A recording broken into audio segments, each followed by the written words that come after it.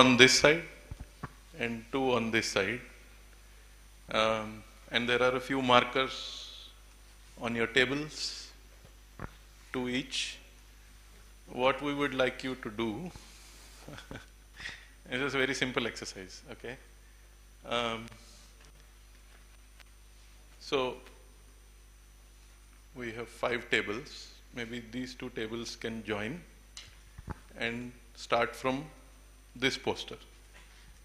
Then that table can do that poster, that table can do that poster, and this table, this poster. Is that okay? The assignment is okay? All you have to do is what you remember from the session yesterday in that session. Just write a few things, whatever you remember from the session. Quickly, it's a 5-minute exercise as a recap for you from yesterday. If you don't remember anything, it's fine. You can just leave a blank also, no issues. But it just helps you to think through what happened yesterday instead of me repeating it and boring you again. Yeah, so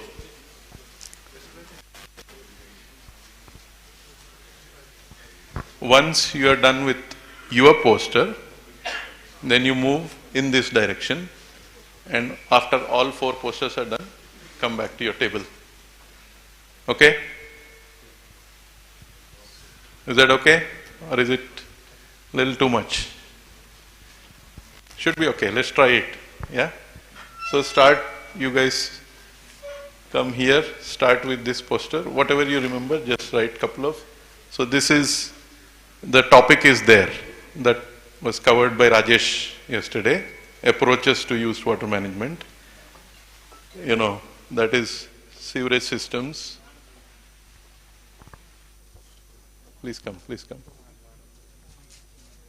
Yeah, so that is for that table. Yeah, that is for you. You can start there, but when you rotate, if any points are missing in others' posters, you can add. No problem. Yeah? So, 2 tables together, this poster, please gather there and just write a few points, whatever you remember. And you can write in English, in your own language. It's for you. So don't think you have to write, you know, something that I can understand. I don't need to understand. It's for you. So please join them. Yeah, your group. So this was, we had a discussion on this yesterday, and we wrote chart paper yesterday. This is that topic. So whatever you remember from that topic or recap, want to, important points from that, please write here. Yeah, and your group is, yeah, goes there.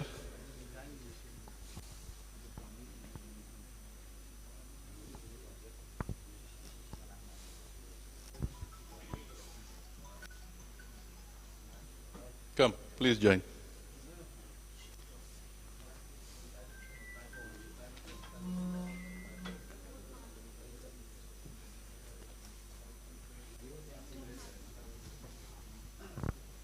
So this was the session by Swapanji.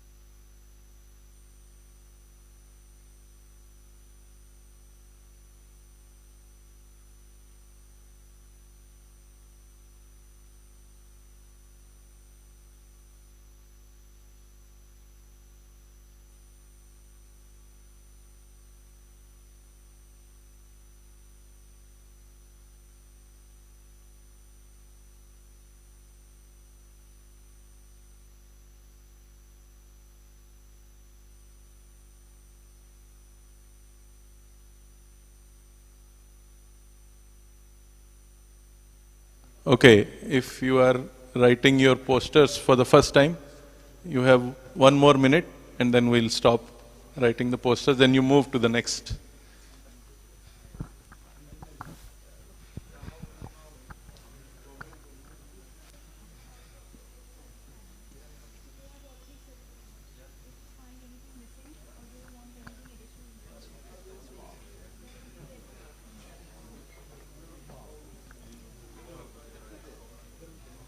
All right.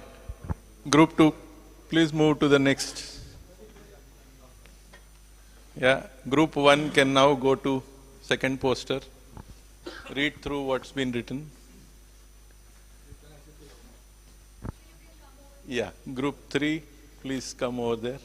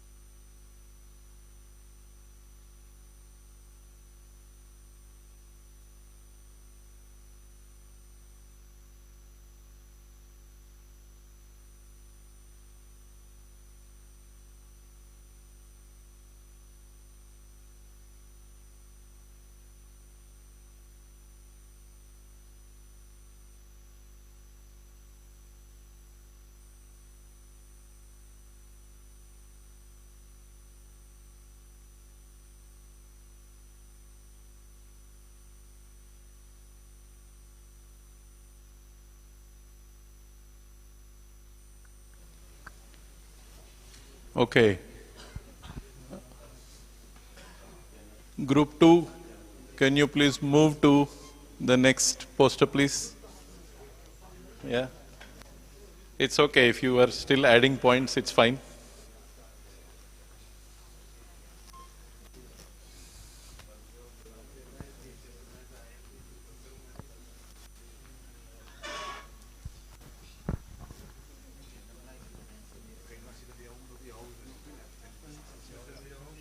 Fantastic.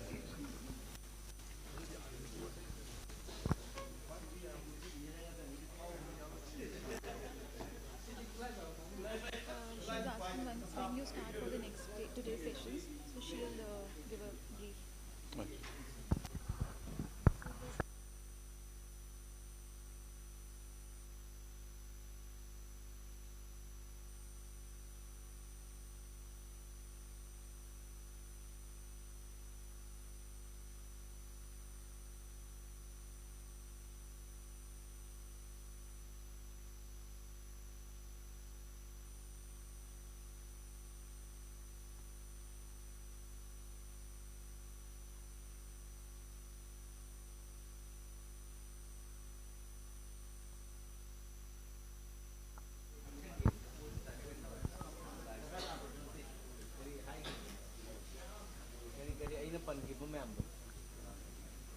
I was explaining.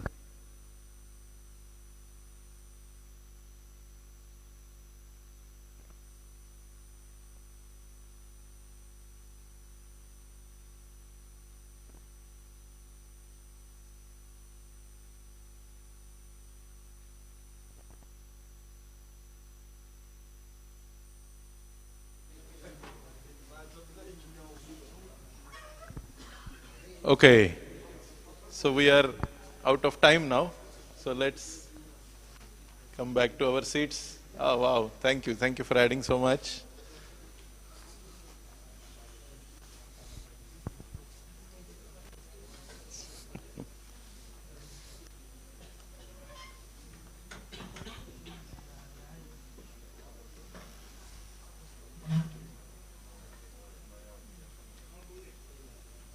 Thank you.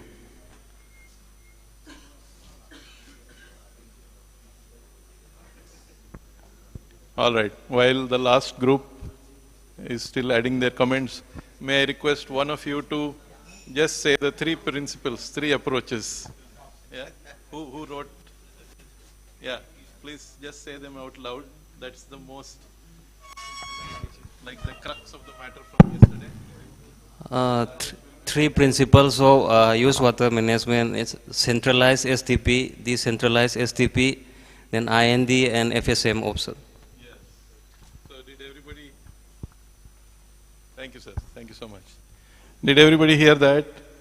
This was probably the crux of the discussion we had yesterday. What are the three different approaches that we are taking? Rajesh had explained that in his session. So that is captured by that group on that poster, and then others have added more detail to that. Fantastic.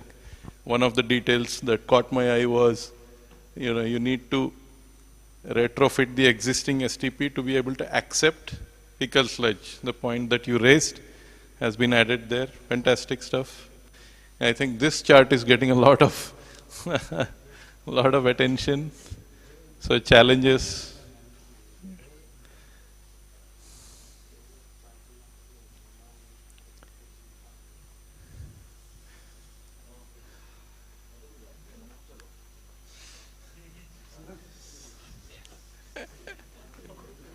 It's good to see so much interest.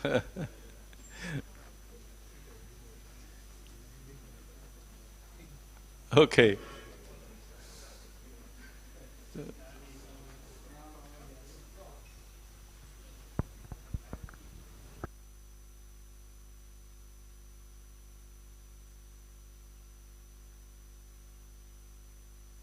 Let's take maybe one more minute. Anybody wants to quickly talk about this poster? What is it that was interesting in terms of originally what was written and what you added? Anyone who want to talk about what you added here? Please feel free. One or two points.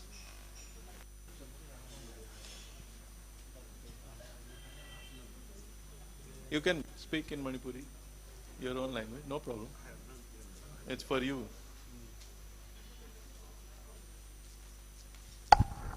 Yeah. Actually, I'm writing here gray and black water, according to challenge now. So gray and the black water, it is actually in Manipur. All the ULBs, gray and water are we are dropping in drains. So we have to proper treatment plan is needed. Otherwise, it will be poison and it will be harmful for human beings. That's all. I think that's a very important point, because in the first session yesterday, when we were discussing challenges and stuff, what we summarized at the end of the session was, if you treat your entire black water and your entire gray water, only then you become ODF++ and water plus, which is our target, right? With reuse and stuff, you become water plus. So the core point sir has brought out from yesterday's session on challenges, and the other core point is on the solution side. So on the challenge side, we have our targets, treating all the wastewater, all the used water, and becoming ODF++ and water plus, and also the higher goals. We had those three higher goals: public health, environment, livable city, economy. So those higher goals were also there.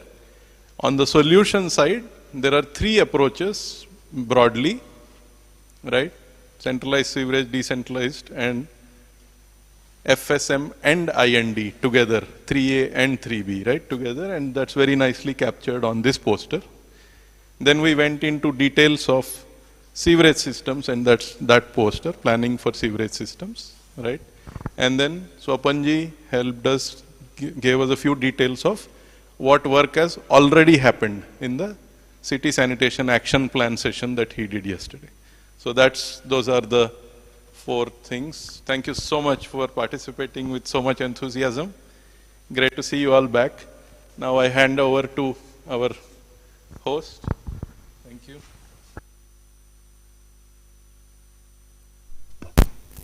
Thank you, Shashank sir.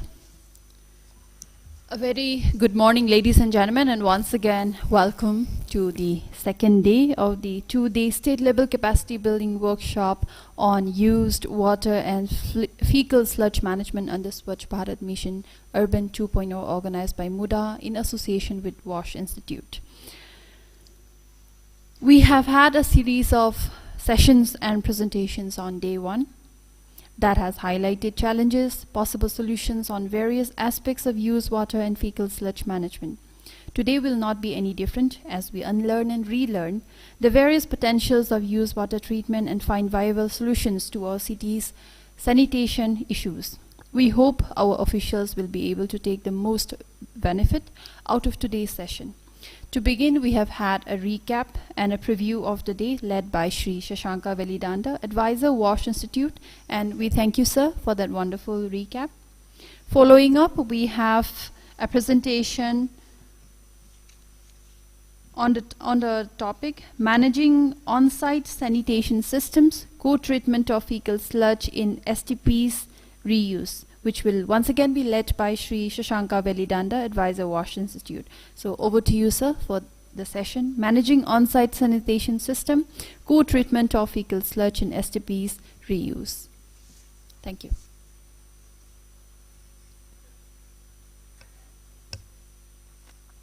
All right, thank you. I'm back again. So you will have to suffer me for another at least an hour. And this time, unfortunately, I have slides and I'm going to talk. So please bear with me. But, I'm very grateful for what we discussed this morning in the recap, because for me it's easy to put into context. So now we are moving into the third part of the approaches that Rajesh spoke about, FSM with IND. I will cover FSM now. And right after my session, Rohini, my colleague from CDD Society, she will talk about the IND systems, right?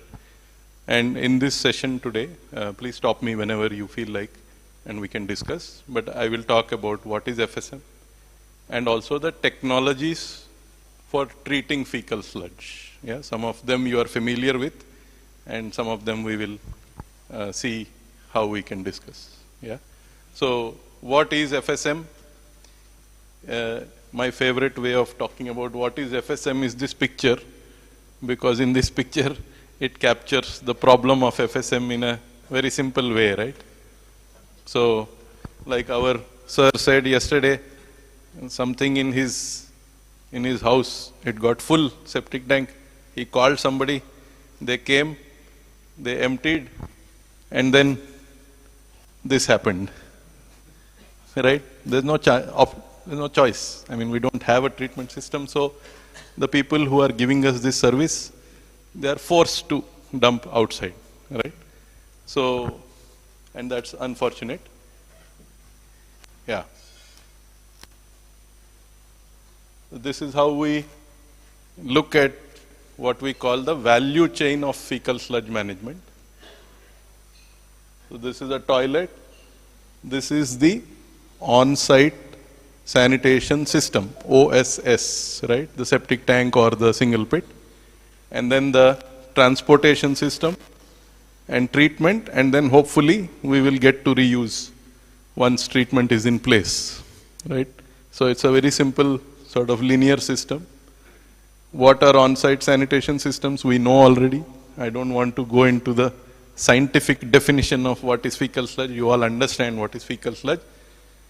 The contents of an on-site sanitation system are loosely called fecal sludge. Let's leave it at that. There are many different nuances, but broadly, the contents of an on-site sanitation system which need to be disposed, emptied and disposed once in a while, they are called fecal sludge, right? They are like solids, semi-solids, sometimes very hard. If you leave it for more than 10, 12 years, they become very hard. So all those things are there. This is where I want to spend time. This is what we traditionally call a septic tank, right? You're all familiar with the word septic tank. So you see, this is how it works. Used water is coming into the inlet. It is going down. Yeah, water is forced to go down. That's important because the water is forced to go down and then it comes up. Well, the water goes down and up, and it's not like it is going like this, like a road turning, but broadly. Yeah. Because of that, the solids in the water are left down and the water comes up and out. And this barrier also helps in settling the solids. So this is basically how a septic tank works, right? And slowly the solids at the bottom get accumulated, and as they accumulate over time, because these are organic solids, they also digest. This is the basics of septic tank. We all understand this in a very simple way. Now, the problem is, over a period of time, sludge accumulates till here. And then if any new thing comes, there is no time for the water to go up and down and do its job. So, whatever comes in goes out. Yeah? So, that is the stage which we very formally call shit in, shit out. I'm just kidding with you. That's the stage where septic tanks don't work very well. Yeah? So, this is what we need to avoid, and this is why we do periodic emptying of fecal septic tanks. Yeah, some examples of how things look, over a time. So that's how things look. And you also see it's not just something accumulating at the bottom. There is also a scum layer being formed at the top. Those of you who are technical know this very well. There is a scum layer forming at the top there. So that also, if you leave it for a very long time, this scum layer hardens. You can actually stand on it and nothing happens. You can do that and nothing happens. So it is very bad. You have to break it with crowbars and stuff. I think Rohini has experience of doing that in and around Bangalore with her team. So we should not reach that stage with a septic tank, then it becomes very hard to desludge it. The other issue though with septic tanks is that a septic tank does not give you any indication of what is happening inside. Water is coming, water is going. That water is carrying fecal matter and it's going out. You don't know when it is full. You agree? The toilet doesn't backflow, nothing happens. It just comes, it goes. And because you don't know when it is full, you don't react. Right? You don't react, you don't empty it on time. That is why a septic tank is a little bit concerning. Means it doesn't give you an indication. So you have to be proactive. That is why we suggest that for septic tanks, if you know it's a septic tank, please desludge it every n number of years, 3, 4, 5.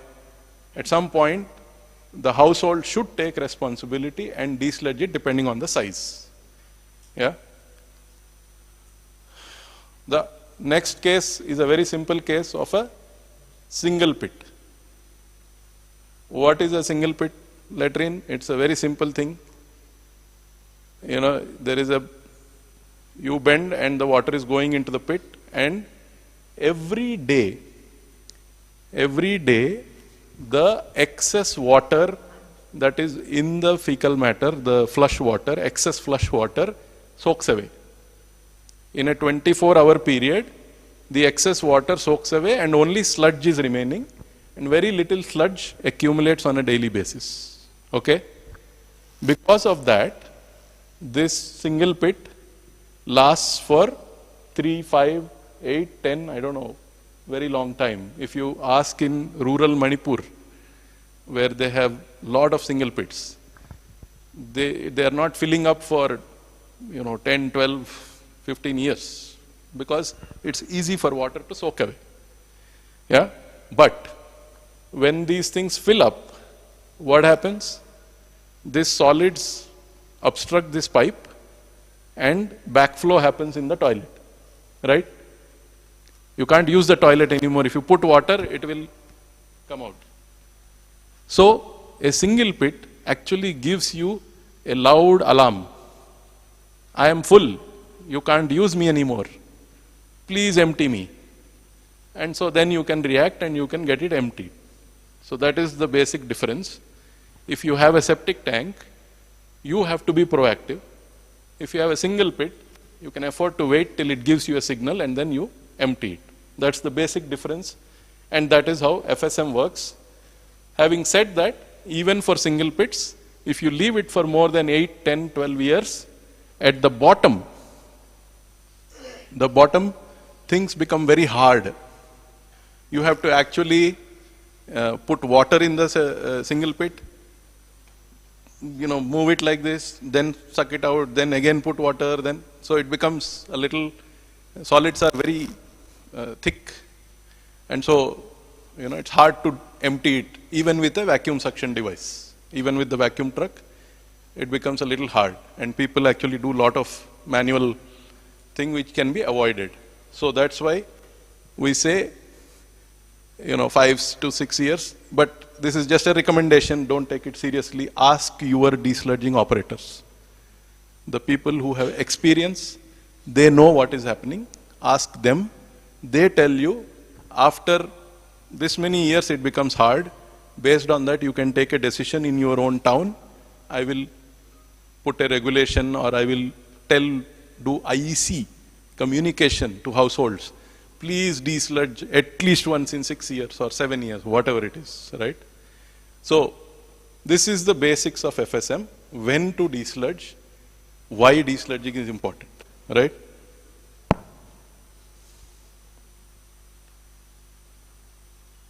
Sometimes, in rare cases, you will see this kind of system. These are holding tank. So there is no outlet, only inlet. Where we see this? We see a lot of this in small vertical buildings, like 4 floors, 3, 4 floor buildings outside of city, which have no connection to sewerage, no stormwater drain, just on the edge of the town. In Bangalore and major cities, this kind of thing happens because they don't know what to do. There are 20 families in a building, and there is too much fecal matter to put in a soak pit or a septic tank because it's overflowing. I mean, septic tank is flowing out, so it looks really bad. For one family, it is small amount, so it's okay. But because it's 20 families, they don't want to do that. So they will do a holding tank, and every 1 week, 10 days, 15 days, they will call the tanker, empty it, throw it. This is seen in Delhi in a slum also. The slum did not have space and doesn't have proper infrastructure, so they have built holding tanks, and every 1 month they get a tanker and empty it and dispose it into somewhere, right? So rare cases, but this is also seen. Yeah, so that is about containment units. Now, before I go there, let me also tell you one other thing.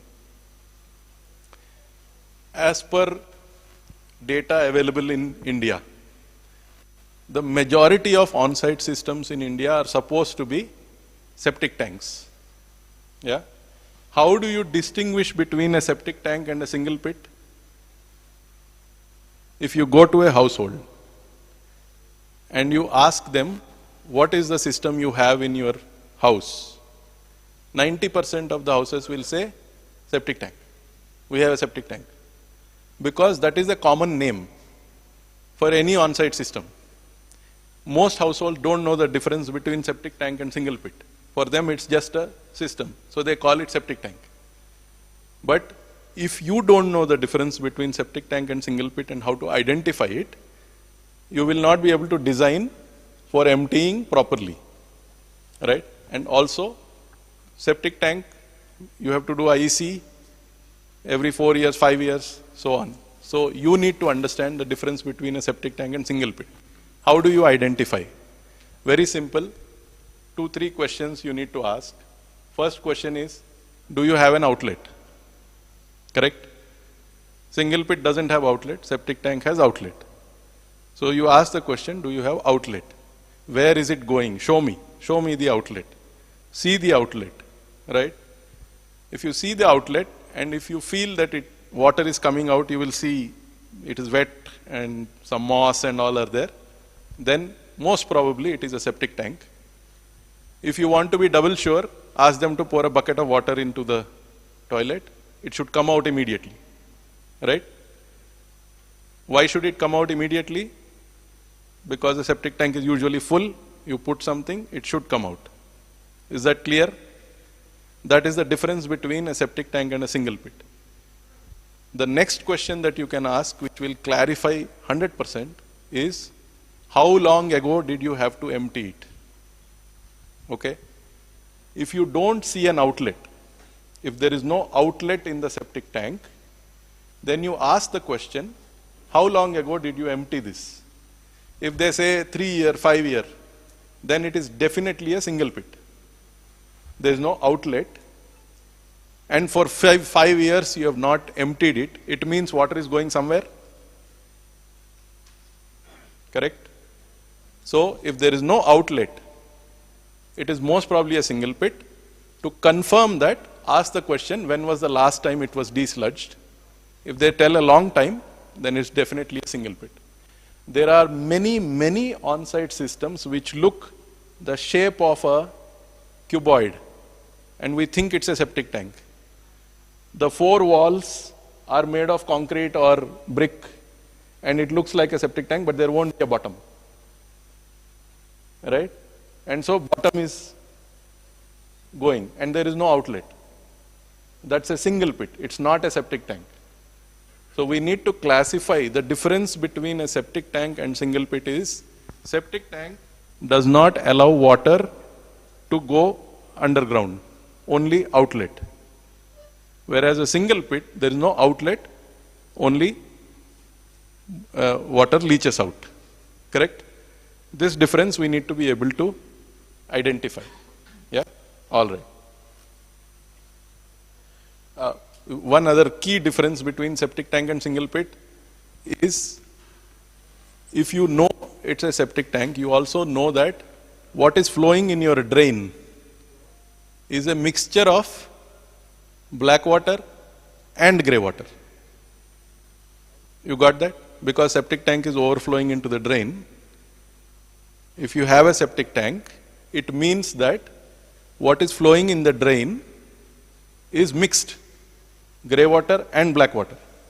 But if you know that it's a single pit, then what's flowing in the drain is only grey water, right? Because black water is leaching out from the bottom of the single pit, only grey water is coming into the drain. Is this clear? Yeah? So, if you have only single pits in your town, the pollution in grey water is significantly less. The BOD of grey water is less. You can use a nature-based treatment system for that. I think Rohini and Rajesh will explain that again. But just to remember, why it is important to distinguish between septic tank and single pit. If you have single pit, you are lucky. I mean, relatively speaking, because your drains are carrying only grey water, correct? If you have septic tank, then your drains are carrying fecal matter also and grey water also. Yeah? This difference is why we are repeatedly saying, please understand what on-site system you have. Do you have septic tanks? Do you have single pits? Do you have mixture of both? Yesterday, Swapanji was showing us data which said there are septic tanks also, there are single pits also. Please revisit that data. Please make sure that they are truly septic tanks and single pits with the understanding of what is a septic tank, what is a single pit, right? And then we can design technically for the drain. The drain depends on what OSS you have. What is in the drain depends on what on-site sanitation system you have, right? And that is why, since you are saying you want to do FSM and IND in all your towns, this is very critical. Okay? Right. Let's move forward. From here it's simple. How do we do desludging? I don't know how it is done in Manipur, but in most places, this is the system. Truck comes, then they have to find where the OSS is. Most of the time you can't find it. Yeah, it is either under the house, it is under the toilet, it is under the road in front of the house. So, you know, with great difficulty, they found it here in front of the door. Yeah, this is Bangalore, example from Bangalore. Yeah, we don't know exactly how things happen. Then see, they are breaking with a crowbar. This is very expensive. You know, how much workers charge for breaking open, and then you have to, after doing the job, again you have to do plastering, right? So, the message is, make it easy to do desludging. Encourage households to put a cap, a pipe for access and cap on it, so that every time you desludge, you don't have to do this. This itself costs 3,000 rupees. Every time you do desludging, you can't spend 3,000 rupees. So, make it easy for desludging. Desludging should be as simple as, I bring the pipe, open the cap, put the pipe inside, suck it out, take it out, close the cap, go. That should be desludging and not this. No? This scenario, it's a septic tank, because there is an outlet and you see the water, what I was saying earlier. So water is flowing out slowly. So it is a septic tank, but there is no access hole, what we call manhole, the chamber access point. No. How do you desludge this? We have to put a pipe through this opening. But as you can see in the previous one, that opening is this opening. It will only access this chamber. If there is a partition, you will not be able to access this. You see? So, it's very important to have a proper access hole. This is again simple IEC. You have to take up in your towns, encourage households, have an access hole, have a cap through which I can put the pipe. These are important. It will save a lot of money for the household in the future. Yeah. Similarly, look here. The only way to access is through the toilet. But the toilet has an S-trap. So how will you access? No way. So these sort of mistakes should be avoided. Yeah, on the road. Yeah, this is some data we collected in one town in Devanahalli. So some of you, I have been told, have visited Devanahalli. If you can see, 39% of the OSS are behind the house. So, you know, how do you reach with a pipe? Under the road, front of the house, under the road, below the road. So, lot of difficulties in accessing. If you are using FSM and IND as your strategy, you have to take care of all these things. Then only it is viable. Otherwise, the system will not even start. Right? Yeah, desludging costs, I don't know how much. Anybody, can you share how much is the charge for desludging when you call a vehicle? Anybody knows? 3,000 liter, it is 3,000 rupees. And for 5,000, it is like 4,500. Okay. For 3,000 liters, it is 3,000 rupees. And for 5,000, it is about 4,500 rupees. It's actually expensive. And I'm assuming that includes opening and closing and all that. Right? Yeah. So, yeah. People have a proper access, or it's the same as what's shown there? No, sometimes it happens like this only, but most of the cases you will have, those collection points. So, but septic tanks built long ago will have this problem. We have the problem. Yeah. So some retrofitting required. Sir, your house, hopefully, you have good. No, I'm just joking. Sorry, not to pick on you, but just reminding you. This is free IEC. Yeah. He's pressing on this only because you have raised yesterday. It's a very good point that you raised. It's important to do all these things. Yeah. So, thanks for actually mentioning all those things. Yeah. My one thing, I'm not sure in Manipur, but I have seen in other states that manual emptying is prevalent. You know, not No, done in Manipur. no. Okay, that's very good to know. Yeah. No manual scavenging in Manipur. Is this both for urban and rural, and even in the hills? Okay, that's great. Very nice to know. I am a little curious though, because many of your towns do not have vacuum suction vehicles. So what happens in those towns and the hills surrounding those towns? So something to still investigate. Yeah. I think you're all familiar with these devices. I don't need to go into that.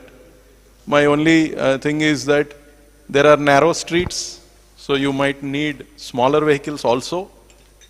Sometimes we get into this mental thing of 3,000 liter vehicle because my septic tank is 3,000 liters. I want 3,000 liter vehicle. But 3,000 liter vehicle can't go in the street. The street is too narrow. So please plan for road width, not for size of septic tank.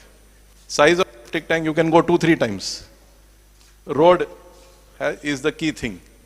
So the width of the road should determine what kind of vehicle you are buying. Yeah.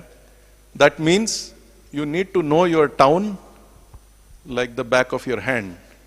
You need to know your town really well. What are the different road widths in your town, where vehicle can access, what kind of vehicle I need. Yeah. Next thing is, even these vehicles, as simple as they are, they have specifications. You don't buy vehicles randomly. Your procurement process should have proper specifications. We can help you find these specifications if you need help, but please do make sure that you have the right specifications in place for when you're buying these vehicles.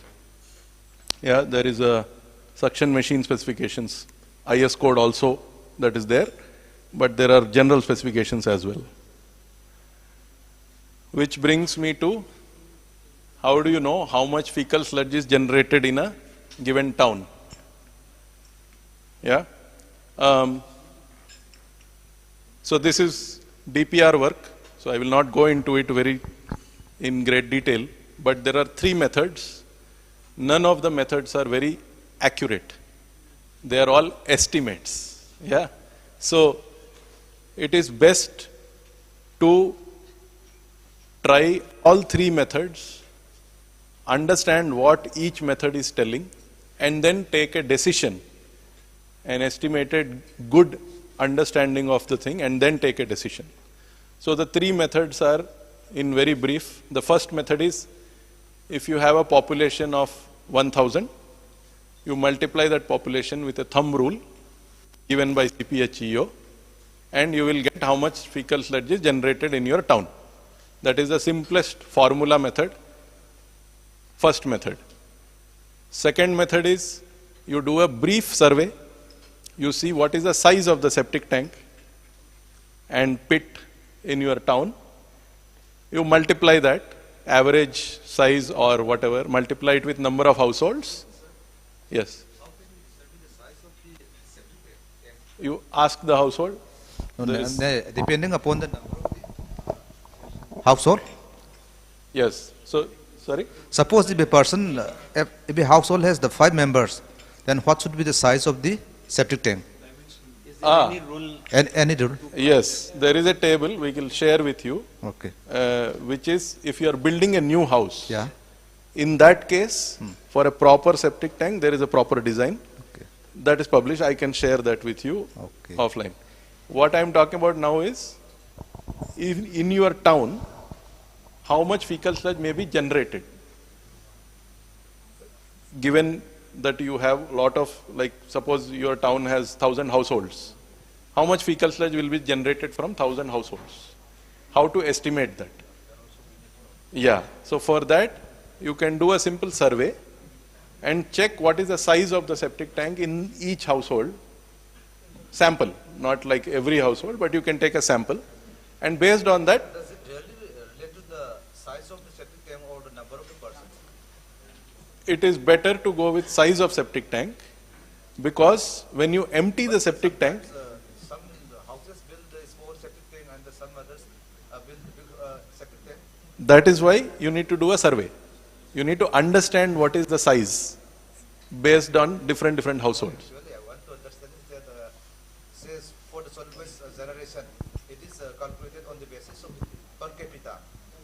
So, for example, 300 grams per person. Yes. Likewise, there is any rule. Yes. So that is the first method. The first method is population into fecal sludge generated per capita. There is a number provided by CPHEO. So you can do that. That's the first method. Yeah. In the second, please come this side. They are not able to see the screen. Yeah. So this first method is as per what you are saying. Simple formula. The second method is you based on the volume of containment systems. And then the third method is you ask the desludging operators how many trips you are doing in general in the town. What is the demand? So you will get 3 different numbers. Between these numbers, take a estimation. Yeah, that is the way to go about it. When you get to the DPR stage, we can discuss this in more detail. Similarly, for trucks, there is a simple chart which you can work through and find how many trucks. But again, road width is critical. Yeah, so I will share these with you. Regarding a single pit, you have talked about like dislodging in every 5 to 6 years. But I think I have failed to take down what is the frequency for dislodging of sanitary pit of septic tank? Yeah. Yeah, septic tank, a standard septic tank, if you have built as per the IS code, then it is 3 years is what is suggested. However, most people don't build as per standard, they build bigger. Therefore, that's why I'm saying, don't go by what I've written on the slide, do your survey. If you tell me the size, we can help you with the interval. It depends on what you have built on the ground. For if 3 people are using a septic tank which is bigger than what they need, then there will be a lot more water in the septic tank at the end of 3 years than sludge. So you can wait for 2 more years or whatever, right? So the desludging interval for a septic tank depends on the size of the septic tank and number of people. Correct? So we have to take a call. It is not, we can't say by formula. But if you use a standard septic tank, then formula applies, because for 3 people you would have built a small one, for 5 people you would have built, then it works. But most people don't build like that, unfortunately. Yeah? Is that okay? Yeah. I would like to add one point here. You have rightly mentioned that we usually build bigger one, and mostly before knowing all this, like we have to do this desludging every 5 or 6 years. What we people have built is like we plan it for 20-30 years. Correct. We plan it for 20-30 years, and when it is full, like when I got information from my say desludging staffs, that when it's full, then it's very difficult to like take it out, because it has been there for last 20-30 years. So such kind of situation comes up as you mentioned over there. No? That's been our experience almost across the country. That is why we are saying, please don't wait for 20-30 years, that's too long. if you have a very big septic tank, at least do 7-8 years, till things start getting hard at the bottom. The only people who know when it starts getting hard is the desludging operator. I won't know, you won't know, because they have experience, they will know. We need to respect their experience, talk to them, and understand from them, learn from them. Right? You want to design a system for them, you can't do it without talking to them. The desludging operators are the key people in this whole discussion, so we need to engage with them. Yeah, this is what I am telling is all just guidance, more overview. Yeah. People come to us asking for a proper way to build a septic tank. So IS 2407. Can you please mention some features about 2407? Sure. So, yeah, 2470. It specifies the size of the septic tank, and it is a 2-chamber septic tank, very standard 2-chamber septic tank, 2/3, 1/3. So, first chamber is 2/3 of the volume, second chamber is 1/3 of the volume, and there is a sludge holding capacity which is specified. So, you can add if I am. Based on the household population, with the 5 people, 10 people, 20 people, what should be the size actually? The size is internal size, not a complete size. Internal size, the first chamber size, the second chamber size, and they've also given the soak pit size also at the end actually. So this may be around 24 months to 36 months, around 3 to 5 years what they say, but it would be really nice if you can do it in 3 years, because the size is not very big actually. If you see for 5 people is a very small size actually, that's more than enough. So we will share this table with you. Yeah, after this workshop, we will share the standard sizing table with you for different family sizes. So 3 people, 5 people, 10 people, 50 people. We will share that with you. Then you will have it. Yeah. It also provides you, like if you want to desludge every 2 years or 3 years. So there is a different sizing based on the desludging period also. This table gives you all the information.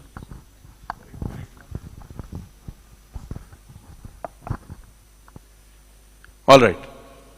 So that brings us back to the original problem. No? You have the on-site system, you have the collection, transport, everything, and then they're throwing. So we still need to address this problem.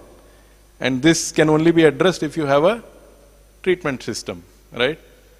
So right up front, let me say, there are 2 ways of handling the treatment systems.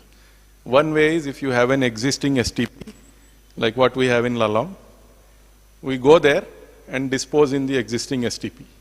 Yeah, and that is simple. That's what we call co-treatment. Treatment of fecal sludge together with wastewater. Co-treatment, that's the name. The second way is you don't have an STP, you can actually create a FST, fecal sludge treatment plant. These are just names. In effect, both are same. The difference is in the characteristics of wastewater and fecal sludge. Sludge, because it's much thicker, more solids, you need a bit of pre-processing. You need to do something before. Separate the solid and liquid, and the liquid can go to the STP. And solids have to be treated separately because you get lot more solids. Those of you who know how STP works also know that even in STP, there are solids generated, right? There is a sludge comes from STP also. That sludge is handled the same way that you handle fecal sludge. Okay? So, the difference between sewerage-based STP and fecal sludge-based FSTP is how you treat the solids and liquids. The order changes, and there are few small technical matters also involved. But largely, the nature of infrastructure can be similar. That is why co-treatment is possible. Yeah. So, in terms of characteristics, I will not go into this in detail, but just remember roughly that fecal sludge is 100 times more concentrated in terms of pollution than sewage, roughly. Yeah, 100 or more, it can be more also, sometimes less also. But on average, it is fecal sludge is 100 times more concentrated in terms of pollution than sewerage. And that is why you need a different approach for fecal sludge.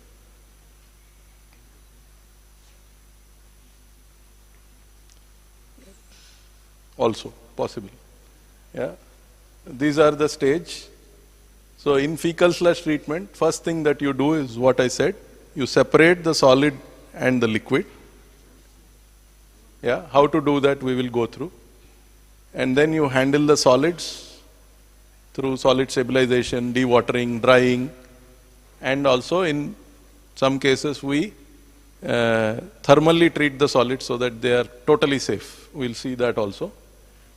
And then the liquid that has come from here, right? One is solid, the other is liquid. The liquid goes through primary treatment, secondary treatment, all of those things, same as what you do in an STP, right? And then disinfection of liquid and also the solids. So this is broadly the process. Remember, if you remember the first step, solid liquid separation, and remember that solids come separately and liquid goes separately, then it becomes easy to understand the systems that we are going to discuss. So, can I keep going? All right. Yeah. Now, broadly, again, there are two types of systems: nature-based systems and mechanical systems. Again, these are all names. Okay. The difference is, can you afford an STP? There is capital cost and then there is operating cost. Operating cost, you need operator, you need power, you need chemicals, etc., etc., right? Some STPs only need operator and a small pump. They work by the principle of how nature works, and that's why they are called nature-based STPs. Some STPs require more mechanical equipment. You need some sort of a press, a screw press, where more energy is required. A chemical is required for dosing into the thing to separate the solid and liquid. And it's a bit more intensive. You need skilled operators. So many places in India, it is hard to get power and skilled operator. These are both little expensive and hard to find. That is why we have categorized into two types.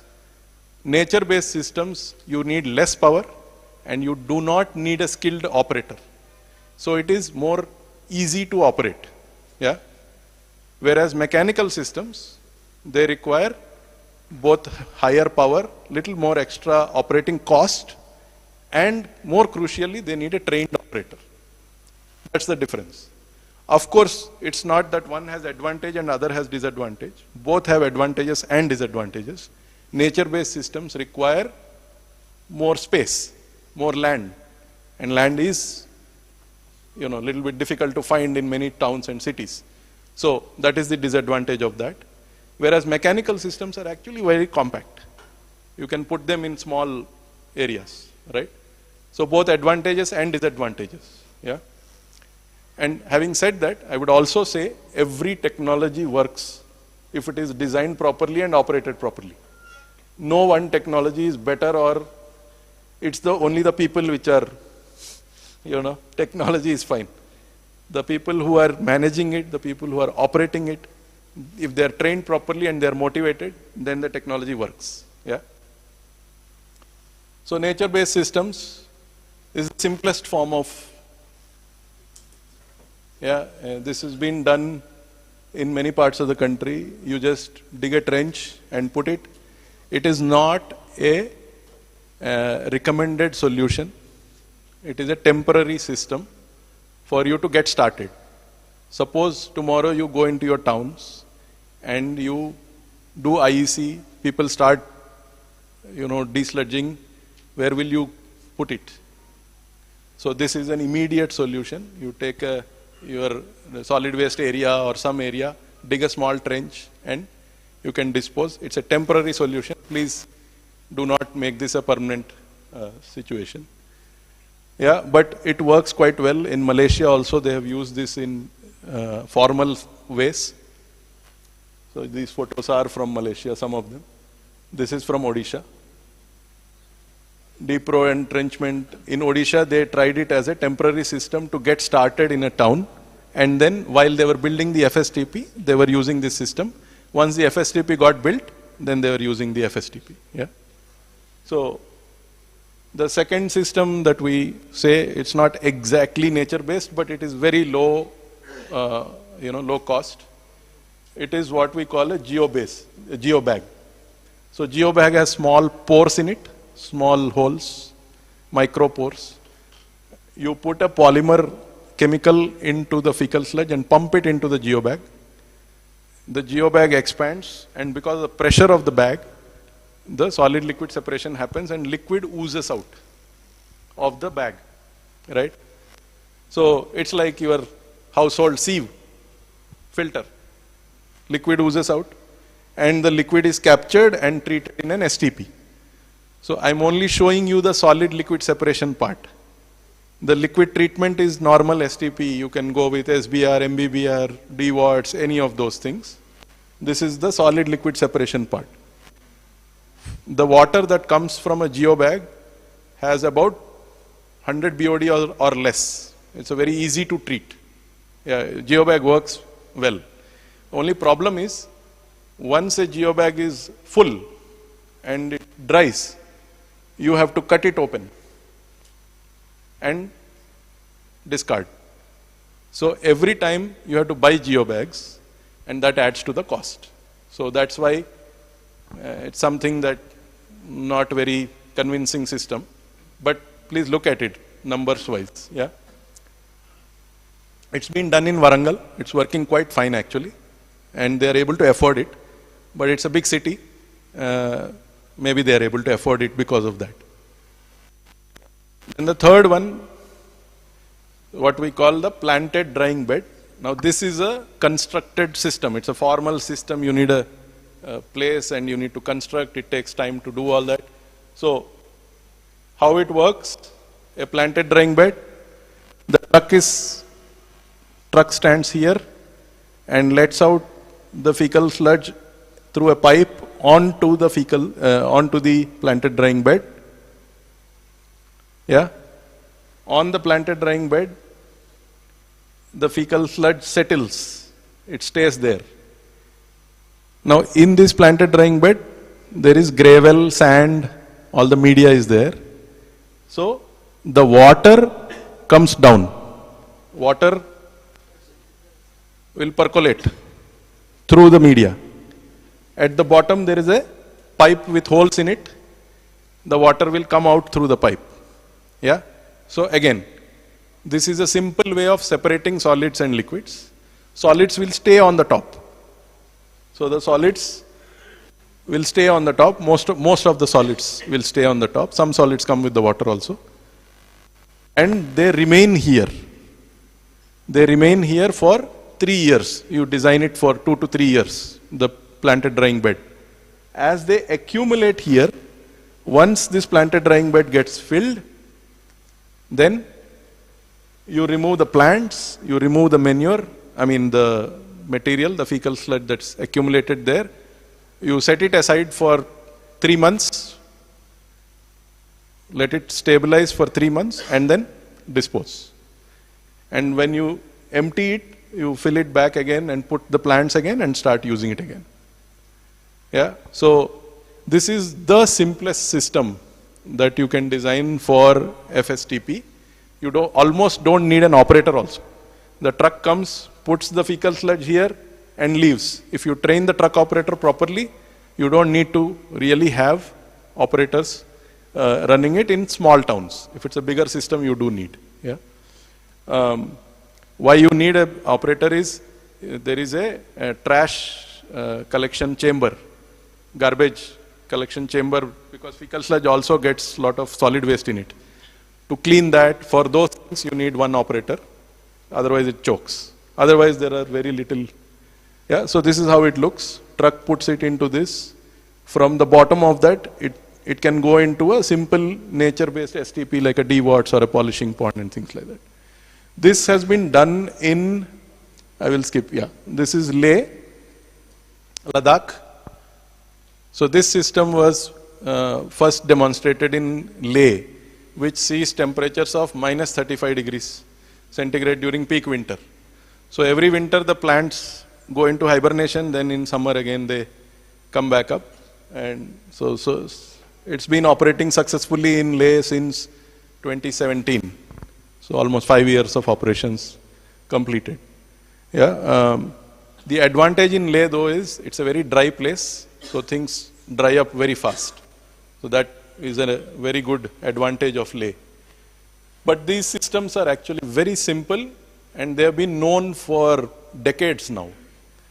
It's not a new technology, there's nothing new in this. It's been known forever now, so they are very reliable systems. Yeah. The next one is, again, more pictures of Leh. So this is the truck they use, and these are the, you can see there are two sets of beds here and here, and in between is the liquid treatment part. Yeah. So this is the next slightly more complex model, which we call the Devanahalli model. Some of you have been there. So here what we have is unplanted drying beds. Yeah. You can see these unplanted drying beds. Now, before putting the fecal sludge into the drying bed, it passes through an anaerobic digester. So there is a chamber, there is a tank built where the fecal sludge is held for anywhere between 7 to 12 days as a digester. It stabilizes the fecal sludge and helps in separating the solid and liquid. Once those 7 to 10 days of digestion is over, we put the fecal sludge into these drying beds. Those drying beds don't have plants, okay? And they work the same way. Yeah, you can see here, this pipe is putting the fecal sludge into the drying bed. The drying bed at the top has sand, then under that gravel and so on. At the bottom there is a sloping floor with a perforated pipe with holes. So the water again collects at the bottom and comes out of the bottom. Solids remain on top. Okay, same as what you do for planted drying bed, exactly same. Now the difference is, in a planted drying bed, you leave the solids in that bed for 2 to 3 years. Here, as soon as they are dry, you scrape them off and remove the solids so that you can put the next batch. Okay, so this kind of system enables you to build a bigger volume for a bigger capacity, because you are removing the solids and reusing the drying bed again and again. Yeah. So can anybody guess what this is?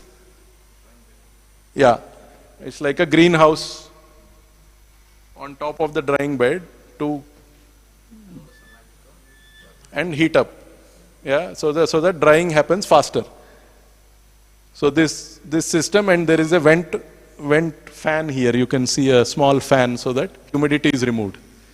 Yeah. Somewhat similar design we have also built up there in Thawal. My engineer is also here. He can explain a little bit better than me. But what we would like to say is, we have designed a structure like this one, which allow greenhouse type of structure, but not fully covered. So we do not put that fan type. Instead, we allow the aeration through natural aeration only.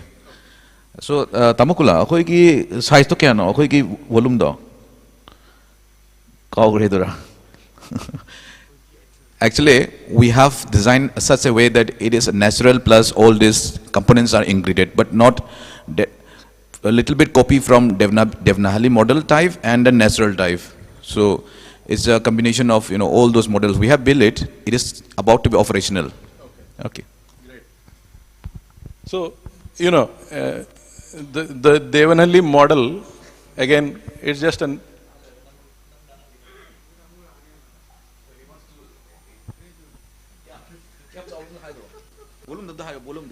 yeah, please do.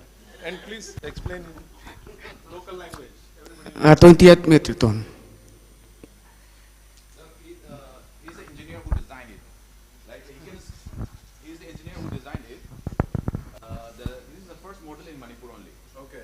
So as far as he told me, that this is the first time, first kind of this design in Manipur. Okay. So like, I think we can better speak in Manipur. I'm happy to announce him because he is the first one to design this kind of thing. Yes, please, let's give him a round of applause, sir. You've done something for the first time in the state. You should be proud of what you've done.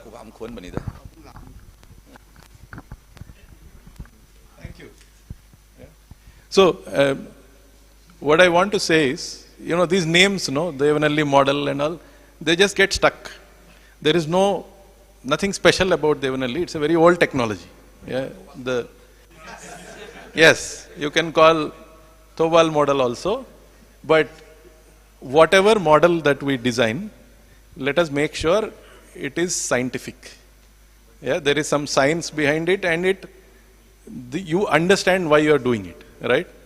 So the only thing I would say is that if you have designed something which is for trapping heat, the only way to check whether it is working is to see whether temperature is different, higher inside than outside.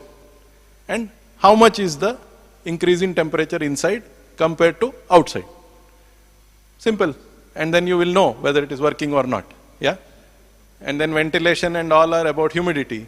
Humidity is again easy to... It has to be fully covered. Is it necessary that it has to be fully covered? Like I was saying, no? It was covered nearly full but not fully okay. And then aeration, we make it through natural aeration only, the wind flow only. Yeah. So is it necessary to have fully covered? Can I see the drawings? Then I can tell you actually. So we can sit offline and discuss. But to and No, I think what you are laughing at, I think what they have done is great. I think please appreciate that. yes. And instead of supporting, I don't know, maybe, see the thing is only little bit of, if you don't cover it completely, there may be a chance that heat may not be retained.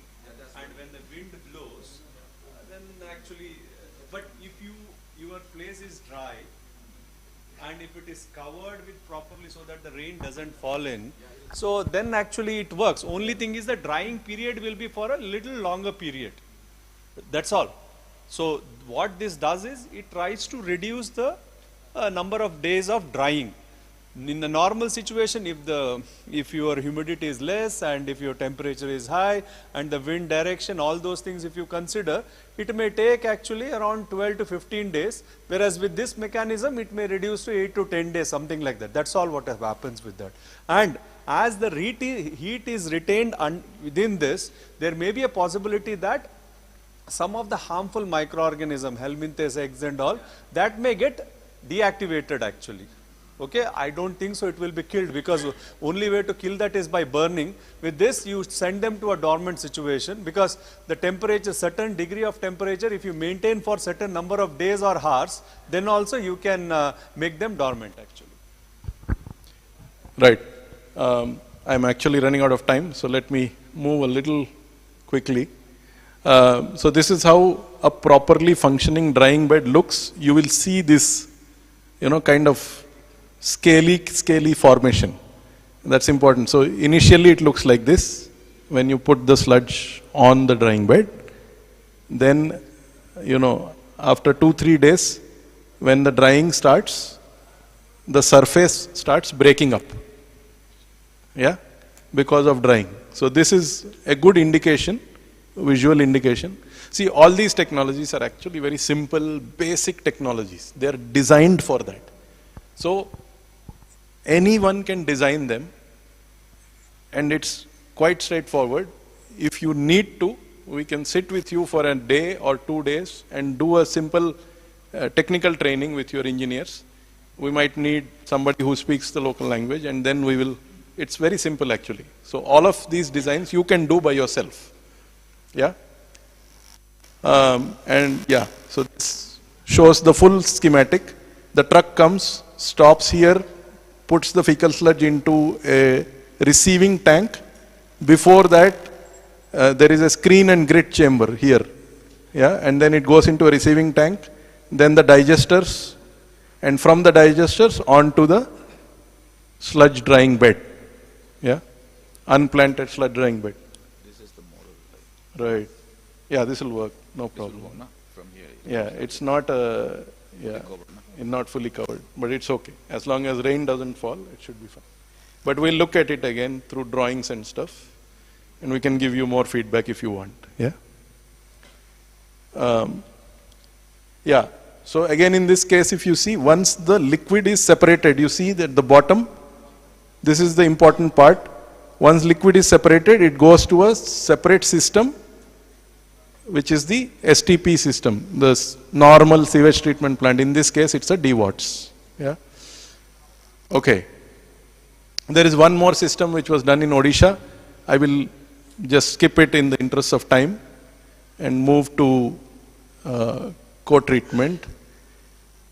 Yeah, this is, in terms of cost and per capita OPEX, we'll share the slide with you so you will have these numbers. These are again indicative numbers. Your costs will be different because of your local conditions.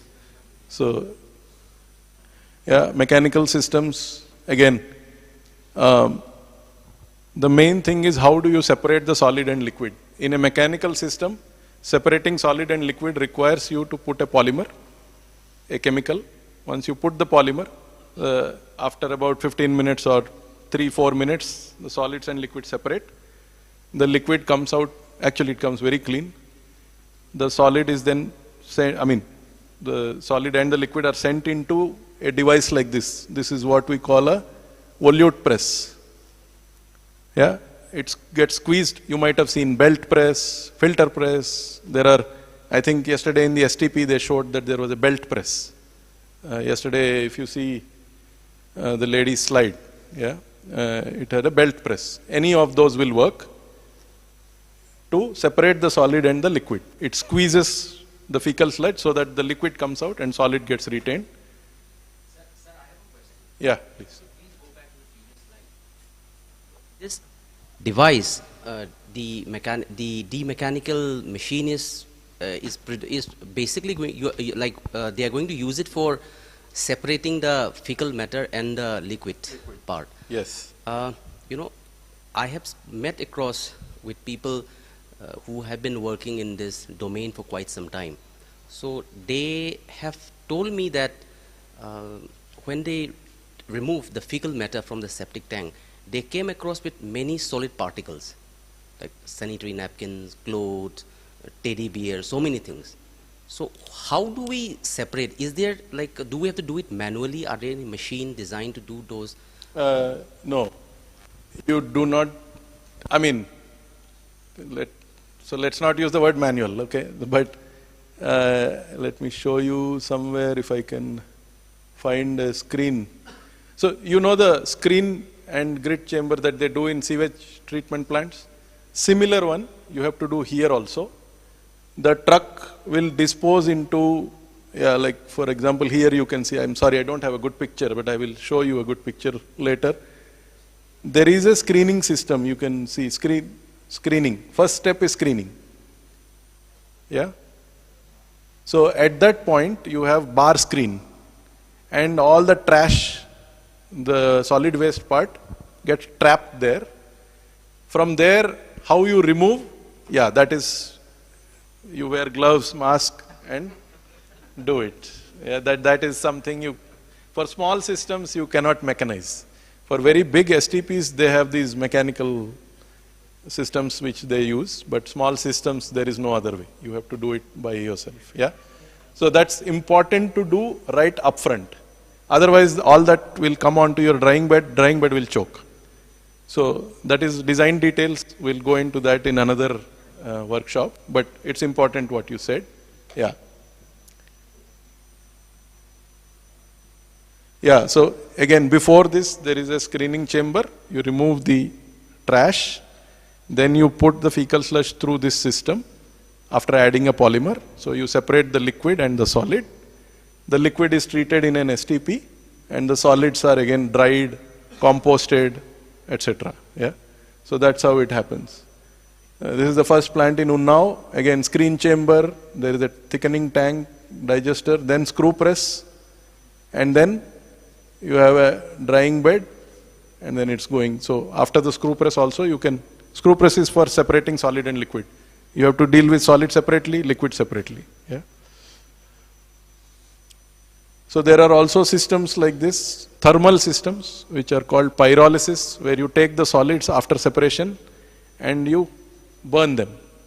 Yeah, it's a specific way of burning at 800 degrees, and yeah. So now this brings us to, those are the different types of treatment systems, nature-based, mechanical, all of that is fine. But this is, again, let me take a step back and tell you something. In all 26 towns, you will need some form of treatment, correct?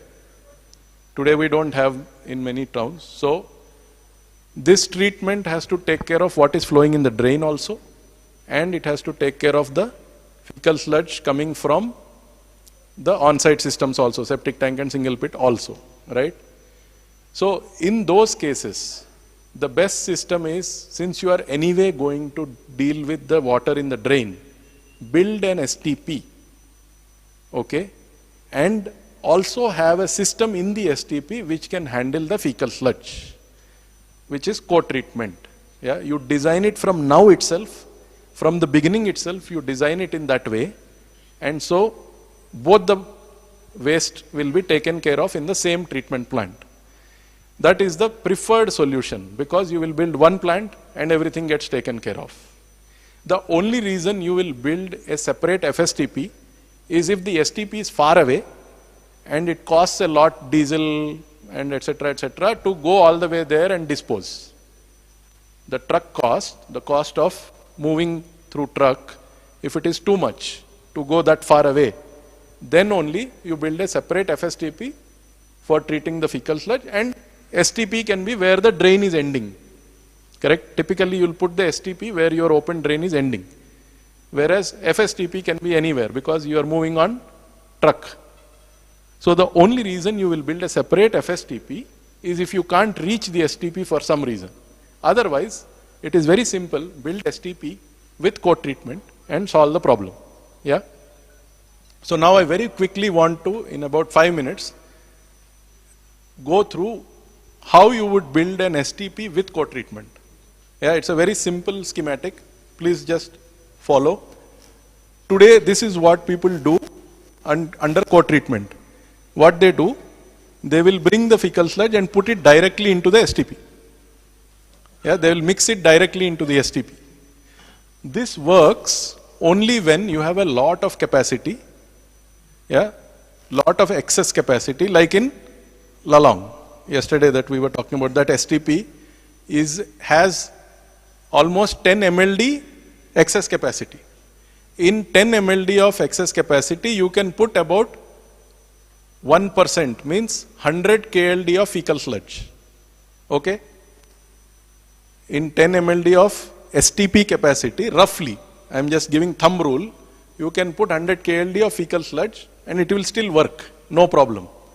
So for the city of Imphal, you have enough capacity to handle your fecal sludge without doing anything. You can still manage it.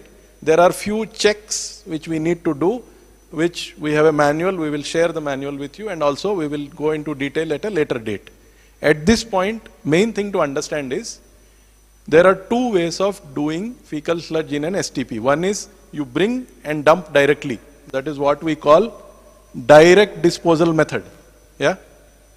Direct disposal into the STP. That is the first method. This method works when you have 100 times capacity available. 1%. You can put 1% of fecal sludge in your STP. That may not be possible in a small town STP. Because in a small town STP, already STP is small. Second thing, you are designing the STP for the capacity of the drain, what is flowing in the drain. So, if you build the STP and bring the drain water, there is no capacity, extra capacity left in the STP, not much. Maybe you will have 10%, 5% for future expansion only. So not much capacity is there. Therefore, you need the second method of co-treatment for small STPs. What is the second method of co-treatment? I will quickly go there. So that method is solid-liquid separation, and liquid only goes to the STP. Once you do solid-liquid separation, you can do it like all the methods that we saw. You can do it with a planted drying bed, unplanted drying bed. You can do it with a screw press, volute press, belt press, filter press.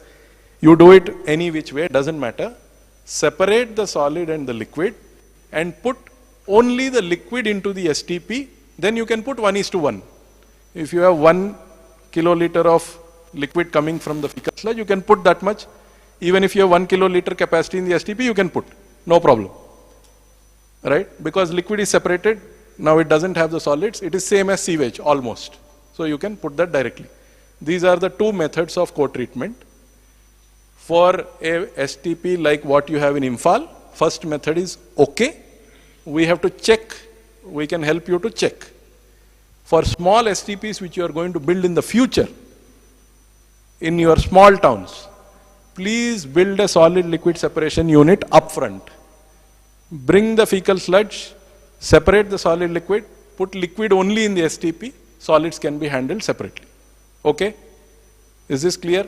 This is the co-treatment in a nutshell, in a very simple way.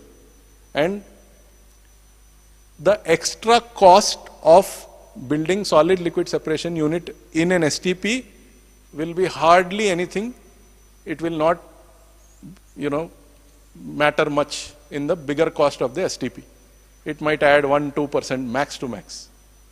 Yeah, so you can actually say that co-treatment is almost close to very little, negligible cost, right? So with that, I conclude the session on FSM with one last point. I wanted to talk about, in your brochure, there is a system called the mobile treatment unit. Kindly go through it when you have a chance. This mobile treatment unit is something the Wash Institute has innovated. It is a fecal sludge treatment plant mounted on a truck. So the truck goes to your house, empties, treats it then and there, leaves the water out. Yeah, you can see the water. This is the inlet water, that's the outlet water, clean water. And it will leave it out there itself into the drain, so that you don't have to carry the fecal sludge all the way to the treatment plant. You will save on diesel, you will save on cost, etc. Yeah, it's an innovation. Many people are now slowly trying it out. It's something that you can. Right now, it's costing 35 lakhs. Yeah, for a unit which can do 6,000 liters per hour. Yeah, so if you do 3 or 4 septic tanks in a day, about 24 KLD. No, 4. If you do 6 into 4, 24 KLD is the capacity. 35 lakhs is the cost, roughly. I'm just, for your comparison sake, I'm telling. Yeah, but it is, something that Wash Institute, we designed it, we developed it, but we are not selling it. Yeah, we are giving it to private organization for them to sell. It is not our purpose to make money out of this. We are a not-for-profit. We do not indulge in commercial activity. So some private parties will come forward. We will license them the technology. They will produce and they will sell. They will give a small royalty for our research purpose. Yeah, that is the. So this is only for your information, not as a proposal. Yes. Yeah. So MTU, it does many things. I will go into it at a later date in detail. Yeah. The more important thing for us today, like I said right from the beginning, FSM is not infrastructure. The infrastructure of FSM is actually very simple. You can design it and build it within 3 to 4 months in every town in your state. It will be over. But to make it work, you need many systems to be in place. and that's what we discussed right at the beginning. You need behavior change, you need regulation, you need to regulate that every septic tank needs a access the pipe, right? Nobody is going to do it voluntarily. You have to do behavior change and regulation to make this change happen. Only then your cost of doing FSM will come down, right? That is one. Of course, you need physical infrastructure, but you also need financial planning in terms of tariff structure. Manipur has many poor households, just like the rest of the country. Can these poor households actually afford 3,000, 5,000? So do you need a two-tier tariff system? For poor people, it's 500 rupees. For people who can afford it, it is maybe 5,000 rupees. Only that way you can make sure that everybody desludges and your public health and environment goals are met. Otherwise, the hardware will be Taj Mahal and we will be tourists. Yeah? That's not the intention behind Swachh Bharat mission. Swachh Bharat mission is an outcome-oriented mission. Outcome is more important than infrastructure. So we can build infrastructure, but if it doesn't work, there's no point. Yeah? That's why tariff structures, regular safe emptying, incentives and enforcement, which means all of you, engineers, administrators, it is not a tick box. Once you do it, you need to put a system in place. Who are you going to call if you need desludging? Where is the phone number? Who is going to receive the call? Who is going to make sure that the truck has gone there? Who is going to make sure that once the truck goes there, it is going to the STP or FSTP and not dumping? Somebody has to create a system for the infrastructure to give the return on investment in public health and environmental terms. Yeah? Please keep that in mind. That is your responsibility. That is what I call institutional arrangements. Yes?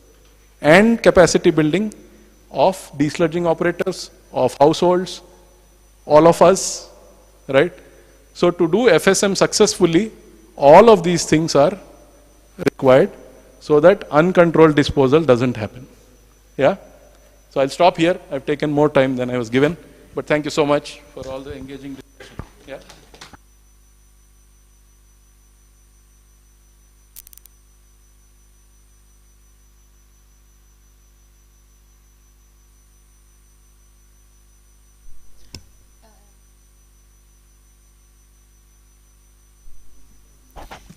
We thank Shri Shashanka Velidanda, Advisor, Wash Institute, for that wonderful presentation on managing on-site sanitation systems, co-treatment of fecal sludge in STPs and reuse.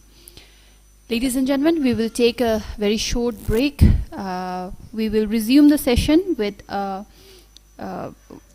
we will resume the first half of the session with session titled Management of Used Water Flow Through Open Channels, Drain and Reuse of Treated Used Water right after our short break. Thank you.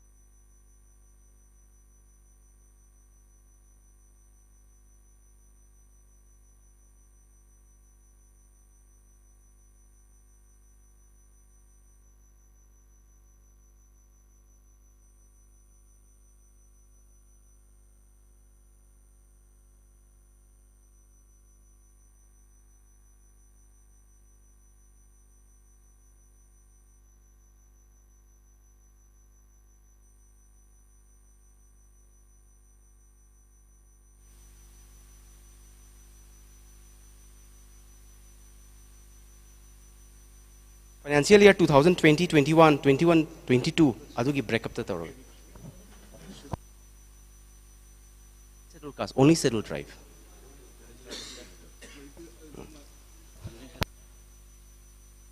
Aina adugi format to. Only settled drive. Ito mam tangyang bir.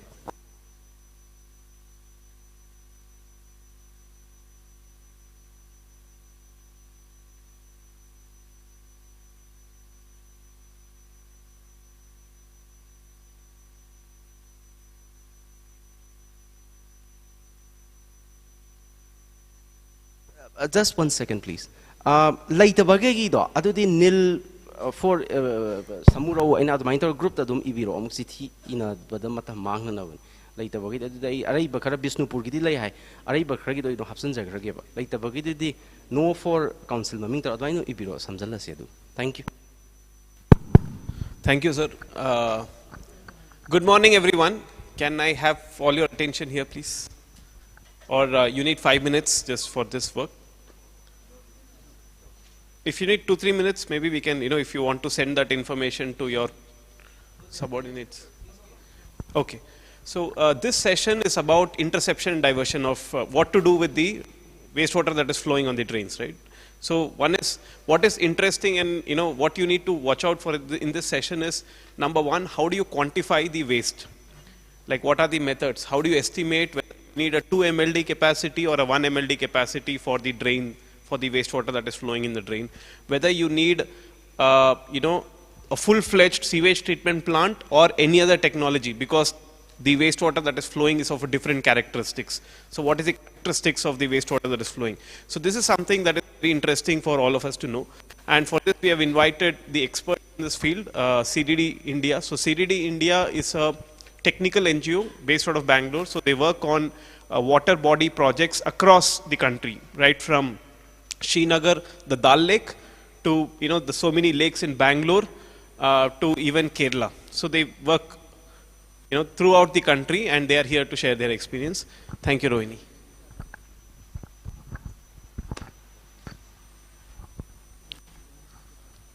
Okay. Good morning, everyone. Okay. We have been waiting for I&D sessions, right, from yesterday. So let's start with that.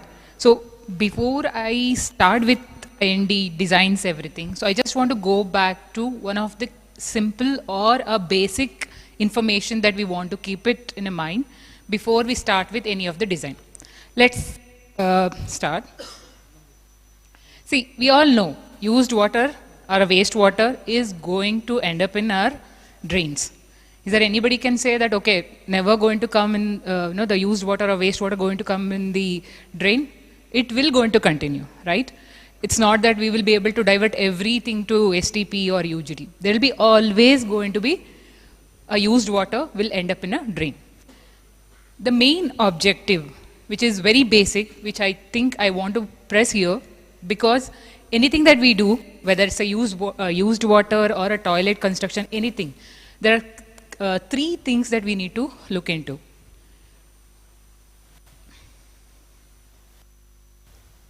Public health risk, right? Today we are all doing anything on sanitation or wastewater is because there is a public health risk. Coming to specifically on a drain, what is the health risk here? Be there in there is a wastewater. What wastewater will cause? Anybody? What is the public health risk in it? If let's a wastewater flowing drain, is there a public health risk? First, you all agree there is a risk? Yes, right? So what is that causing a health risk? Yeah, it contains pathogens. There are mosquitoes, there are vectors, they are present in the drain, which can actually lead into public health risk. Okay? The second is environmental risk. As most of us we know, I think as you rightly mentioned yesterday also, whatever the used water or wastewater that is flowing in the drain is finally in where it is ending up? Sorry, sir? Wells, yeah. Streams, water bodies, right? So finally, it is ending up in water body. Once a water body get polluted, it actually affect on everything that is connected to environment. So when we talk about drain, two things: public health and environmental pollution. These are the key things that we need to consider whatever you do, whatever you design when it comes to used water management. And overall, as I wrote, it is about Swachhata. The word that Swachhata we talk about, it's all because it's linked with public health and environmental pollution. It may be very simple, we all know, but just stressing this because these are the key things that we need to consider. So let's start, okay? Before I decide to do designs of IND, what is that I required? What do I start with?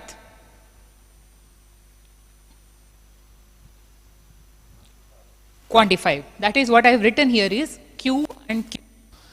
Quality and quantity of the water or a wastewater flowing in the drain. I have got a 3 scenario. What I did was, based on yesterday's your presentations on challenges, I tried to map what is the scenario. So we have a case where you can see there is an house, there is a black water coming in, there is a grey water coming in. In few of the cases, you have a septic tank which is connected. From there, the used water go to soak pit. The second, the grey water that is generated from this household directly connected to drain. This is the scenario 1 which I found in most of the cases. There is a next case where you got a septic tank, you also got a grey water. The outlet of septic tank is flowing into the drain along with the grey water. This case is there, right? In your place.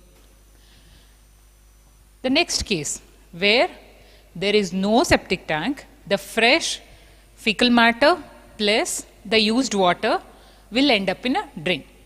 This is the 3 cases that I mapped during your challenges session. So let's say we have got 3 cases from the point of public health as well as environmental pollution. Which is the most risk that causes? 3? All of you agree?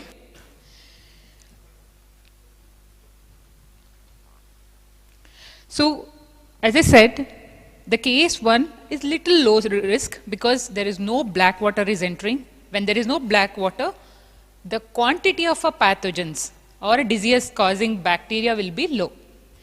Case 2, it is a medium because in spite you settle the water, there is a still water that's going to come to the drain. The third case, that is where the majority of the pathogens and the microbes that's going to come and join. All the cases has a risk, but if you look at the scale, the case 3 has got a highest risk in terms of the public health as well as the environmental pollution. So, all this case required a management strategy. How do we start with the strategy? Before that, all the 3 cases has different challenges. You all agree? The challenges most of us will face. First thing is, yes, there is a wastewater. Let's start with that. There is a sewage. Next to that, major problem is solid waste. Most of us, we end up throwing our solid waste into the drain. Because it is underground, we just ended up. It's not that we purposefully do it. Sometimes when you do it in open dumping, they also end up in open drain, right? It's not that we want to do it in drain, but because you left it in an open drain, that will also end, open space will end up in open drain. Then it may not be applicable for most of your towns, but this is a major case if you go to bigger towns.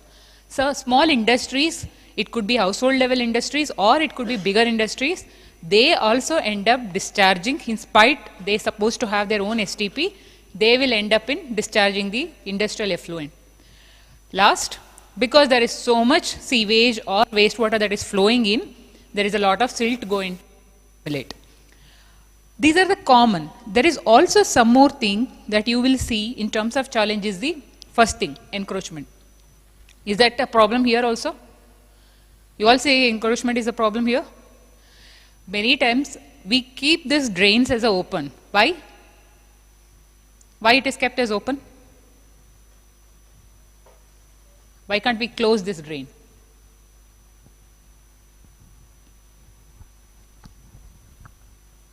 From whatever you know, why do we keep it open?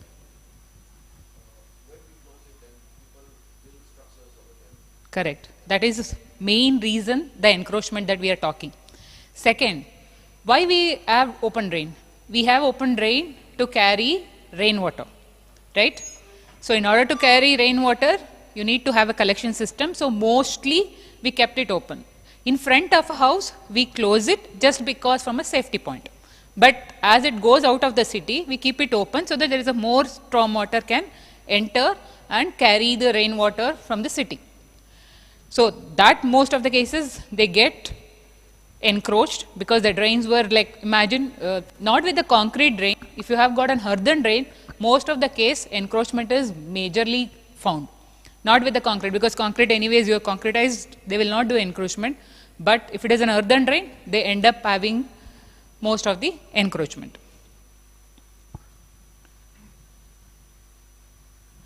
So now we know what are the challenges. We have to design a solution for our open channel flow or open channel used water.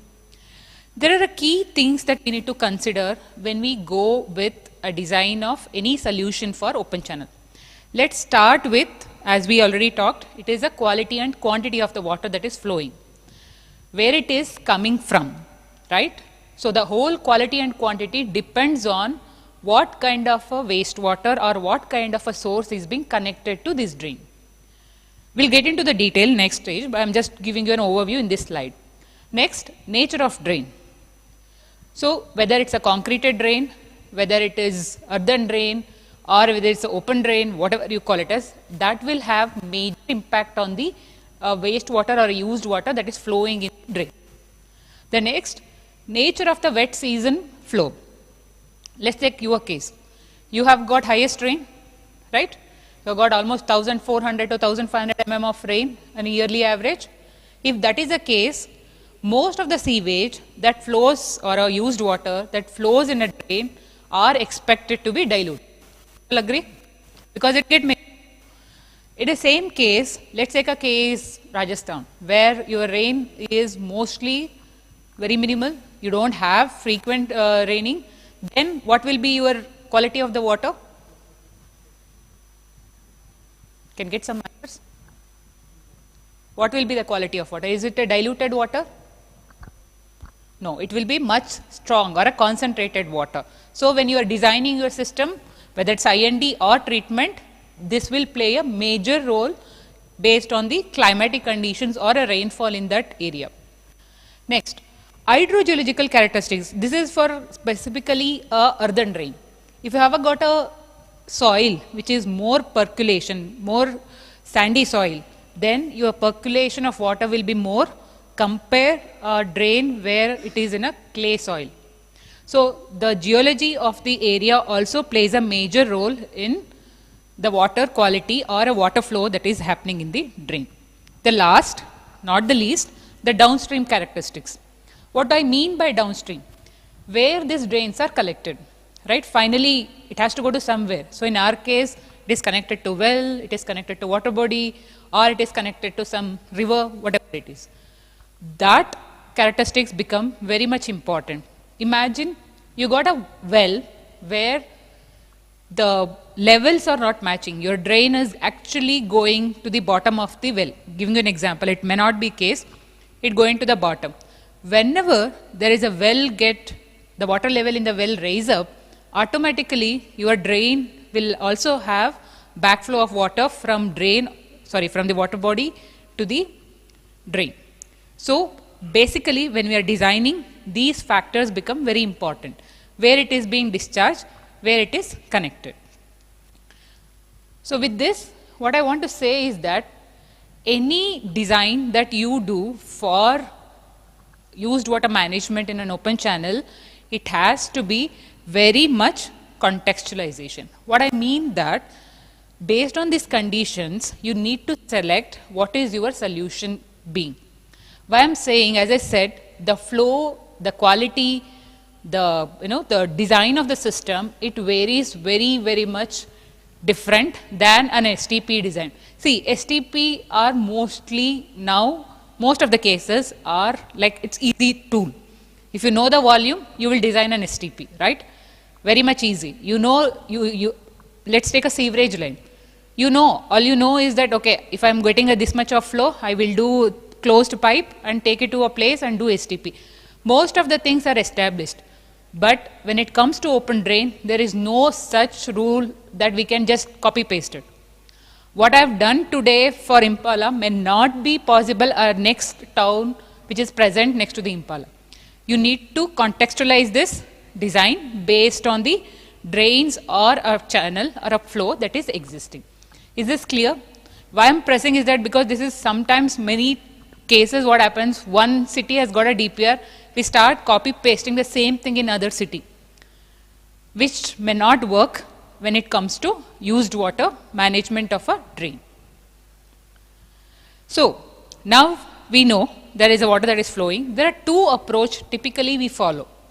There is something called inline treatment. The second one is the interception and diversion, which we are talking about. I'm not getting into inline because that need a very context solution, but I'll just brief you. What do you mean by inline treatment? Maybe you would have heard recently there were a lot of case studies about inline treatment. Neeri did one thing in Pune, or even in Delhi. Okay, so for an open channel itself, you install some kind of a system. Not that a STP, but with, let's say, a wetland system, a screening system with a wetland, an aerator in the drain itself. For a smaller volume, for a wider drain, you can actually go for an inline treatment. The criteria when to go for inline is what I've written here. When you have a drain which is little higher width, like let's say around 10 meter or more than 10 meter, low flow, imagine your flow has to be very low, it is flowing. Then the kind of monsoon. If you have got a very intensive monsoon rainfall, none of the system that is placed inside the drain will go into stay. So if you've got a light rains throughout the year, still the drain inline treatment will work. If you've got an intensive rainfall in your area, the inline treatment will not work. The most important is the concentration. How much that wastewater that is flowing in the drain has got a BOD COD. If we have got a BOD of let's say 300 mg per liter, inline treatment will not work. You need to have your own STP by putting IND. If you've got a drain where your BOD is around 50 to 100 mg per liter, then you can go for inline treatment. So concentration, flow and the width of the drain decides majorly the inline treatment approach. Is it clear? Clear? Okay. So next we'll go to IND. That is a key thing that we are talking today. So IND more applicable for our urban cities that we are all today, where you have a narrow drains, where you have no space within a city which you want to take it outside and then treat it like an STP. These are becoming more common suitable conditions for IND. There are some sketches which are being developed, both the concept. What you see here, this is a drain which is actually, it was designed for a drain in Delhi. It is a 30-meter wide drain. Okay, 30-meter wide drain where your flow is happening only at the middle of 5 meter. Imagine you have got 25-meter extra space during a dry weather flow. So you can use that drain for your treatment. So we introduce a wetland here. That works. The second case, a same location in Delhi where you have 10-meter drain, but the problem is the flow is always 10 meter wide. In spite you having 10 meter, but your flow is high.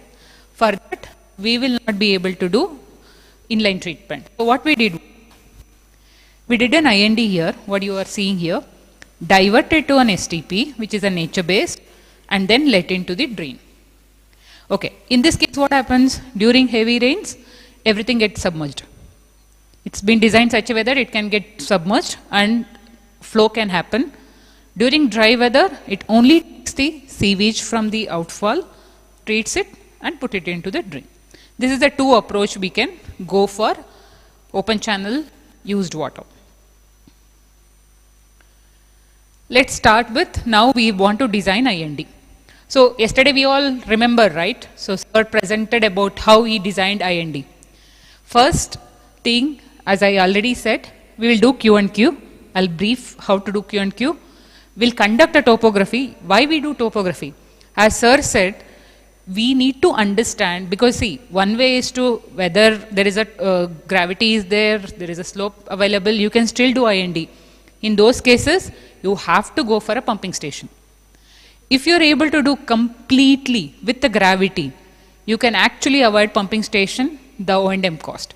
So first thing to do is, once we know Q and Q, we will start doing topography of the city, or if you already existing, well and good, use that to see which drain, or typically most of the drains are existing next to the roads, right? If you have got a topography of your roads, even that can be used to map your outflow or the outlet points to tap the sewage. Next, catchment area. Very important, because based on what kind of catchment you have. You all understand what is catchment? Can anybody tell me what is catchment?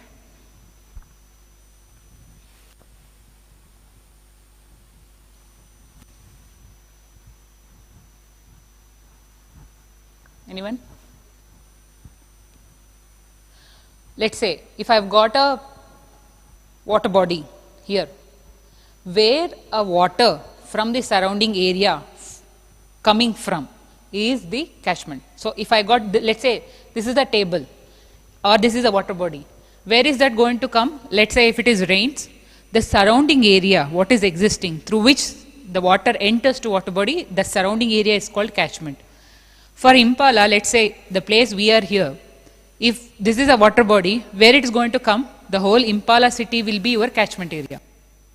You can't have Sikkim as a catchment area.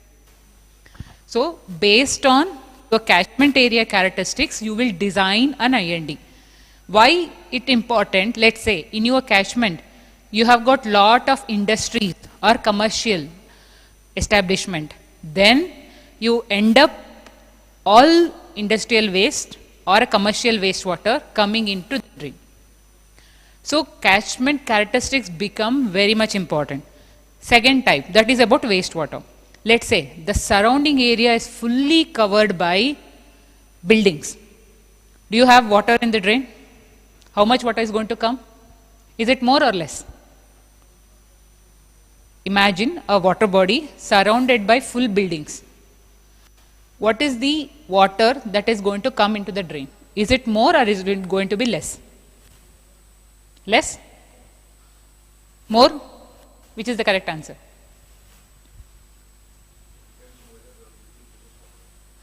That's correct. That's one point. Sir, any answers from you, sir? More. See, typically when the buildings are done, it's concretized, right? Where is water not going to seep? Everything end up in drain.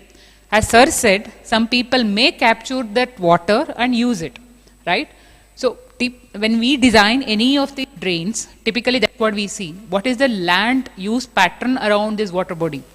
If you have got a lot of, let's say, agricultural land, right? Your percentage may be low. Why we say? Because it's an open land, there is a lot of percolation that's going to happen. So based on your land pattern, you can actually decide how much water is going to come, and you can also see how much water is going to come during a rainy season. See, dry weather flow is fixed. Number of houses that are coming, which is discharging the used water to the drain, will always be fixed. But when it comes to rainwater, the catchment area plays a major role.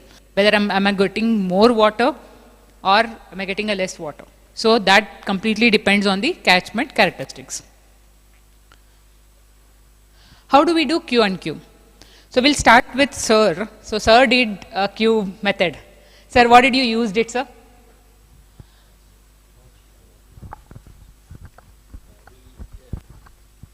Use the velocity and the volume it is flowing into it. Like Velocity and the depth. Very good, sir. So that is one of the actual method to be used. There are different methods. As I mentioned here, we start with population method. What is a population method? If I know this is a stretch of drain where both the sides have got some 20 houses, a case I'm talking. If I know 20 houses are there, their used water is going to end up in a drain. What we do? 20 houses multiplied by number of people into the wastewater generated. That gives you a flow. That is a Q, quantity of water. That is a simple method. But we all know most of our drains are interconnected, right? It's not just only that catchment area that is coming. You also have some upstream that is coming in. So there we will go, there are much of the chances that we go wrong in it, because we're just only talking about that number of houses. We're not considered any of the commercial activity that's happening. When I say commercial, even a small shop, a hotel also contributes a sewage into it, right?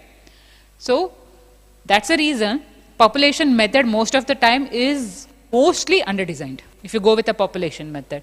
So what we do is that two methods, which is, you all know, I think most of you know about V-notch, right?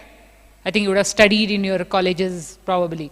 So we fix a V-notch based on the variation in the level, you will find out the Q that is flowing. That is a simple method.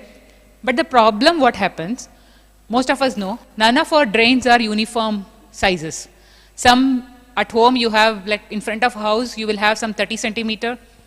You go little outside, you have 1 meter. After that you have 10 meter. So you need to have V-notches for different sizes, right? So in order to avoid, we have got a next level, something called velocity meter. This is a velocity meter. This presentation I'll share. There is also a link how to do a flow measurement using this. As sir very clearly said, once you place this in a drain, this gives you a velocity. And we know cross section. You do a measurement, like what is the length, what is the width, what is the depth. The surface area, that means the cross section area, multiplied by velocity, you get a Q. Very simple, but it is little intensive in terms of the person. You could do also is that there is a next version. You can just let it in one point and it can measure the flow every 5 minutes. So you got many such methods to do a flow measurement. But this is simple. Typically we use it for doing a quantity measurements. There is another method. You all know about ball method? Have anybody done the ball method? I've not put it here, but I just wanted to tell you this is one of the simple method to do. Many people do. Let's say I've got this much of drain. What I will do is that I'll ask one person to stand there. I will stand here. I have measured the length, let's say 10 meter. Imagine this is a 10 meter. We'll have one ball, plastic ball, which is basically either a ball or even it could be simple paper boat, which can float. What we'll do, we'll have a timer. There is the other person standing there. The person, once we decide, let's say we'll start putting a ball there and this person will switch on the timer. So that ball will start flowing to the down. And once it reaches to my point, I'll ask him to off the timer.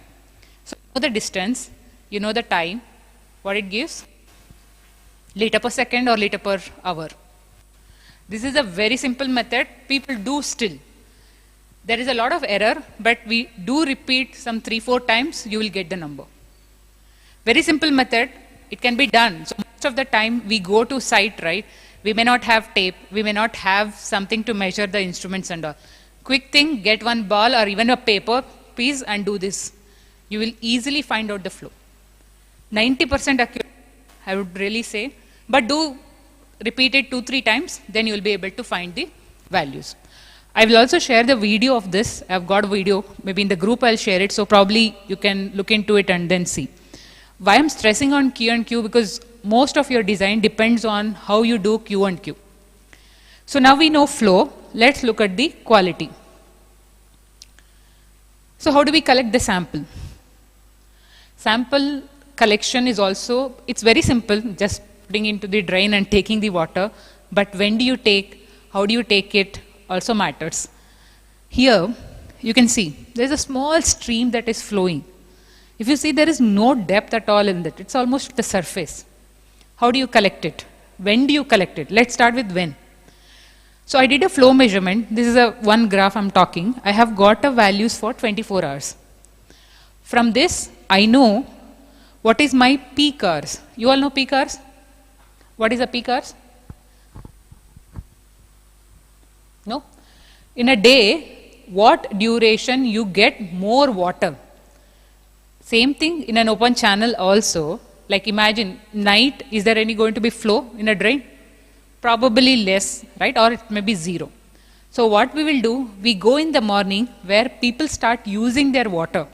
In the morning they go for toilet, they use a bathroom, they use washing machine, whatever it is, right? If you go in the peak hours, when I say peak hours is where most of the flow that's going to come into the drain, we go to the peak hours, that is in this case if you look at it, it is between 7 to almost 11 AM. In the morning, if you just go, collect the sample, that will give us the highest number that you are going to get it as a design system. If I am designing, probably I'll go for an average value or I will go for a maximum value.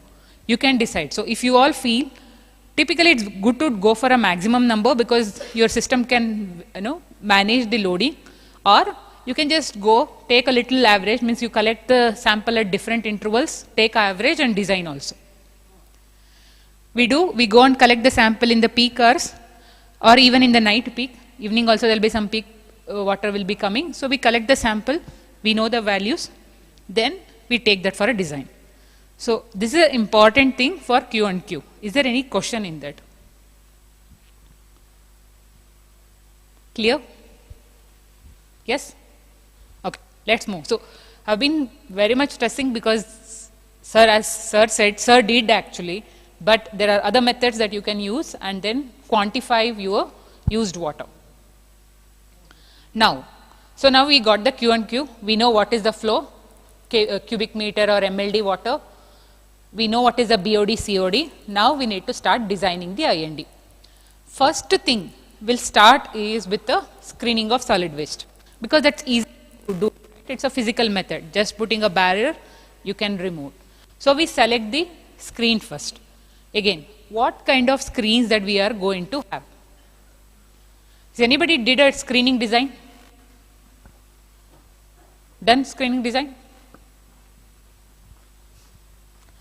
Based on the type of solid waste that flows, imagine in front of house, you have got lot of plastic covers that is coming in.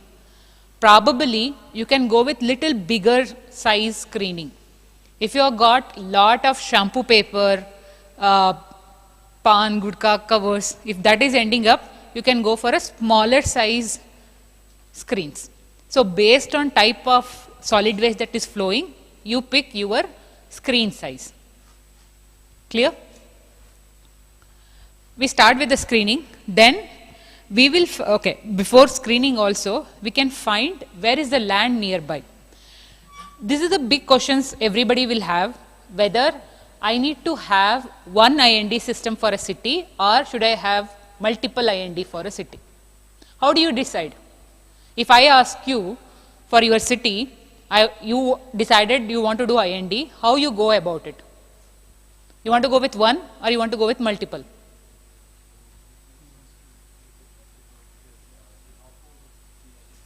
Correct. So one is that you decide how many outfalls are going from this city.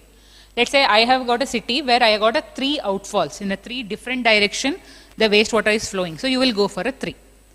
Second, you have got a 1, let's take a case where you have got a 1 big outfall, but at the outlet where it is going, you don't have a land.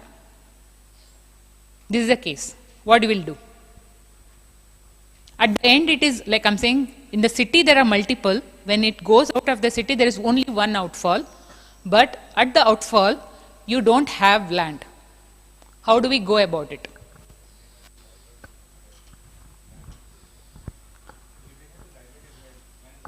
Correct. So we will divert it, right? So one option is, you'll maybe in that area, you put a pump, take it to a land that is available. That's a one option, right? The second option you can look for is that, can we do decentralized multiple IND system based on the, again, the land availability and if we can accommodate the system that is required. So as of now, there is no ardent rule saying that, okay, I will go for one IND or I will go for multiple IND. It has to be, again, your city specific. If you have got a land, multiple places, if you can divert, you can go for it, or at the outlet, if you have a bigger space at the end, you can go for a one big system at the outlet. So based on your city context, you can design number of IND that you want to go for. That, yes, correct. As Sir says, it's a volume also. So other thing that we need to consider during a design is the water level in the drain. So as I was saying, so based on your catchment area, there is increase or decrease in your water level in the drain. Let's take an example. You have got a 1 meter drain. During the dry weather flow, means there is no rain, only used water is coming. Probably your water level may be, let's say, 30 centimeter or 20 centimeter or even 10 centimeter. We need to understand if there is a rain, let's say a high intense rain, what will be the level in the drain? Why it is important to understand the levels?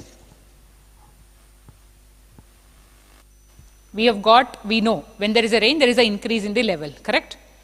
So why it is important to know the level?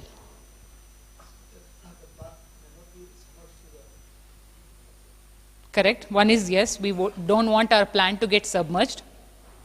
Second, it's also to design at what level you want to divert your used water to the treatment plant.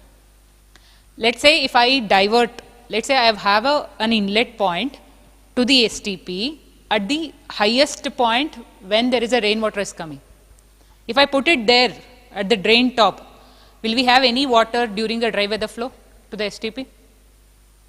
Will not get any water, right? Because you have designed for high flood level. So what we need to design based on, as I said, based on the water level. This is something typically as an engineer will not be able to go and observe every day. You will not be sitting there. One easy thing to do is talk to the community who are nearby, ask them what is the level. What level when there is a heavy rain, what is the level that is going up? What is the level which goes also in the drain during the dry weather flow? There is another indicator. Many times you can see in the drain, you will be able to see the water level that is present in the drain. You can see there is a dried, one is a black color will be there. There is a water flow on the top, there is a black level. Like there is some solid waste attached to the drain. Even that also gives us an indication. It's not an exact engineering way of doing it, but this is just more like from observation. You can find, based on that you fix your diversion point. So this is again, that's what I was saying from the beginning. Most of the IND has to be based on your drain case. We can't have a standard rule saying that, okay, today I have fixed it at 30 centimeter from the bottom. Next drain also I will do again 30 centimeter. Based on the water level that is flowing in the drain, you can design the diversion level. Again, where it is being discharged. So as I said, one is that it goes to water body. Second, we've decided to divert it. What level that we need to go for diversion? I think few of you have visited some of our project in Bangalore. So we had a problem where the land that is allocated above the drain bottom level. How do we divert it to that level? Pumping. So then you have to decide on the pumping. If you have got a land for an STP which is below the drain bottom, you can do it with a gravity.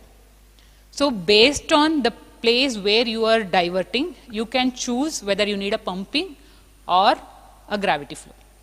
So these are the key design criteria that we need to consider for IND. Is there any question on this, or is it clear? Clear? So other thing, let's say we have diverted, right? We diverted the dry weather flow. What do we do with rainwater that is coming in during rainy season? What can be done? Because you have fixed your inlet, right, to the diversion, which is for dry weather flow. What happens to the rainwater? Because you have diverted everything, so what should happen with the rainwater? Where it will go? We have to make some arrangement for a rainwater also, right? What we could do, I'll show you some of the examples that you can design how it can be done. Typically, we can always have an overflow arrangement because as we know, most of our drains end up in water bodies, right? And we all know during a rainy days, the flow that is going is mostly diluted. But it will have a lot of silt because it has come from the catchment, right? There'll be a lot of mud, there'll be a lot of solid waste. What we could do, we can do a basic primary treatment in terms of screening and silt removal can give overflow to the water body. So, because you all know water body will have their own self-purifying capacity, it can actually further purify it with a dilution. But with a simple screening and with simple grit removal, you will be able to do basic treatment and let into the water body as a direct one. You don't need that water to go to the treatment plant. You can always have an overflow arrangement for rainwater that is coming into the drain. But your dry weather flow that is going, that is anyways been already diverted to STP, which will be treated and let into the water body, or you can go for reuse. So this is a case that I wanted to present to you all. This is a case that is present in Bangalore. It's again, this is a case where we had a water body which is the final point for the drain that is coming in. This was done more from a water body rejuvenation more than an IND. Here what has happened, like Bangalore has got already a lot of STPs, but still outskirts of Bangalore there is no sewerage that is existing. What happens, still open channels carries lot of used water from an upstream area. Same thing here also. Upstream areas, most of the sewage end up in, or used water end up in the drain. So what we did was, this was what we see. There is again, along with IND, there is also a nature-based system that treats every day 1 mld of water. I'll just also give you a brief, how did we design this? Our first thing, we started with Q and Q. When we did a Q and Q, we did both during a dry weather flow as well as during the wet weather flow. Our estimate said that during dry weather flow, there is around 2 to 3 mld of water that is flowing, but the rainy days, it goes up to 5 to 6 mld. As I said, this was done from a water body rejuvenation. We tried to see how much water that is required for a water body to have, because we wanted the water always to be there in the lake or a pond that we are talking about. So we did some calculation. You all know about something called water balance we do. It says how much rainwater is going to come, how much is the precipitation that is happening, how much is the percolation, how much is evaporation. Based on that, we calculated, we end up a number called, like we got around 800 KLD. That is what is required every day to let into the water body, so that the lake will always have a water. But with the land available, with the fund available, we could little more upgrade it to 1 mld. So what we did, we set up a plant for 1 mld, but we all know the flow is around 3 mld. So what do we do with that? That's where we did an IND, where the sewage that is, used water that is coming in will have first level of screening. Then it comes to a pit kind of a structure. This is what we call it as a grit chamber. When I say grit, it is nothing but sand or something that is coming in.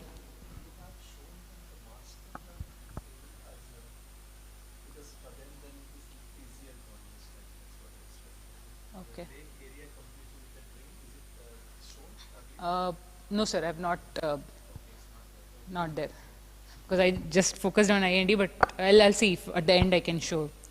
So this is what you can see. The drain, it is taken from the other side of the picture is taken. So the channel that is flowing, you have got a screening here.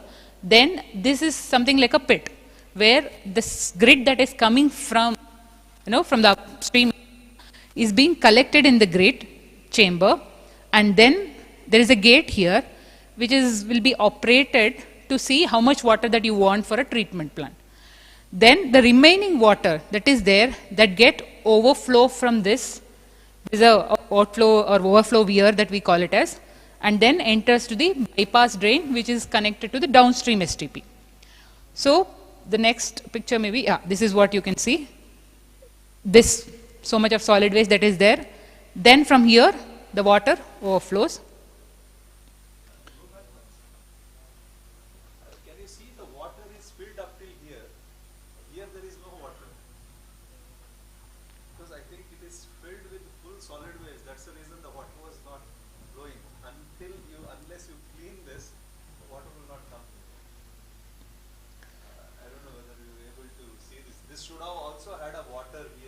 So this picture you can see, this is how the other side. So there is always a water enters the sideway and the overflow from here, it overflows and there is a drain. Interception and diversion means the biggest thing is on a daily basis or at least on the weekly basis, you need to clean this. Okay, this has become very important because otherwise there is no flow into the system. It will start flooding the nearby area. Most of the cases, my experience in the drain, screens are put, but because it's not being maintained, generally the community around this drains, they will just remove the screen. There are many cases within 2 days it has been happened. So if you are putting a screen, that means there has to be an O&M. There is no way that you can say, okay, I have put a screen, things will move. So there has to be somebody. Again, it's not that we have to do every day. Based on what frequency that you like, maybe initially we don't even know how many days once we have to clean.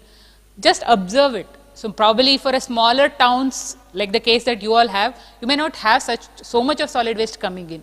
Probably you can even do once in a week. But that need to be observed for a few days in the beginning. Based on that you design, okay, whether you need in one day, once in a day, or once in a week, or once in a month. So observe it and then design the O&M operations for it. If we don't clean it, it will flood the surrounding area because there is no water that is going further, right? So it will start backflowing or flooding in both the sides of the drain.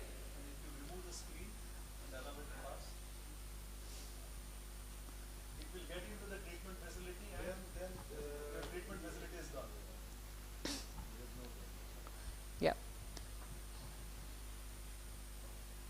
So in this case, it's not just one screen. We actually have multiple screens that is coming in. One on the drain, the second one near to the gate. After that, after diversion also, we have given the small screens.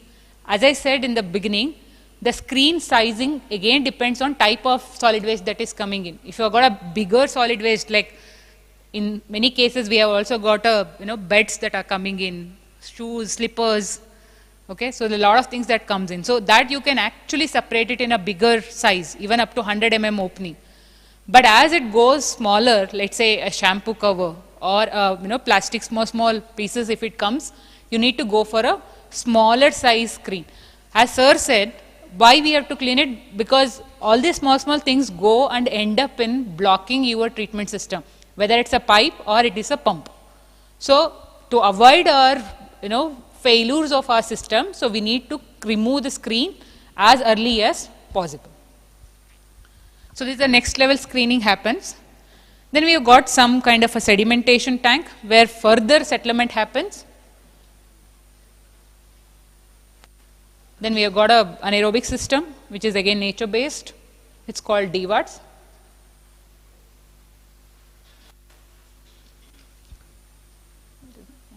Then we have got a wetlands. Before it enters to water body or at the beginning of the water body, we have got a wetlands. Again, what type of wetlands? There is a combination of both floating wetlands. You mostly heard about floating wetlands because that's common today, everybody is following. So there is a floating wetlands as well as there is fixed wetlands. So this is the overall picture of an IND. Like what you see here, there is a drain, there is a screen, further screen, gate, further screen into the treatment system. This is one such example which is completely gravity based for diverting into the treatment plant. This is a case 1. So next we have got other cases where this is again in Coimbatore. Again it's a lake. So what you see here, there is a drain that is flowing. We have got a screening here. Then there is a gate. From that is being intercepted and taken to an STPO. So you can do interception based on the size, as I said, based on the flow and area available and where do you want to divert it. And here is the wetland as being used as a treatment system. Here the concentration, as I said in the Q1Q, here the BOD is less than 100. So we did a primary system and directly enter to the wetland. Here didn't add any anaerobic systems into it. This is other one. This is where we, because our land was not available nearby, we had to pump it into a place where the area was available. So this was a pumping station.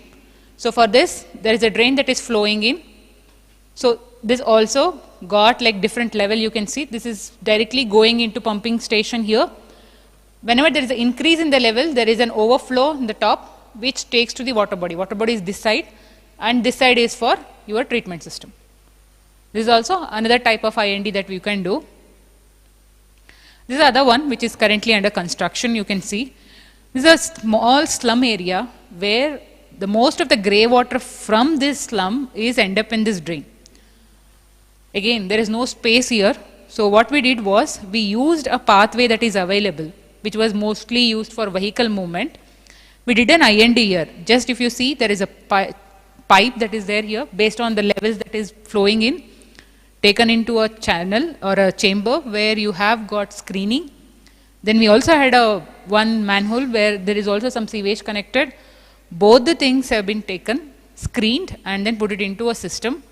After the treatment, it again put it back to the drain, which will reach as the main drain here. Even this whole, if you see, it's just a 15 KLD, like 15,000 litre per day. Even that has got a BOD of around 150. So it's more than what is expected to be treated in normal wetland. So we have to put some kind of a treatment and then divert it. Here, the good thing is that the community was ready to, help us in taking that area. Most of the cases, people don't want to have any treatment system in front of their house. But here, the community was okay to have. So we could do it. And again, after it is done, it's completely covered. Right? So they can use that land again what they were using it for, whether it's a vehicle parking or vehicle movement, still it's going to be the same place, but that will able to treat the sewage, used water and put it into the main drain. Community, sir. That's community. So as a conclusion, what I want to say is that, see, IND, we all talk about, when we talk about the approaches, there are mainly 3A, 3B, what we are talking about, FSM and IND. So IND is going to be main because we'll not be able to do immediately any of the sewerage system. So we'll do FSM for most of the black water management. IND with the treatment system, we will go for grey water management or a combined water, used water management. So the designing of IND become very critical. As I was been telling, it's very much contextualized design. There is no hardened rule that, okay, I did here, the same thing I can do it. But you can use the process or a concept, but design has to be based on your drain sizes, drain condition and wastewater flow, used water flow that is going in. So treatment process again, after IND, treatment process can be decided based on again the land availability, fund availability or the volume of sewage that you want to treat it. Let's say if I've got some 10 MLD of water that is flowing in a drain, just go for a conventional method that system is available. We know where we have very low flow and we don't have a capacity to manage the biggest STPs, go for a nature-based system. So for an IND, there is actually, next session you will be knowing, or will be going through some of the technology that you can use. Technology again can be contextualized based on the funds and area available, you can go for that, you will see. But IND become important whether it's a nature-based or whether it's a highly conventional system. Again, treatment system also we have to pick based on what you want to do with the water. If you are letting into a water body, your quality will be different. If you want to reuse it, let's say you want to use it for an agriculture, the kind of requirement is different. So based on your use requirement, based on your disposal method or where you are disposing, you can choose the treatment system. So this is about IND overall in terms of design, in terms of some case studies. I'll also put some of the videos in the group so that you can all go through it and see. Okay, that's all from my side. Thank you.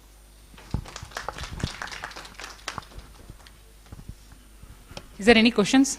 I think this is one of the very important components in the context of Manipur as well as FSM actually. So if you have any questions related to it, they have done extensively work on IND-based system either for a water body rejuvenation or maybe treatment of wastewater flowing in the drain. You can have a questions actually, because in all your towns there are hundreds of drains. Maybe there are 5 drains coming. Can we combine it together, or you will have it separate? Because more the treatment facility means more the cost also. At the same time, if you want to combine 10 outfall also into one place, maybe 10 pumping station, which is more economical, having a treatment system or maybe a pumping station. So all those things needs to be known, because it's easier to say that, okay, we'll stop the water and then take it and then treat it. But in one place or 5 place or 10 place, it's all have to be thought about actually. So that's the reason, if you have any queries, please ask so that can be addressed to some extent. Can you please share the mic there? You have a question? Okay, I'll start from here. Thank you, ma'am, for giving a very detailed about the design of IND. Actually, in Manipur, our experts have also said that IND will be the effective one, most effective one in the context of our state of Manipur. We have been discussing about the designing and what are the methods to be implemented during the design, and what are the circumstances and the tasks we have to collect for designing. One thing I want to know is that before coming to the design, we have to carry the all waste waters in grey and black waters from the on-site system with the help of the our say existing drain or some improved drains. So one thing, the question I want to ask is there any specific designs for carrying the all say wastewaters without leaking to the underground up to the treatment site? Sure. So storm drains are typically like any storm drains that you design. So there are many manuals on it. Even CPHO actually, it is in 2012. There is a big manual on like how they have for water and wastewater. There is also a manual on how to design storm drains. So I'll share it with you. Maybe you can go through it, which also talks about for how to lay this by what is the size to be done. So what is kind of a material to be used. There are many informations. I'll share it with you in the group so that you can refer to it. Actually, in case of Imphal, I think Imphal is the only and the first city that took up this SDP in the Northeast. And we have also apprehension that Imphal project was started in early as in 2004. But still it is not implementing fully. And we have discussed about the grey water also, about Imphal. The grey water is not treated. So we have an apprehension that if we have taken up SDP, then we'll face the same problem with Imphal, because we'll be facing more serious problems than Imphal, because Imphal is backed by the state government and a full-fledged department PhD. But we all ULBs have only few engineers, few technical persons, and the less funding head also. So we have to think about this also. So if we have taken IMD with the existing drainage system, what we have to think is about the laning of the drains properly, so that no seepage is happening, and so if seepage is there, then groundwater will be polluted again. Sir, I think the best solution, if something should not be percolated down, then you need to have kind of a pipe, or maybe you need to seal the bottom. Both actually are very expensive. Laying a pipe, sewerage system, and at the same time having a drain at this point of time because of the fund availability. I think my suggestion would be now, see, I think even the central government also saying that you please repair or rebuild or construct a new drains to carry this wastewater to the location where it has to be treated. But they said that they're not going to give you any money for that actually. That the state has to look after, or the city. So at this point of time, because I also understand that most of the places in Manipur you have a kacha drain, there is no pakka drain. But still it is carrying the wastewater, and this point of time it is contaminating your ground as well as your water bodies. So I think step by step, maybe first let us stop maybe the water getting contaminated, the surface water, or maybe the river or the pond getting contaminated. Yeah, the seepage will happen. The seepage you can avoid only either by putting the pipe or the drain. For that we don't have a money now.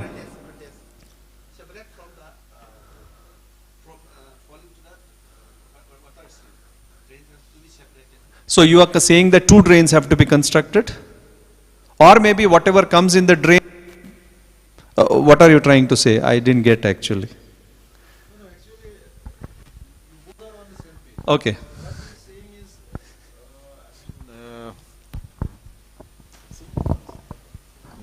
I mean, we have to separate open drains falling from the falling to the that is where the intervention of IND comes in. So that's what she is also saying, that whatever water flows in the drain, before it enters into your water body, you have to stop it, you have to treat it, and you have to put that into the water body or reuse it. But the drain which carries the wastewater, at this point of time, it is not a pakka drain, it's a kacha drain. Definitely there may be some percolation happening there, but we cannot stop it at this point of time unless you have a proper drain. So construction of drain also is a big cost actually, which the state and the city has to gradually take it actually. At this point of time, that's the reason I said, is percolation is the priority for you, or maybe the wastewater falling into the river or lake is the priority. I think based on the resource available, I think we need to manage that. So maybe now to start with, stop the wastewater getting into the river, treat it and put it, and once the situation stabilizes, rectify also these drains so that the groundwater percolation also reduces. That's the only way now, with the resource available, we can do it. Any more questions? I think.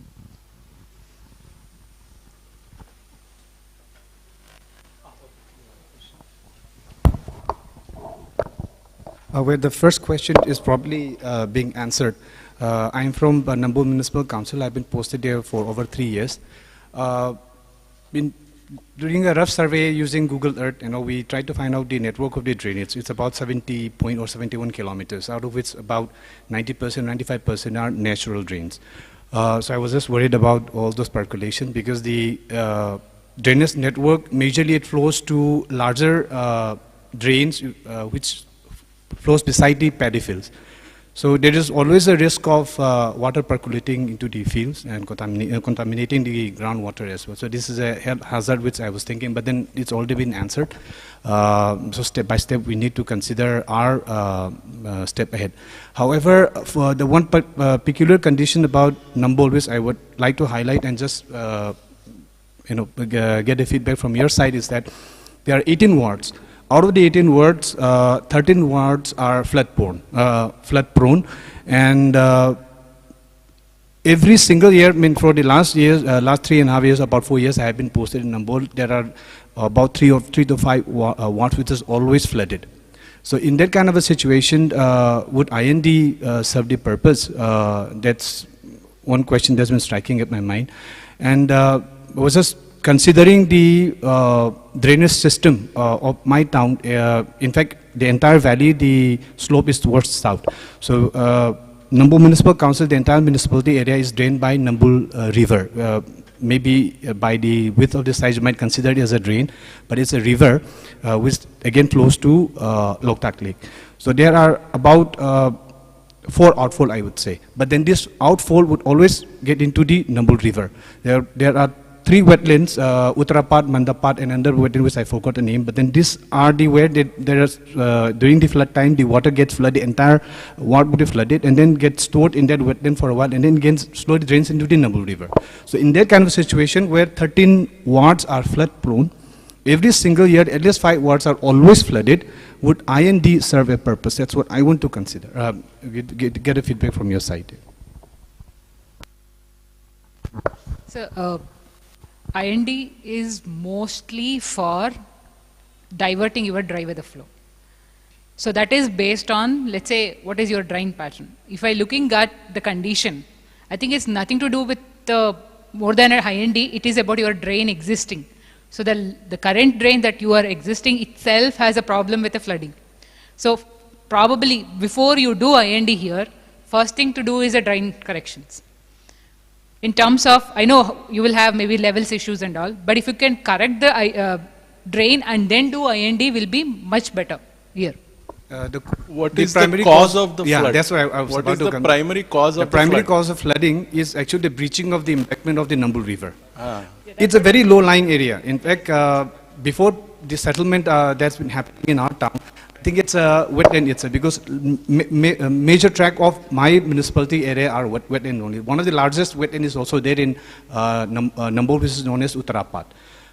So perhaps it's because of the low-lying nature of my municipality and the fact that the river flow is higher than the plain, and there is every single day there's a breach of the embankment. So that's the major cause of flood. It's not just because of the drain, it's because of the river which is not able to handle the quantity of the water which flows through it during the monsoon period. Because this river, the entire catchment, Nambu is the entire catchment area of this particular river. So that is the primary cause. So I'm just wondering how to go about it, because flood control is not under our purview as well as IFCD, and they have been trying to control the flood for so many long years, still not able to control it. So I'm at a loss how to go about it. Well, you have a bigger problem than what we are discussing here.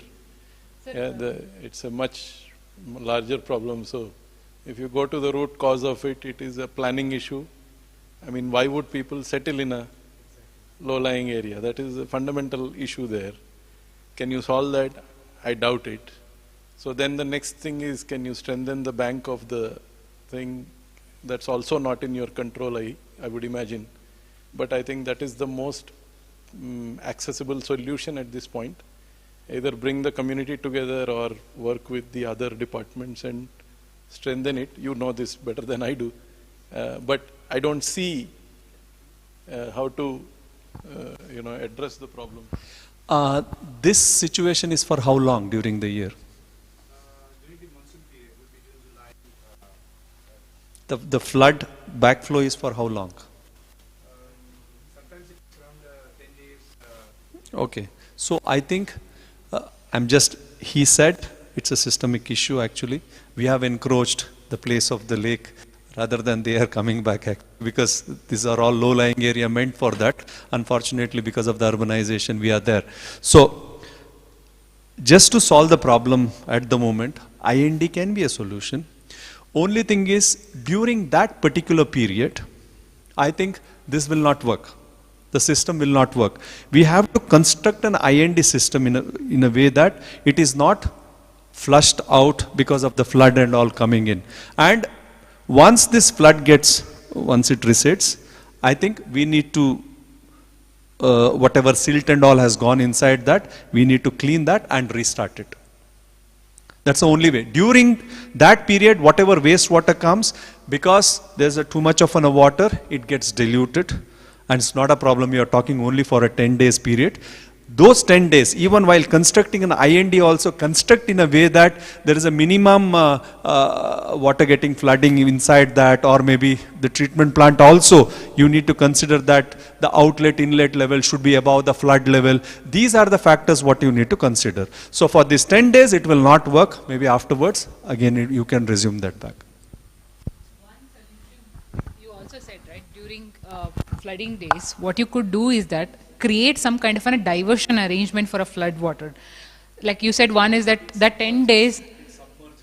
Sir. So what they could do is that they create that wetland little bigger side. So like as sir said, you create your IND above the whatever the flood level and have a diversion where water can actually not enter through your community but have a separate wetlands as such. This is something what they call it, recent term is called spawn city. So that's what they typically do. Basically for a flooding, you create a separate holding system so that it will not enter to your community.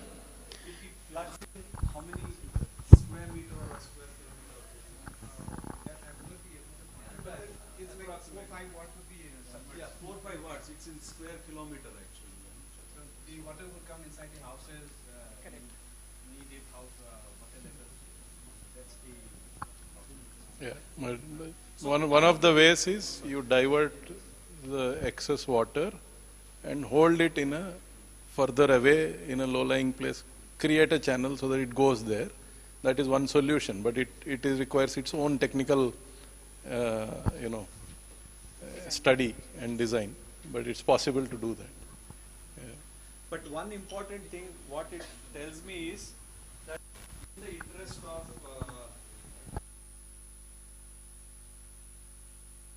waste getting mixed everywhere, it's not only grey water. Your septic tank and pits also may get flooded, and everywhere the water may. So one thing what I would do is maybe before that I would clean it actually. Again, that's a yearly affair. I don't know how much it is economically possible, because in the larger interest of the public health, because grey water is still fine, it may get diluted. But thousands of houses are there, and this pits and septic tank also getting submerged. I think that also, because if it comes above the knee level at a household, means that also gets submerged. Correct, na? So the mixing, and it's everywhere the waste actually. So that may cause diarrhea and other reasons. So it would be recommended to do the desludging before the monsoon in the larger interest.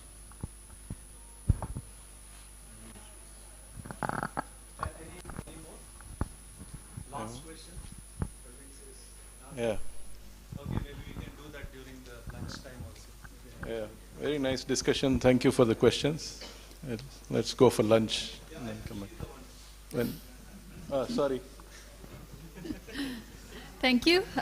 We thank Ms. Rohini Pradeep, Project Manager of CDD Society, for that presentation on management of used water flow through open channels, drains, and reuse of treated used water. As Sir Shashank said, lunch is ready. So, ladies and gentlemen, we will now break for lunch. We will resume the session on the topic overview of Ready Reckoner on used water management treatment technology for small and medium towns by Sri Rajesh Pai right after lunch. That is exactly at 1:30. So please proceed towards the lobby outside the hall for lunch, and we will resume the session exactly at 1:30. Thank you all.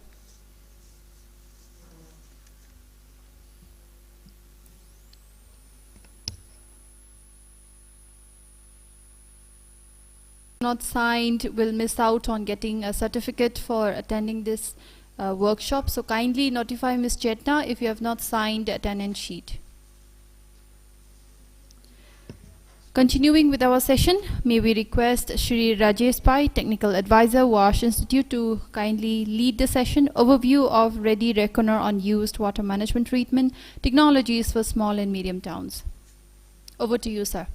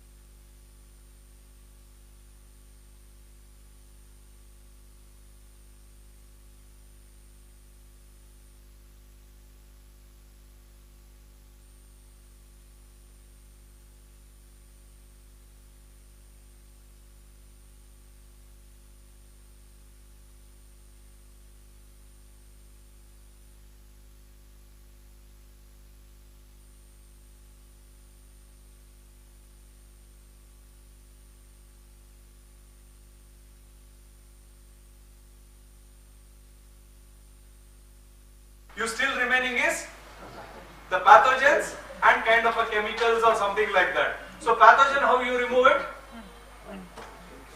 By chlorination, by ultraviolet, by ozonization. That's a tertiary stage. And still, if you want to remove further the heavy metals or maybe the chemicals which you cannot remove till here, it was a bacteria-based treatment. Correct? The bacteria are the treatment agents because the nature. Okay? So the last part is, if you still want the water to be clear, then you have to adopt a better treatment like ultrafiltration, RO and all those things which you use it for the water at home. Correct? So these are the stages. In the first stage, you remove the larger solids. Second stage, you remove the sand and whatever floats and whatever settles. In the third one, you remove all the organic matters. In the fourth one, you remove the pathogens, harmful microorganisms. And in the last one, if you want to remove, you can also remove if any salts, which is actually where you want a water quality better and better. Okay? So these are the treatment stages, which we say preliminary, primary, secondary, tertiary, post-treatment. There are so many names people use it. Next. Whenever you select the technology, I think these are the aspects you need to consider. First one is the land availability. Sir was saying that in Manipur, government land is not available in plenty.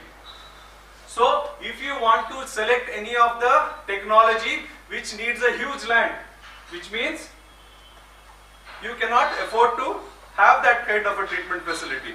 You need to see that whether any facility which you can design within the space available. So, land is one of the criteria.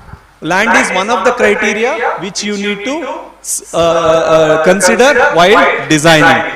Cultural practice, that is also very important.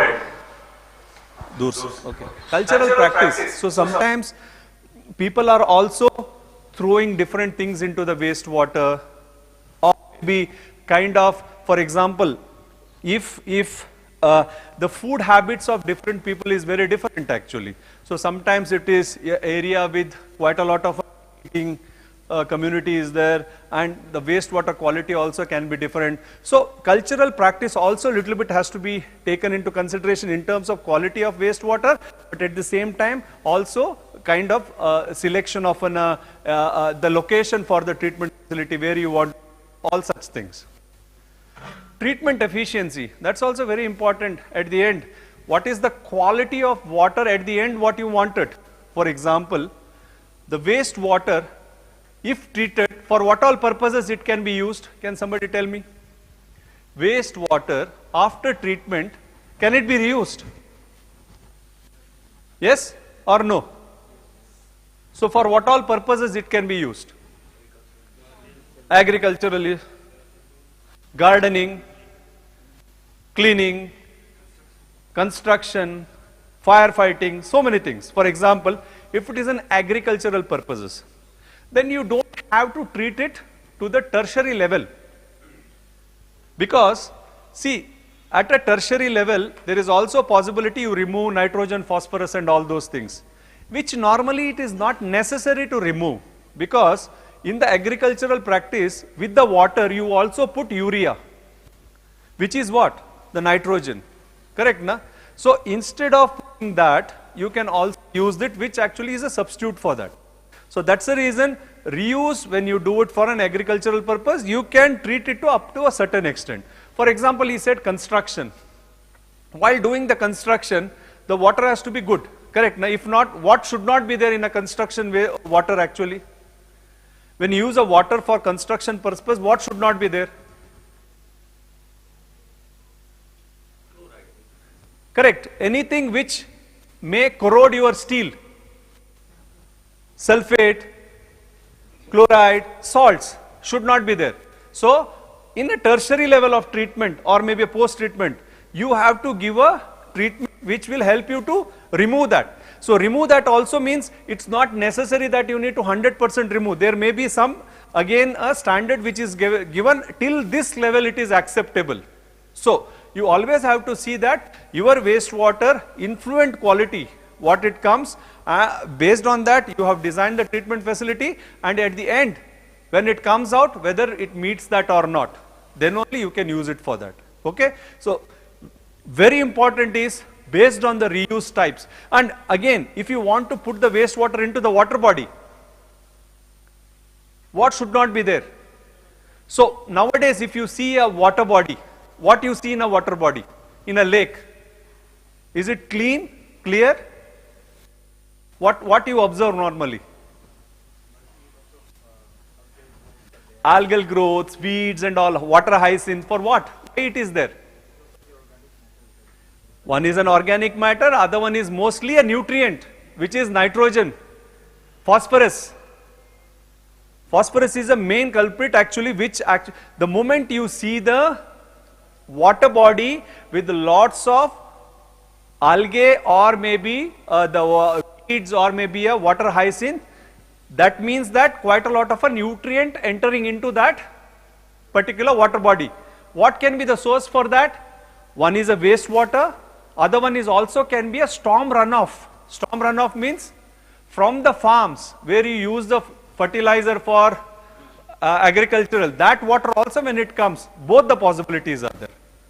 Okay, within the city, within the urban areas, when you find a lake, if in that lake if you find a algae or other growth of weeds or something like that, mostly it means that there is a wastewater entering into that. Okay? Yeah. Yeah, I think, yeah, these are some of the points which you need to consider while selection of a technology. So there is no one technology applicable everywhere. As Rohini was saying that it all has to be designed site specific to an extent possible based on the climate, land availability, cost, compliance, operation and maintenance requirements, all those things. Okay, next. Okay, so these are some of the technologies is prescribed by the CPHO, the ministry, especially for SBM2. Okay, you please see that what is applicable here, and then while designing it, you have to select which one is best for you. Okay, so this is not referred by me, it is referred by them actually. I am just presenting on behalf of them actually, or on behalf of that Ready Reconer, whatever they have released. Next. Yeah, I told again, whenever you talk about the wastewater treatment, it happens with bacteria. Bacteria are the treatment agents. You don't put anything else. You send the wastewater, you run some machine, but that machines are not doing the treatment. The treatments are done by the bacteria. There are two types of bacteria. Can somebody tell me what are those? Sir? The treatment, what kind of a treatment? Any idea about it, sir? Aerobic and anaerobic. What is aerobic? Correct. The bacteria needs an oxygen. That's the reason you have seen big fans turning, the surface aerators. Have you seen the treatment facility? Big fan turning all the time and mixing the water. So that is an aeration, which means giving the oxygen through air actually to the bacteria there. That's called as an aerobic treatment. Anaerobic treatment means in the absence of oxygen, where you should stop giving an oxygen. They consume the oxygen within the water itself, what is available. So you don't give externally the oxygen. Which are the treatment facilities for this? Have you seen the septic tank, which is completely closed from the top, correct? You don't supply any oxygen to it. So these are anaerobic system. These are the only two systems which is there for removal of pollution, organic load from the wastewater. Organic load from the wastewater. We said the bigger solids, we said grit and sand, we said organic waste, we said then harmful organisms, and the last part is nutrients, chemicals, heavy metals, all those things in the last stage. So this is aerobic and aerobic. Anaerobic you use it for removal of organic waste. Okay, Next. So there are different type of technologies. One is electromechanically operated system. Other one is a nature-based system. Can somebody tell me what is the difference between these two? Electromechanically operated system. See, the principle of treatment is either anaerobic or aerobic. No other thing. So any treatment technology, you design it based on one of these. So this treatment also can be done either electromechanically operated system or a nature-based system. What is electromechanically? It's in the name itself. By using machines and electricity. Okay? That is one way. Nature-based means without using that.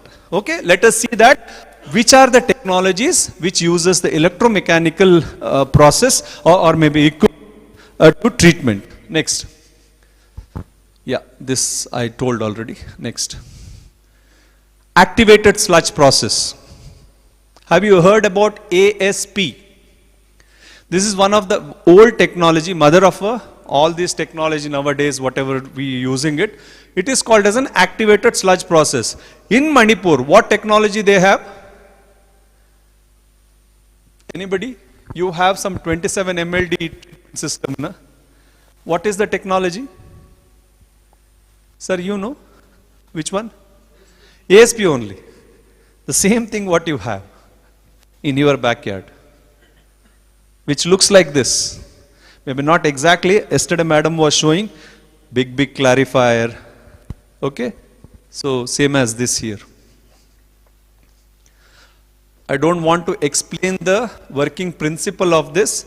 I just want you to introduce the names and a simple key how it works in a simple manner.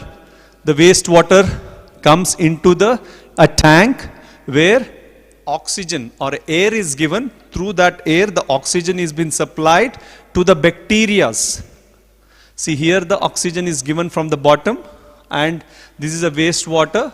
Here actually there are food, which means the organic matter, and then bacteria are there. So you mix them, and at the same time you give an oxygen. So these during this process, the bacteria takes organics as their food and generate a sludge, which is at the bottom actually settled.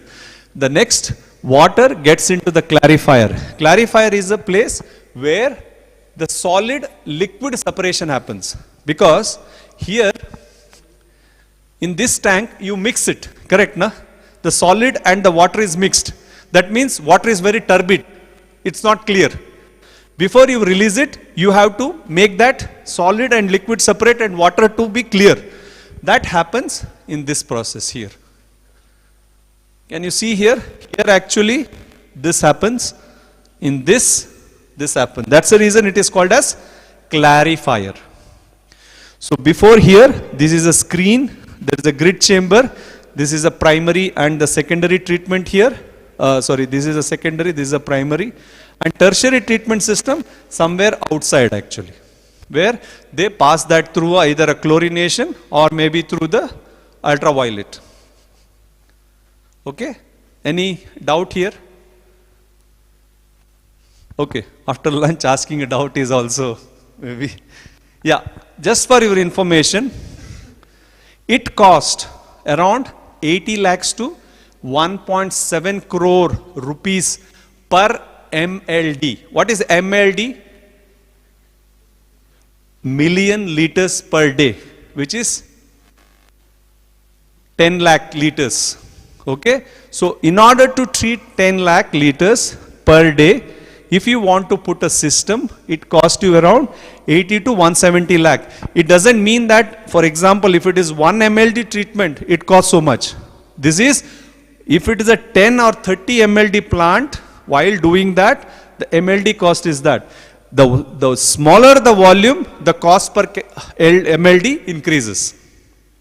That's the reason that variation, 80 to 170 lakh. For example, if you have to treat only 2 MLD of wastewater, maybe it may cost you 170 lakhs per MLD. If you do 50 MLD, 100 MLD, it may cost you lesser, 80 lakhs or something like that. That's the reason this variation. Similarly, the OPEX also, around 6 to 10 lakhs. This is one of the biggest problem in our setup. Somewhere, sir will give you the money for CAPEX, you implement, but the OPEX needs to be taken care by ULBs. Sir, you are in a ULB, right? If this system of 6 to 10 lakh rupees per month or maybe per annum, if it comes, is there a possibility for you to handle the facility? So that's the reason it is very important that you choose this. There may be an issue of a land, but if you, for that, if you choose a system which may require a higher OPEX cost, then actually 1 or 2 or 3 months it may run. Afterwards, you may have a difficulty in running because it incurs costs for electricity, for chemicals, and for an HR. That means you also need an operator. What is the cost, what is the salary of, can be an operator here, minimum salary? Around 20-25,000 you may have to give. So much of a money also is required. And other than that, these are the machines which may break from time to time. You also need to repair that. For that also the cost.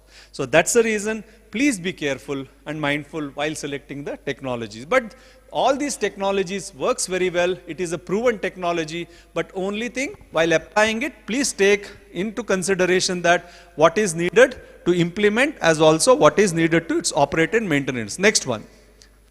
Yeah, these are the sizing for different MLDs actually, given by them only. So I've just projected it here. Anyhow, you can see that later. Next one. Similar to that, there is called as an SBR, sequential batch reactor. So this is one of the very famous technology as on date. Everybody is using it. Okay, I think in the phase 2 of your design, what is they have chosen? SBR only. Yeah. In the first one you did an ASP. In the second you are choosing an SBR. Is a sequential batch reactor. In the first one, the difference between SBR and ASP, it almost the same. Only thing is, ASP works continuously. Whatever water, wastewater comes at the inlet, it passes through all of them continuously actually and gets out. Whereas in SBR, what you do is, you bring it, you store the water for some time, treat it and then throw it. Then again, bring it and throw it. So it's called as a batch reactor. You got it? In the ASP, water flows continuously in all the treatment modules, whereas here it works in batch. You bring it, treat it, throw it. You bring it, treat it, throw it, like that. That's the only difference. Okay, this also will have a screen chamber, grid chamber, a primary, secondary, tertiary, everything is there. But the difference is between ASP and this is only that. Next. The cost also, if you see, it's in that range only. Yeah. The third one is an MBBR. This has also been mostly predominantly used. I've seen especially for the smaller volume system, this has been used. Correct, no sir? So mostly a package system. There are, one is at a city level, if you see a large construction based system, and if the volume is less, you don't have to have a bigger civil construction, it can be a package system. Can you see there? It's all prefabricated and you bring that to your treatment location, have a base, civil constructed base and erect on top of that. Okay? Simple system, simple to install, mostly it is that. And this works, inside this they put also the filter media. A media around which the bacteria lives, because bacteria needs a house. Whereas in the previous two technologies, what you saw, the activated sludge process and SBR, the bacteria lives in the sludge, which is at the bottom. Whereas here, mostly they live in this filter media. So that's the reason it is called as an attached growth. Earlier one was called as suspended growth. Okay, so I will not explain that much. So only thing what you need to do is, it's all within this, wastewater comes in and treated wastewater goes out. So very simple technology and well proven. Normally what they say is, under this, the footprint area reduced because you go vertical in this. Correct, sir? What is the difference between ASP and MBBR, the footprint point of view, sir? Any idea? Almost same. So sometimes for a smaller system, especially they claim that this is more area-wise smaller. Okay. Okay. Okay. Yeah. So this is an advantage of it. Again, the cost and all are given. It says the cost is little bit bigger, more than the previous one actually. But as you say that, it is always good for a smaller volume. Next. This is UASB technology, a flow anaerobic sludge blanket reactor. Again, one of the technology which works in an anaerobic situation. Earlier, all the three what you saw was aerobic, which means where oxygen was required for the treatment. Whereas here, you don't require an oxygen. It is an anaerobic process, and mostly this is used for a higher concentration wastewater. And at the same time, where you have a moderate to good high temperature. If it is a low temperature, this technology may not be applicable. Am I right, sir? Yeah? So, this is cost-wise cheaper than the previous one, but applicability is not everywhere. So, can this be implemented in Manipur? Sir? It can be? Sir, what do you say? Okay. So, it can be implemented in Manipur because I think you have a moderate temperature. Only during the night times the temperature goes down. During the day, you have still some 17, 18 degrees even during the winter time. In the summertime, you have 25 degree on an average, I think. So, this can work. Only the advantage from here is, if there is a good concentration of wastewater, you can also generate biogas. Can somebody tell me what is biogas? Have you heard about biogas? What is biogas? A gas which is generated during the treatment process. It is a methane gas, hydrogen sulfide, methane, what else? Carbon dioxide, all these things mixed together called as biogas. So this can be burnt like an LPG because it has a higher calorific value. So many of the places, wherever there is biogas, they try to collect that. Can you see on the top? It's a balloon kind of a thing. There actually the biogas is collected, and then this biogas is being used for electricity generation, for lighting, for different things actually. Okay? Next. Trickling filter. This is another technology, very old technology. I don't know whether nowadays this is being used actually. Because yeah, it is effective, but not. There are issues with that the mosquito menace, the smell, all those things are there because it's an open pond where wastewater is been sprinkled on top of the filter media. It's basically a circular tank filled with the stones, and from top you put the wastewater, and the wastewater flows down, trickle through this filter media. That's the reason it's called as a trickling filter. Okay? Again, the cost is around 50 to 80 lakh rupees. So, mostly before you put this system, there is a good pre-treatment is required. Okay? You cannot use this as the only system. Pre-treatment means all the solids and all have to be removed before you send the water to it. If the solid gets into it, then it will choke. Okay? Yeah, the maintenance is little higher here, but from the cost point of view, it is cheaper. But even from the treatment efficiency wise, I think this is little bit lower than in comparison to the previous technologies, whatever I have shown. Next. This looks like this. Yeah. On the top, you see the arm. Actually, the water gets into, those are pipes actually. And at the bottom, there is a hole and the water falls. And this turns actually on the top, whatever you see, that turns. Rotating arm it is. Next. Yeah. So these are again the numbers from the capital cost, O&M cost, and what kind of an effluent quality it can give. All those things are available. So while selecting, please consider this and then decide what kind of a system you want to choose based on the effluent criteria, how much money you are available, what you want to take from state to implement, and at the same time, ULB's capacity to pay for the operation and maintenance. Next. Yeah, these are not really given, but I just thought, because most of the time people also think that membrane reactor, this is one of the best technology, but very expensive to operate and maintain also. So normally not recommended for a smaller town, but one of the option. Okay. Next. Same as this, again, biological contactor. This normally works for a very smaller volume, normally for 50 KLD, 100 KLD, kiloliters in thousands actually. So again, this has been used. Next. Yeah, these were some of the electromechanical system what is prescribed, except the last two, suggested by CPHO and MAUA. As a ready reckoner for you people to select. Similarly, there is also the nature-based system. Till now, whatever I explained was electromechanically operated system, which means you needed an electricity and machine for the treatment. These machines and electricity, why you needed? To keep this bacteria alive. Because this bacteria need oxygen. Somebody has to give an oxygen so that they can act fast. They can work fast. Next.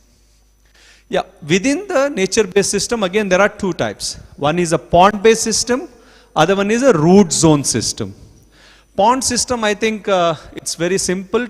Ponds, what is made, what we call it as a stabilization pond, aeration pond, anaerobic pond, aerobic pond. There are so many types, but normally people use as a waste stabilization pond, which is a 3-pond system. The first pond is very deep, which we call it as an anaerobic pond. Then the facultative pond, which is a second, which is maybe 1 to 1.5 meter depth. And third one is a polishing pond, which is around 0.5 to 1 meter depth actually.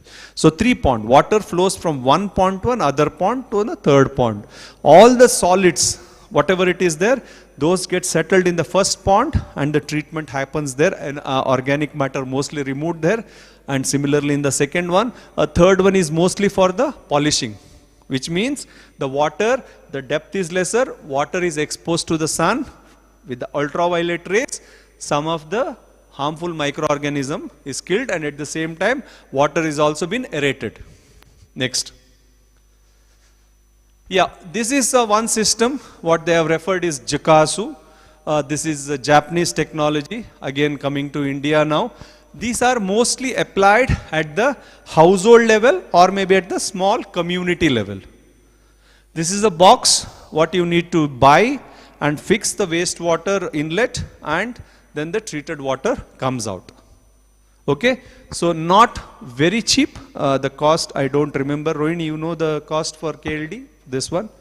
Around I think 30 to 50,000 rupees per kiloliters of wastewater. As I said, this cannot be applied at a city level. This is mostly at a smaller community level or at a household level, called as Jokazu. In Japan, every house, instead of a septic tank, they have this. Next. I think this is very clear to you all. A community soak pits or a leach pits. Normally again, the grey water not for the wastewater mixed with the black water. It's only for the grey water, and in the grey water also without solids. Somehow you need to stop the solids before you send it into this actually. So basically this is kind of a percolation disposal system rather than the treatment system as such.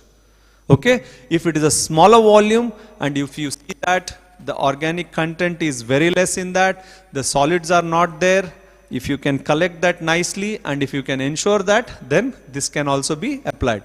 Normally again this has been applied at the household level or maybe at a small community level with 5 to 10 households or something like that. Don't go for more than that. It cannot percolate. Next. Inline treatment, I think Rohini has already explained, I believe. These are the system, these are all in experiment. I would not call maybe it's all been fully proven and you can just simply put plants in the drain and it treats the wastewater. No. I think these are all applicable where there is a very diluted wastewater flows. Diluted in the sense, very, very least organic pollution load in that. Almost, if the grey water, only if the grey water flows without any other waste getting into it, and if the flow can be controlled within the drain, then you can use it. For example, if you put this plant in the drain directly, and if the rain comes, then what happens? It can also flush all these plants. So that's the reason you have to be careful. Only where a small volume of wastewater where you see, for example, 1 KLD, 2 or 5 KLD or 10 KLD maximum, where the rainwater doesn't flow very aggressively, in such places this inline treatment can happen. But again, as I say, that the organic load removal is very, very minimum. So only very little treatment happens. Next. Yeah, this is waste stabilization pond. I explained it already. There are 3 ponds available. 1, 2, 3. So in each pond there is a treatment taking place. Only thing is, this needs a adequate land. Okay, operation and maintenance point of view, it's very minimum what you need to do. Only 1 pond, anaerobic pond. I assume this is an anaerobic pond here. This, because inlet comes here, it flows from here to here and then from here to here. So the first pond, whichever it is, has to be desludged once in few years. Once in few years in the sense maybe 10-15 years based on the design, because in the first pond the sludge builds up. So this needs to be removed. Okay, other than that there is no other operation and maintenance. Only problem could be sometime the smell and the mosquito nuisance and all. And there may be a possibility high algal growth or maybe water hyacinth growing there. So you need to clear that from the surface very regularly. If you don't do that, the sun doesn't go inside actually. Okay, the sun rays. Yeah, next one. This is another technology which is a root zone technology, what is called as a soil biotechnology. It is developed by IIT Mumbai, some professor. What happens is, here what they do is, the primary treatment, first pre-treatment happens and all the settleable things settle here. From here the water is pumped on top of the filter media. This is like a flower, क्या बोलते हैं इसको? A kind of a tank filled with filter media, and from top you put the water. So water flows from top to bottom, and when it comes out, you put that into kind of a smaller other pond for polishing pond. So water from here pumped, water goes down. This is a soil bed, and these are the stone beds. These are stone of different size. Water flow through this, and in this soil they put different type of earthworms and enzymes or whatever it is, so that they claim that that actually helps in treatment. Okay, so by the time water comes out, it is treated to an extent which actually then the further treatment happens here, and still if you need a better treatment, you can also have an additional treatment. Next. This is called as DWATS. DWATS is one of the technology which is again in practice for more than 30 years now. Rohini actually comes from an organization which promotes this. Very effective, cost effective, as well as low operation and maintenance technology. There are more than 1,000 installations across the country. Again, here also the wastewater treatment happens in different plants, different tanks. In the first one, actually the anaerobic treatment happens, the settling and the removal of organic matter. Then actually it gets into the root zone. As you see here, this is this one, the completely underground. So you don't see the water from the beginning till the end. You don't see the wastewater actually. That's the beauty. So most of the treatment, organic load removal happens here, and then here it is again a tank with the filter media and the plants grown So where actually the removal of little bit of a nutrient, little bit of an oxygenation, basically here filtration happens where the odor, smell and all been removed. And next, if you have a space, if you have a pond, as Rohini has shown in her presentation, you can also have a floating wetlands also within the lake for the next level of treatment. Okay, so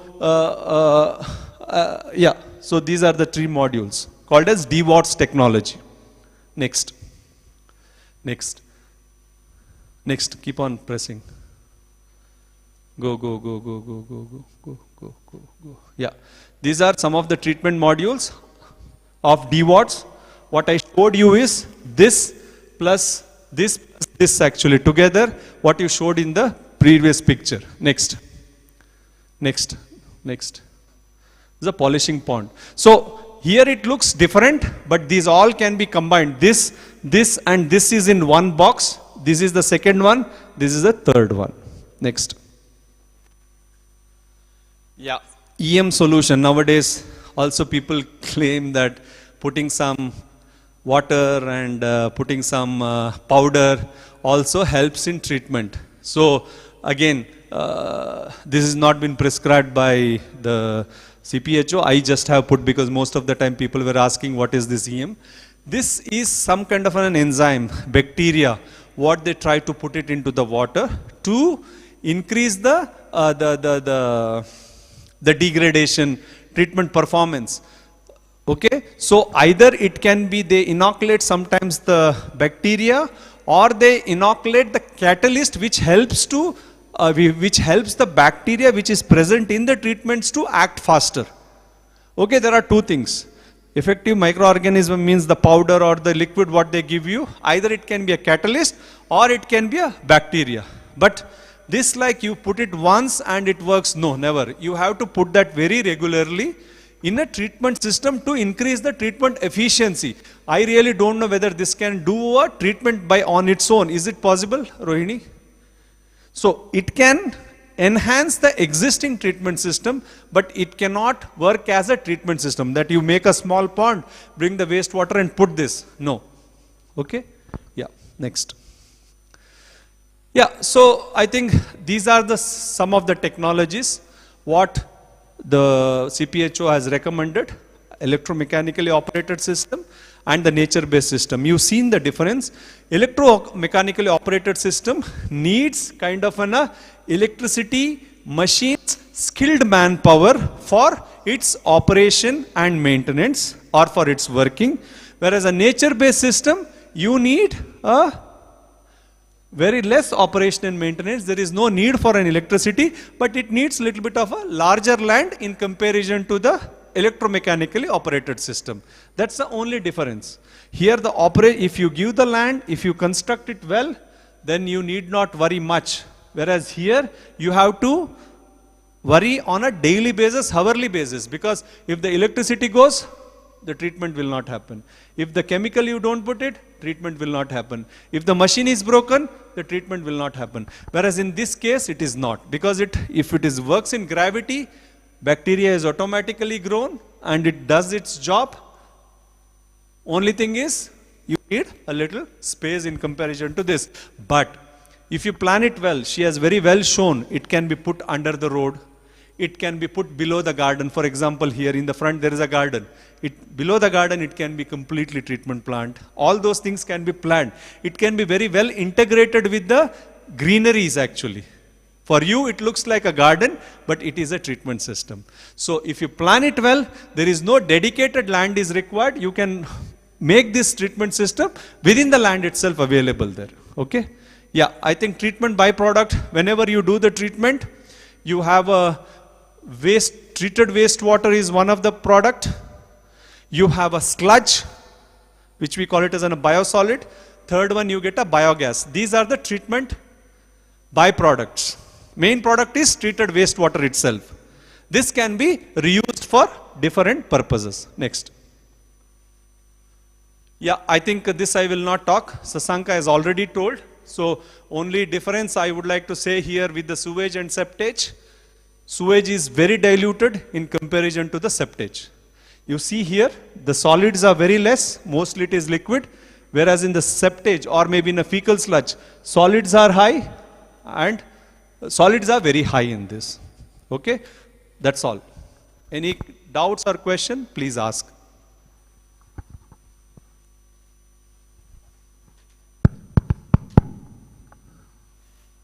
If not, thank you very much. My only humble request and submission is, I think you are in a stage now where actually you have figured it out that what you wanted to do with your town.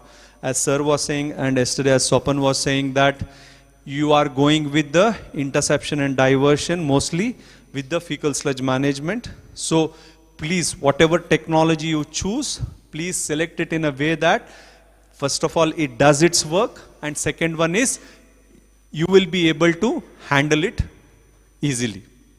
Because it should not become a white elephant. If it becomes, then investing in that, it's of no use because it's a waste of resource. Okay? So with that, I'll close my session. Thank you very much. We thank Sri Rajesh Pai, Technical Advisor, Wash Institute, for that session on overview of Ready Reckoner on used water management treatment technologies for small and medium towns. Our next session, ladies and gentlemen, is a group activity. Manipur State Action Plan for Effective Used Water and Fecal Sludge Management under Swachh Bharat Mission Urban 2.0, which will be led by Sri Shashanka Velidanda, Advisor, Wash Institute, requesting Sir Shashanka to kindly lead the session. Thank you. Thank you. We're getting there, huh? Almost last. So, one more session, and promise you this session, no slides, no bhashan. We will work. So, yes, we will listen to you. But before we get to listen to you, we need you to work a little bit. Yeah. So, I think Chetna is passing out. Yeah, she's actually preparing the material.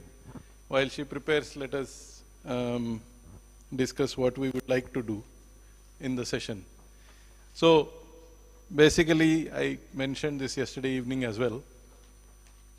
We have to go from where we are today. By 2026, we have to reach certain targets, certain goals. No, we have targets also and larger goals also. How to get there? That is the question, right? We discussed yesterday evening also. So, to get there, we have these 4 or 5 key dimensions. Yeah. One is, planning part. One is capacity building, IEC. Then there is also administrative aspects, who will do what. Yeah. Then policy, regulation, institutional roles. So I would like each table to take one topic and put down what is the plan or what is the support they need, you need. Yeah. What is the plan? If you can come up with a plan, some steps on what we should do that will enable us to move forward quickly with the plans that we have. Or if you need support, then put down under support, put a separate heading support, and what support you need from the state, write those things down. Yeah. So, table wise. It can be, I think they are all mixed ULBs at each table. So, we can, yeah, please do it on your own also.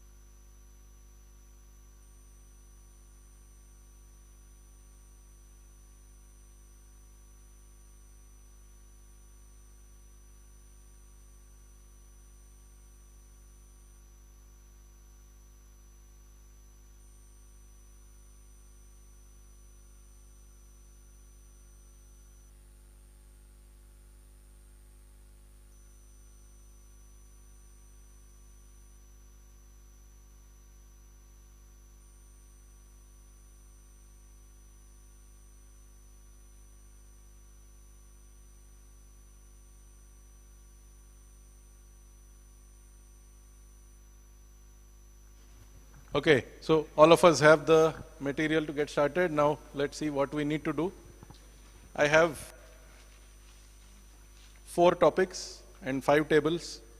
So 2 groups will do one topic and the other 3 will do separate topics. Let me see if the topics are, and you can suggest if we need to change the topics. The first topic is, we want you to come up with some sort of a Gantt chart. You understand Gantt chart? Some sort of project timeline of how to go from today to completing ODF++ and Water Plus in all the towns. So what are the different steps? The steps can be something like, we start today, we will do tendering, then we will do DPR, then etc. for each town, something like that. Put that down, how all 26 towns will reach the targets. Yeah. So data collection, getting buy-in from your citizens, all those topics, put it in a timeline and see whether it is feasible to go from today, January 5th to March 31, 2026 and cover all the towns. So maybe since this is a bigger table, you will have more heads here to discuss. Please take up that topic, both of you, both the teams, and come up with something. So that is the project planning approach. Yeah. Second topic that I have is capacity building. So now you have seen, all the topics. You have seen sewerage, you have seen decentralized, FSM, IND, everything, technical, non-technical. So please put down what is it that you are clear and confident, what is it that you need help with in terms of training or hand-holding or in any other way to support you to reach the target that you have to reach. So I would request any one table to take up this topic. Anybody volunteers to do capacity building planning? And it is not your own training. You have to list down all the stakeholders. So executive officers, engineers, PhD, etc., all the different stakeholders and what trainings they need. We would like to have a chart. Yeah? Anybody, you want to do that?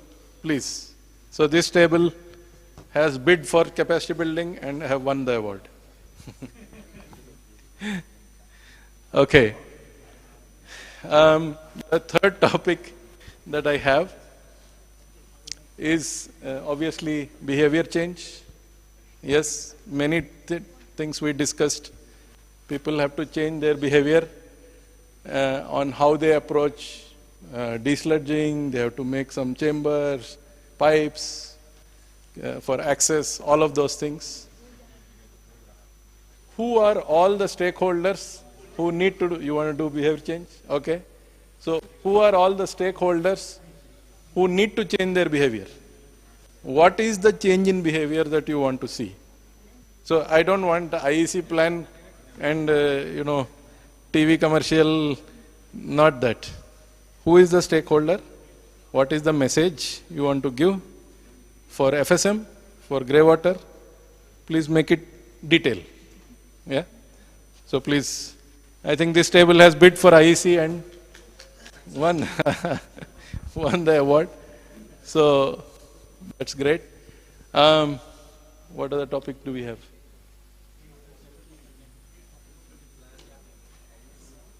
Institutional arrangements. So may I request you to take up a discussion on institutional arrangements. So they will be doing a plan, right, as per timeline. But for that plan to succeed, we need to know who will play what role. No, so in the morning also we discussed, yesterday also you were saying, no, if it is DPR, who will make? ULB will make. But how ULB will make? They will hire some consultant, something. So put down in step-by-step manner what are the steps. Under each step you put who is responsible, who will execute, who will monitor, those kind of things. And let's get to, from the starting point till we are completing the infrastructure and handing over the infrastructure for O&M.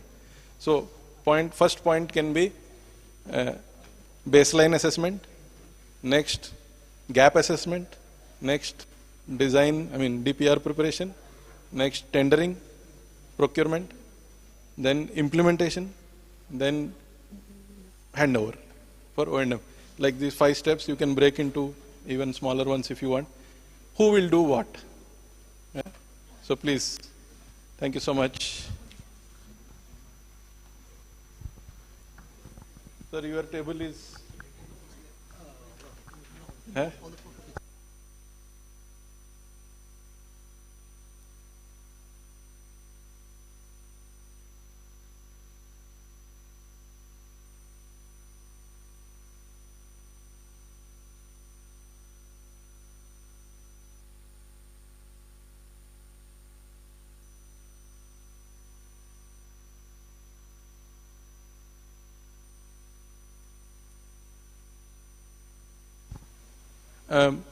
I also want to make sure you understand that you have 15 minutes. Yeah, so you have to work little speed.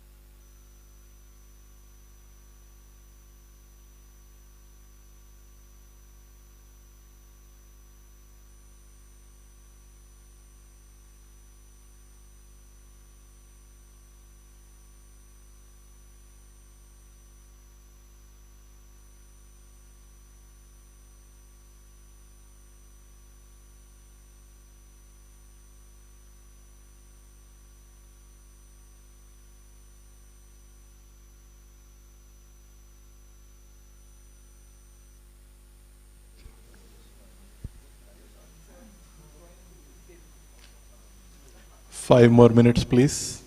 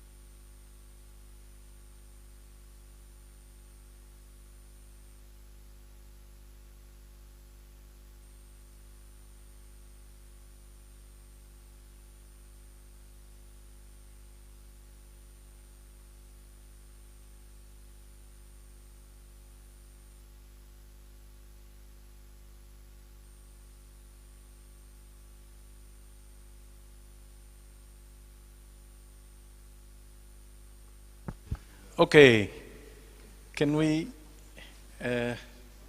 pause here? You don't have to stop, but we can pause. We can continue later also. Yeah, I see that all of you have. Oh, rough to fair. No problem. You are ready, sir? Maybe we should. Your chart looks very colorful.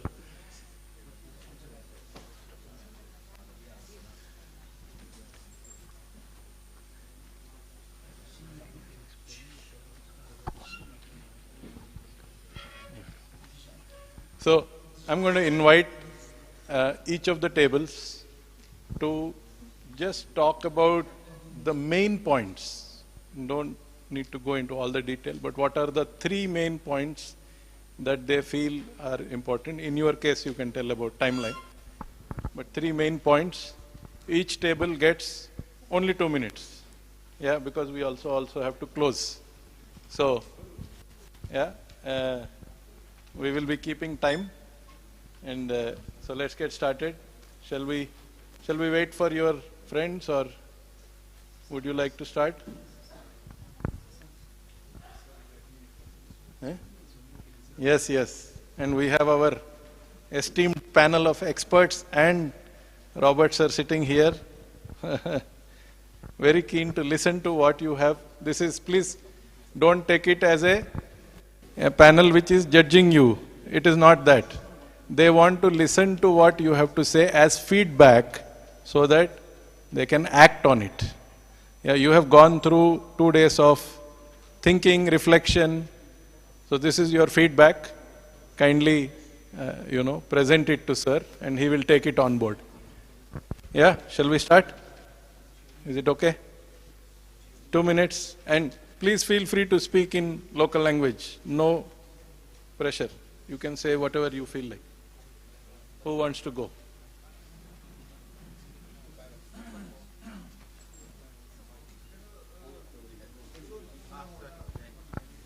Please. Capacity building. Yes. Announce your topic and then yes. What is the topic you want? My topic was as a capacity building.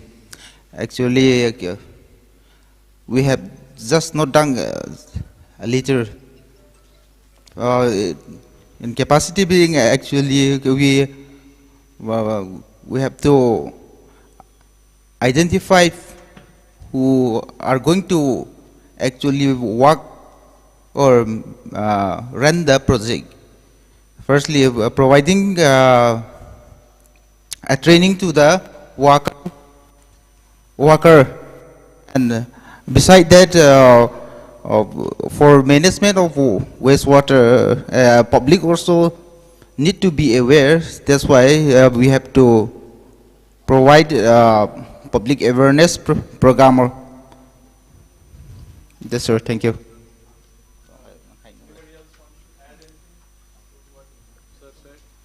From your team, you have many points written there, so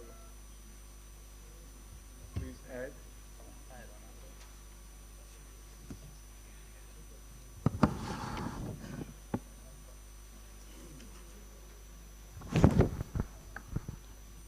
During the course of this journey for treatment, and beginning from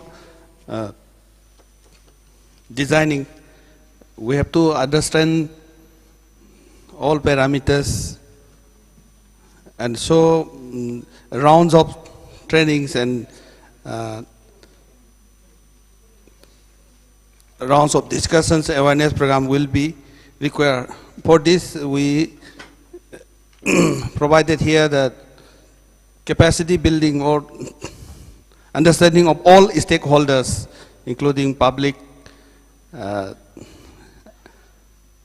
employees, and all elected, including all elected members. We have to understand and take this. We have to participate this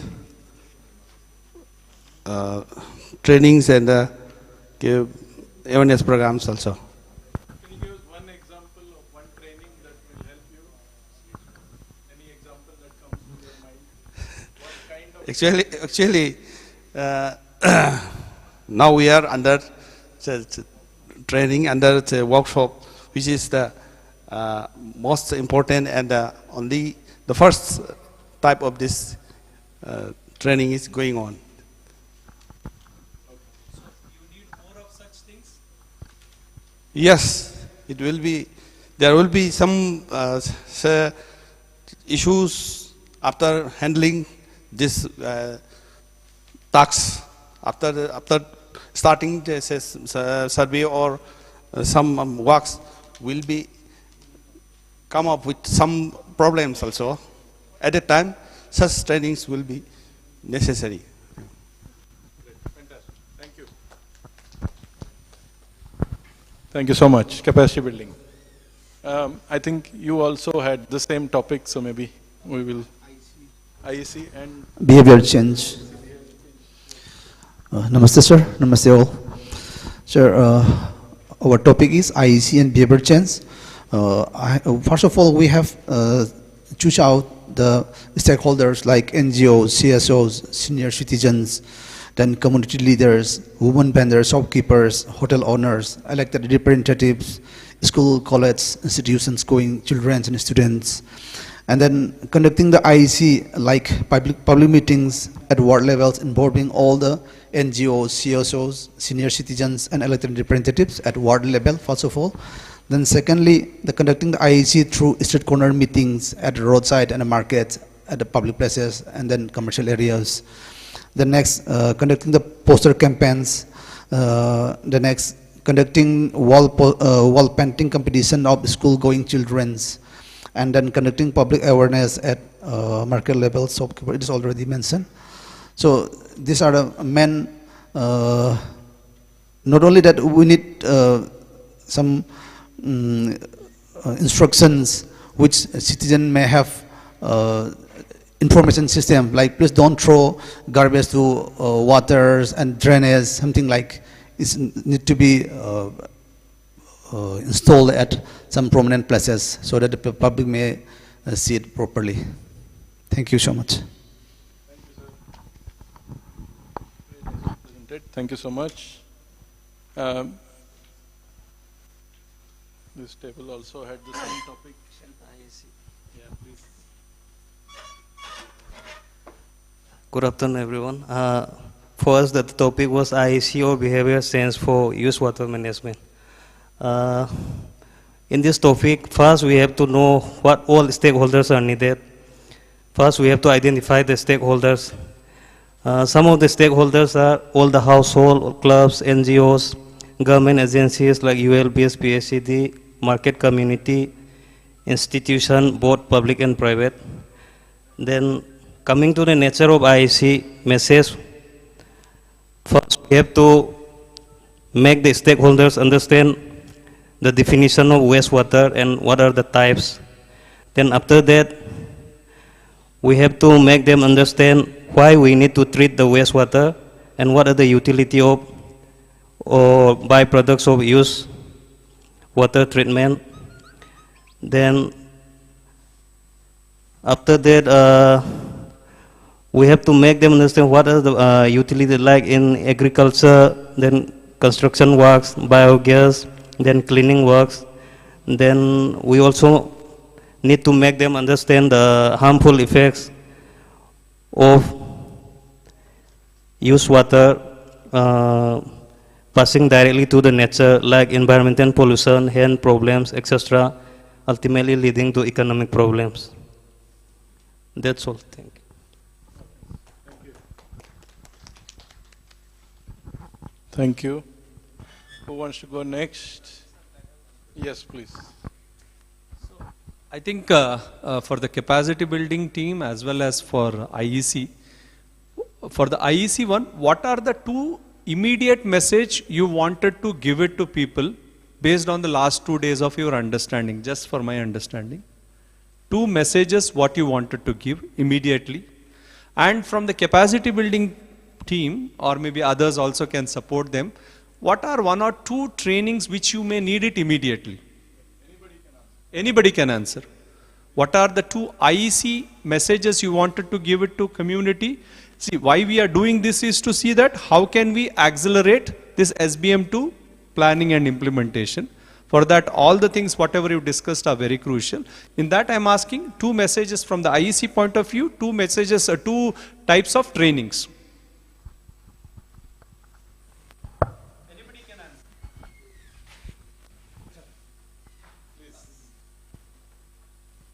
First of all, we just want to highlight the harmful effects of the use water. And the secondly, as a remedy solution, we should try to let them know the utility of the use water of the treatment. The 2 messages, benefits. These 2 messages I just want to give. Fantastic. Thank you. Anybody else? Yes, please. Sir, immediate information to be shared to the public is while they were preparing their their toilets, they need to be septic tank is required. So proper septic tank with toilets. I'll just sit. Regarding IEC material, I would like to say that all the toilets should have soak pits. That it should be widely published. And secondly, regarding capacity building, I would like our sanitary staffs to have training on handholding of training on this one, handling this waste material. Yeah, sanitary waste especially. One thing, sir, here we have a habit that we don't have much, what to say, like this one, the frequency of desludging. Like people tend to, this one, they will dislodge their septic tank only when the septic tank is almost full. So in the, in the workshop that we joined here, we got to know that the frequency of desludging their septic tank is very much important. So we would like to, inculcate the habit of desludging the septic tanks regularly to the public also. Thank you. Sir, here I'd like to add one perspective, one thing we will really like right now. Yesterday I addressed the elephant in the room. Today I'm going to address the superheroes. Most of the ULBs don't have any staffs, as that I had mentioned yesterday. So, as we are in the process of preparing DPR, I think it will be good if we, this workshop is more or less like an eye-opener for us.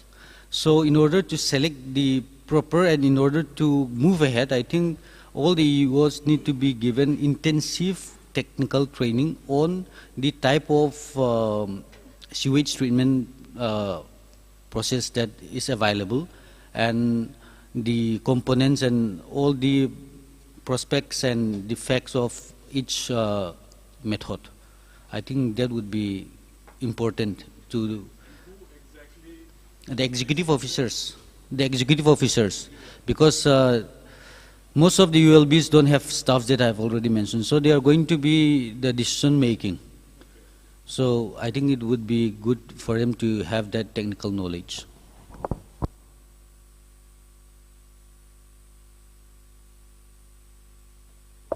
Sir, there are 26 ULBs excluding IMC, and out of that only 8 ULBs have engineering staffs. The rest don't have any engineering staffs.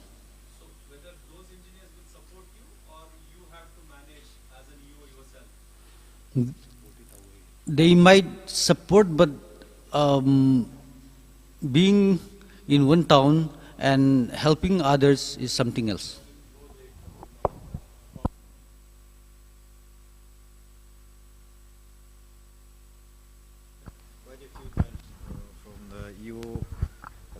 I'll clarify one thing, that it's not good to paint things in a different direction when it is not. One thing is that this staff shortage is not because the state government is not doing anything. That recruitment process was started few years back, but there were some court cases going on regarding the process of recruitment by some urban local bodies elected representative. So there the process got stuck. So we are still in the process of completing the recruitment process that has been initiated. So this is a temporary scenario that we are seeing. It doesn't mean that it will remain like this forever. So it's just a temporary issue, not a permanent feature or permanent problem. Regarding the present manpower and how the ULBs are managing, I would like to mention one thing, that the engineers, say in some of the ULBs where there is a bigger population size, there we are having executive engineers, and in some of the ULBs, one SO or assistant engineer is also doing the work under the supervision of that executive engineer who is from a different ULB, because that executive engineer is taking additional charge of other ULBs. So work allocation is being is being arranged as per the available manpower. So there are some issues of requirement of additional manpower, that we are not denying that. But recruitment process we will complete, and we are trying to complete it very soon, so that things doesn't suffer. So with the present manpower, we can't stop the work. We can't take any excuse that we can't do anything. See, one thing I'll tell you, when it's my personal experience. When I was posted in a newly created district as district collector, deputy commissioner, there were very few staffs. Even I was not having, I don't want to go into detail of it, but I was having very, very less number of staffs, very few. But I can't say that, I'm not going to do anything. I'll shut my office and I will relax. I can't say like that. So I did my job. Later on, government started filling up the vacant posts. So here also, when it comes to use water management, it is a new start. See, 1 year back, 2 years back, when this use water management component was not, mentioned in the Swachh Bharat mission, we were not aware of this use water management concept. So when the things are started initially, there will be hiccups, there will be pitfalls, there will be, circumstances where we feel like, we are going nowhere. But that doesn't mean that we are not putting any effort. It doesn't mean that we won't achieve our goal. So limitations are there, issues are there. But on other hand, there is an advantage. The advantage, we have ULBs which are having very less population. This is one advantage. So we have our own plus minus. We have our own, good points, bad points, but that doesn't mean that we are not going to work. We are going to work. That intensive workshop or training can be provided, and WAS team and other experts are here to fill up that gap. They also know, the experts in these fields are very few, and the experts that are sitting in this room today, they are one of those, they are those few counted experts in the country who is working in this field relentlessly and with full dedication. So this workshop will continue. It is just a start, and in case, since the number of ULBs are not too many, 26, 27 ULB is not a big number, so we can manage. We can manage. It can be done at cluster level or individually ULB level in case if it is required. But whatever we have learned here, you please do a kind of analysis and then revisiting the things that has been already spoken and discussed. And in case if you have doubts, you can also personally get in touch with the experts on one-on-one basis, through email, through video conference. They're available. On weekends, you are not going to office. You can just have a kind of video conference and get your things cleared. So there are many options in today's world to get connected, not just the physical presence. So we will explore all the options, and we'll continue workshops from time to time. And if anybody wants to get individually connected, you can exchange the number, email address, or have video conference on weekends. Everything is welcome. And they are very supportive. And I'm also learning in the process. You are also learning in the process. So while you are learning, you have the liberty to ask anything under the sun with, regarding the matter, regarding the topic that you are handling. See, we are not experts. That's why experts are here to guide us. So they will guide us, and let's see, and let's hope that we get success in this mission, and water plus goal is achieved. Let's try to, make it happen. Thank you. Thank you, sir. And just to add to what sir said, we are all on a WhatsApp group together, and WhatsApp is, very powerful medium. So you know how to reach us at any time. Please feel free to reach out to us. All of us are there to support you. Yeah.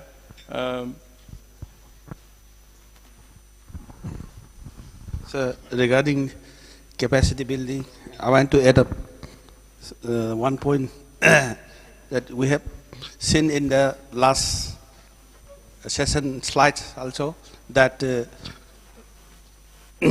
basis of the opening of the septic tanks are very difficult in some areas. So one slide was from, I think, also from Bangalore. It was just in front of the door. So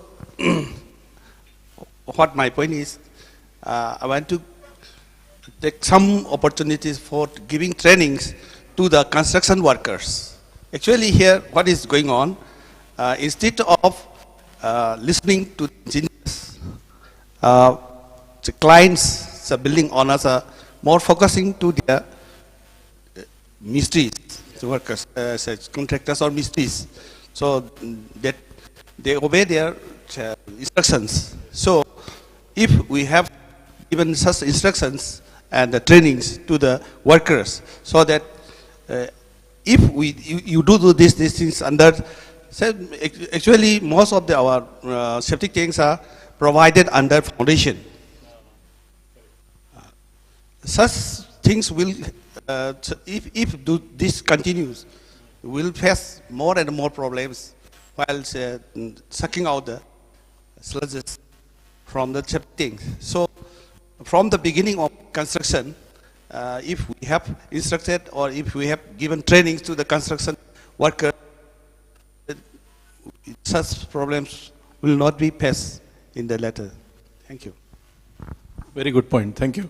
Actually, some of the states are now thinking about putting regulations where when you go for permission for your new house to the town planning authority, when you go with your plan, I want to build this house, and go to the municipality for permission, at that point they want to check if you have the proper septic tank, if you have, the design is correct, and then once constructed, then the municipality makes a visit to make sure that it is actually constructed as per what was in the drawing. So this process, it's a tedious process, it requires a lot of follow-up, but it's a good process to have. Like state like Andhra Pradesh has made it automated, so you can submit the drawing into portal, drawing will be read by computer itself and it will approve, so that the standards are fed into that software. So we can work with Andhra and the software in Manipur also. That should not be so difficult between states to take help from each other. Those kinds of things can be done. But very good point, sir. Thank you. So now, 2 tables are left. Who wants to go first? Maybe you guys start. We were given the topic about institutional arrangement. Right. So in the implementation of the project itself, going by the first step of carrying out a baseline survey, we have an option of either the survey being conducted by the urban local body itself. In that, I would like to sort of discuss the strength and weakness. In this strength, we might say that we have been implementing schemes, the flagship schemes like Swachh Bharat Mission, individual household latrines. So we have the data with us, what kind of toilets, and how much of the toilets are there. So that would be very helpful in the baseline survey, and through State Finance Commission or the Central Finance Commission, we are also implementing a lot of work programs, including construction of stormwater drains. So that kind of data would be quite helpful. However, the major hurdle would be in terms of the technicality of doing the baseline survey. Like for instance, when we were supposed to look at the speed or flow of a drain, and ma'am have already suggested about a simple technique like a bowl flow, like that. However, when we go we go deeper in terms of let's say identifying the content of the sewerage or the septage, that would not be quite possible for at the ULB level. So perhaps outsourcing to a consultant or an expert would be the best option for us. Expert work should be given to the experts in a way, so they are professionals, so they would have, with their vast experience, it would be quite easier for them. We would be there, but the local body would be there to lend support in terms of whatever data, basic data which is available for us. Likewise, even the gap analysis would be like maybe perhaps outsourced. Even the DPR preparation would have to be outsourced, because the urban local bodies do not as such have the technicality or the technical expertise to frame it, let's say, a term of reference. Like when you are preparing the DPR, of course there we will be submitting this CSAP, and also certain set of criteria are there which we understand at a very basic level.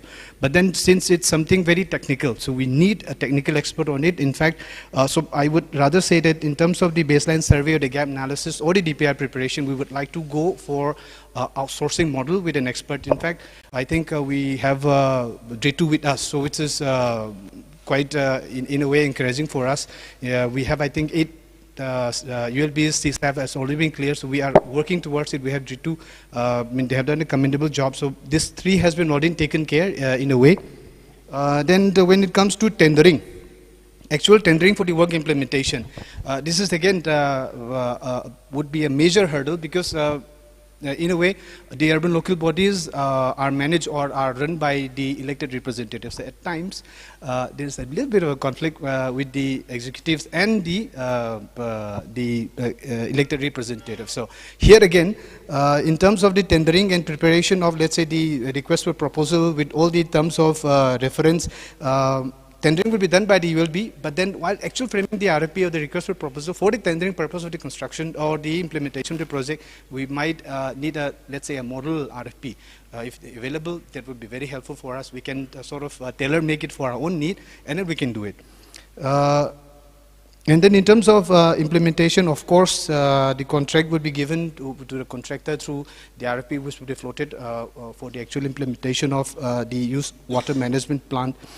And monitoring would be there done by the urban local body, and wherein the director would also come into play in terms of implementation, perhaps through facilitating the smooth fund flow available to the municipality. And if we have a project management unit at our directorate level, they would also come inspect, not just about monitoring by the ULB, but they themselves would also come and see that quality work has been being done. So all the aspects of the actual RFP which has been floated in the term of reference, what needs to be done, all the specifications should be met. There has to be with the ULB, and then the overall oversight or overall the seeing by the director or the PMU would be quite helpful. That's what I understand. And last would come about the handing over of the particular setup. We can go in the two-way option. First, perhaps those ULBs who have staff, proper training, like we have the capacity building training, we have already inquired about what sort of training is required. So perhaps those people who would be actually managing after handing over of that project, after the completion of the project, those staff needs to be trained. So that is one factor.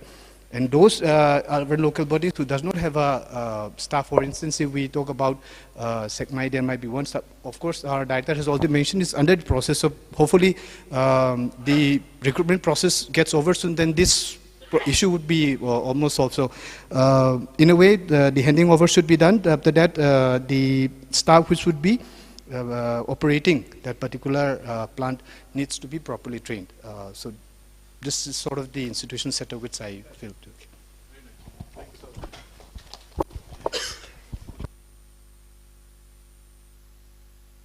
One or two things that would be helpful to learn from other states when they went through this process. For example, Maharashtra, when they went through this, or Tamil Nadu, they built a lot of infrastructure. They also had one layer of quality assurance and quality control during construction, which they had a third party. So ULB is the client, contractor is the implementing agency, then they had a third party who was giving reports on the quality of execution. So something for you to consider, think about, it helps. Please, so.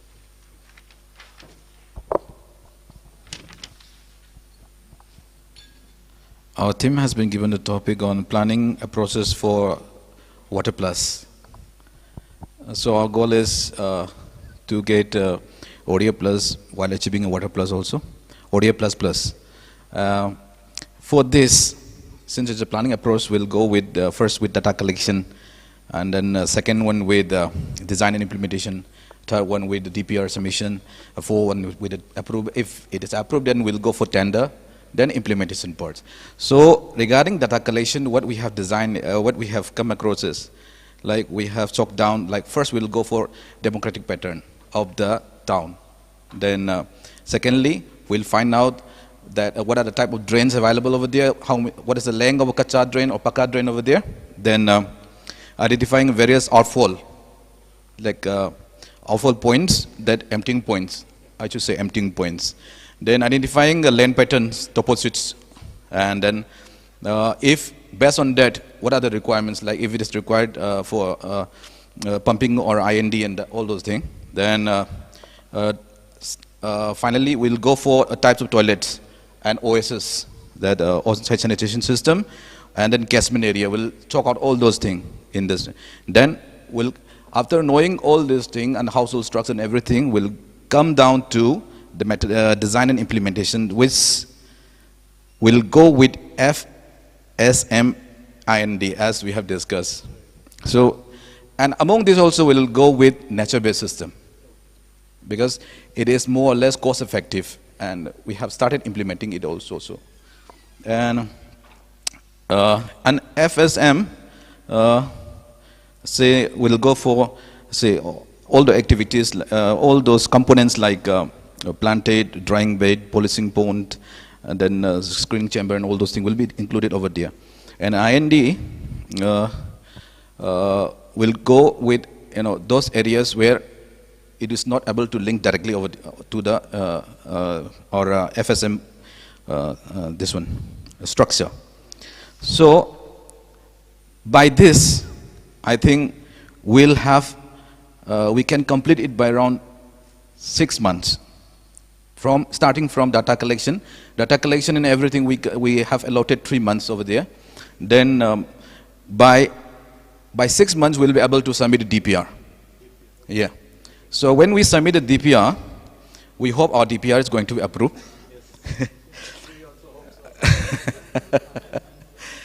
And since with this great hope, we have come to the tender.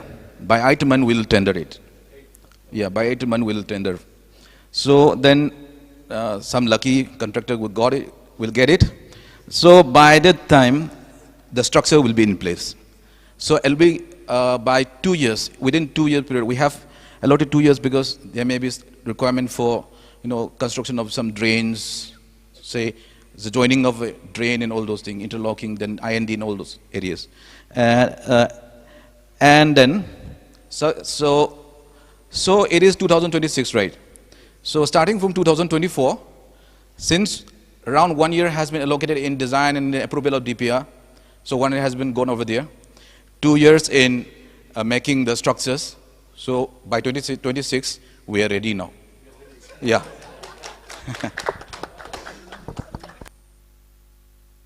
Thank you so much.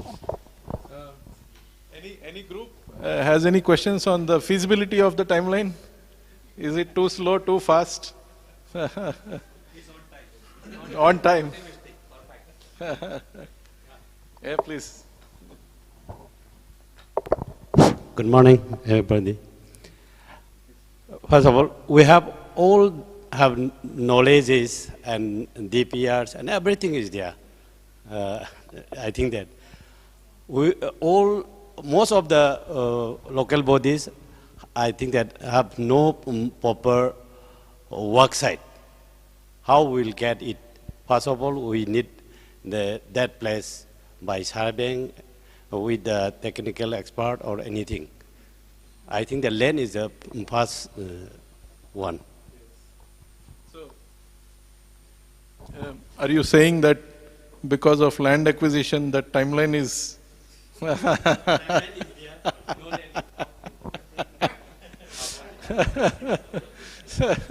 I think he said 8 months DPR complete, then 2 years for implementation.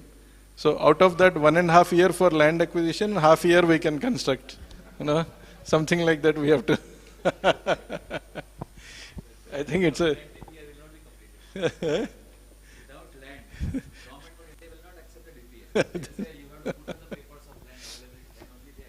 Yes, that's also true.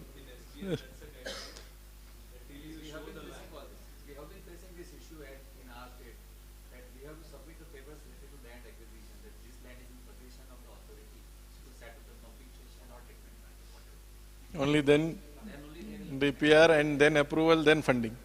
So, yeah, land acquisition is a challenge. Thank you for pointing that out.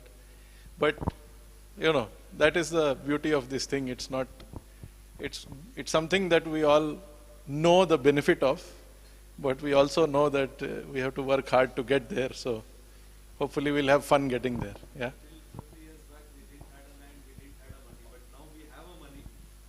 So hopefully we'll also get the land. Yeah. But yeah, thank you all so very much for participating again very enthusiastically in doing the exercise. We will take those sheets from you. It will help us, give feedback to Robert sir also in our own planning for the next workshops. Yeah, we close this session here. Thank you all so very much. Please, one round of applause for yourself, all of you. Nice. Very nice work done. Thank you.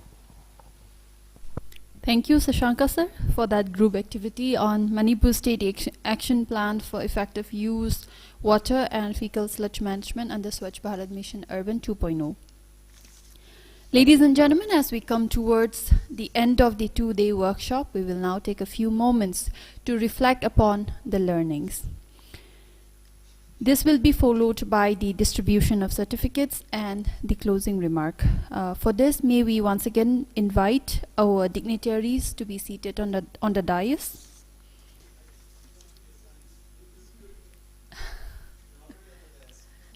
We also have distribution of certificates. I think that needs photo coverage. Okay, all right then. So, may we now invite Shri Tarnajit Okram, Swachh Bharat Mission expert, Muda, to kindly present the feedback for the past 2 days. Thank you. Respected Mission Director Sir, Deputy Secretary Muda Madam, Advisor WASH Institute, Technical Advisor WASH Institute, Madam from CDD, and delegates from Urban Local Body. We thank you to all of you for coming and attending this workshop, and especially I would like to extend gratitude to WASH Institute and CDD. The WASH Institute has been helping us a lot since we started designing our CSAP. There's a WASH team in CPHO. So through the medium of this video conference, as I have shared a link to the CPHO team also, especially Ashish, Praveen sir also here, Praveen Chaturi from Ministry, from WASH Institute sitting out there in Nirman Bhavan. They have been helping us a lot. To be quite honest, without their support, it would have been extremely difficult for us, for a CSAP to get approved. With the grace of the God, 8 towns the CSAP for 8 towns have been already completed. The SLTC has given the approval, and the same has been approved in a 7 NARC. Now before we wind up, I want to add a little bit Sir Devang sir also has said about the land. When we actually started preparing the CSAP, I think everyone was, sir was there, and when we visited CPHO team, and when we actually tell them about our issues, officials from CPHO ask us one question. So they ask, like, what are the problem that you actually face in Manipur when you try to design a technology for use water management? Then we pointed out 4 or 5 points. The first point that we informed them is about the land issue. We told them that there are no land, so there will be a problem while designing the, the use water plant, because the site, the land that we select should be, it should have a proper gradient. Otherwise, we have to design a pumping station. So there will be issues in availability of the fund, etc. So the official told us that when you talk about land, you cannot say that land is a problem specific to Manipur. You go anywhere in the country, whether you go to Nagaland, you go to Karnataka, you go to Maharashtra, everywhere there's a problem with the land. Moreover, when you try to purchase or procure a land for waste management, trust me, you will never get a land. Because nobody wants to set up a waste management facility in his or her neighbor, because the entire garbage is going to be dumped into that. Having said this, since it is a scheme that the parliamentary cabinet has given the approval, you have to sort it out at your own level. But yes, we agree that land is a national issue, but not a state issue. You go anywhere in the country, there will be a problem with the land. So with this few words, I thank you again for coming over here. Probably this is the, not probably, I think this is the first workshop that we are organizing in the state after the COVID pandemic. Before that, we had a workshop for Sludge Survection, but this is the first workshop that we are organizing after the pandemic. And Madam Chetna will be distributing a feedback form. I request every one of you to please kindly fill up the feedback form, and you can rate any issues, or you can comment on how we have actually organized it. Thank you so much. Thank you, Shri Tarnajit Okram, for that feedback. As Sir Tarnajit mentioned, we will be distributing feedback forms to everyone, to all our participants. Kindly filled in your honest feedback, what went well, what needs improvement, and other feedback that you can provide about the workshop. We will give 5 minutes to all our participants to fill in the feedback form. Once you finish filling in your feedback, kindly submit it to Chetna.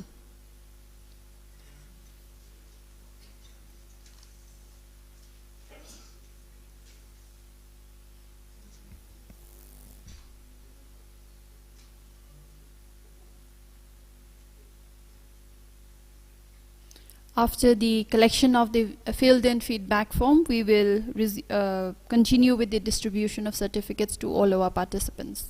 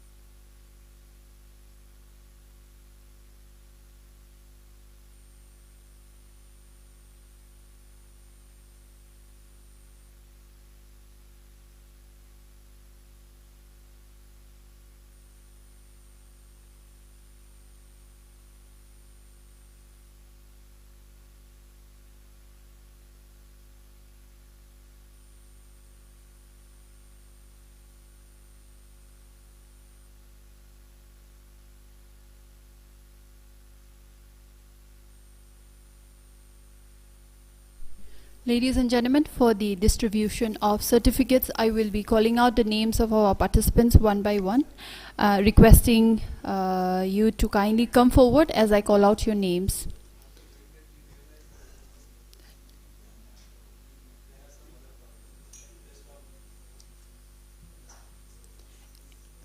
As we are almost done collecting the filled-in feedback form, we will begin the distribution of certificates. Firstly, may we request Shri Robert Singh Khetrimayo, Mission Director, Swachh Bharat Mission Urban, to kindly hand over the certificates to our participants. Our participants, Mr. Salvador T. Baite, kindly come forward.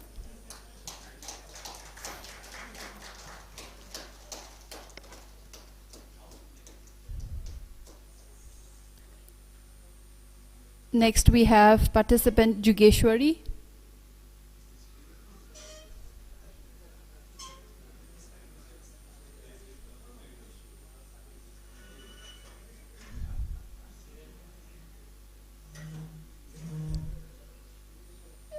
Jugeshwar, sorry. Mr. Jugeshwar.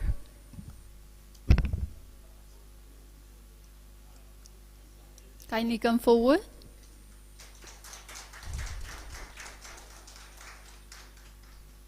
Mr. Kellen Singh.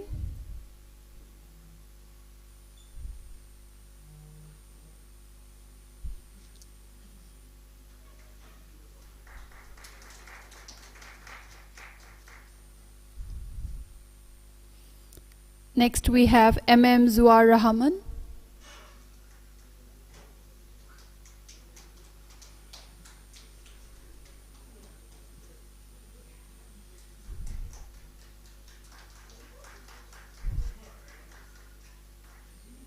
Next we have Awungshi Fungray.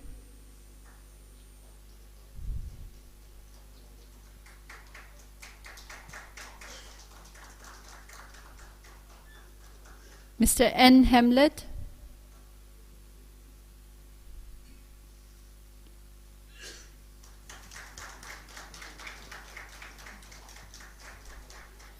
Thank you, Robert sir. May we now invite or request Srimati Laishram Jayarani, Deputy Secretary Muda, to kindly hand over the certificates to our participants. Mr. Pradeep Kumar Singh.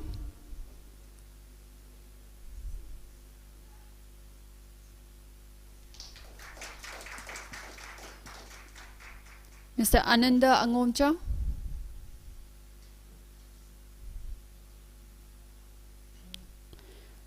Mr. O. Premjit Singh.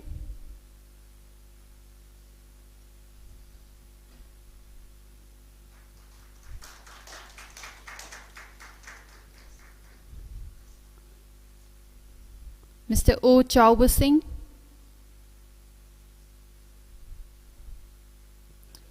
Mr. Tunglut Khaminthang.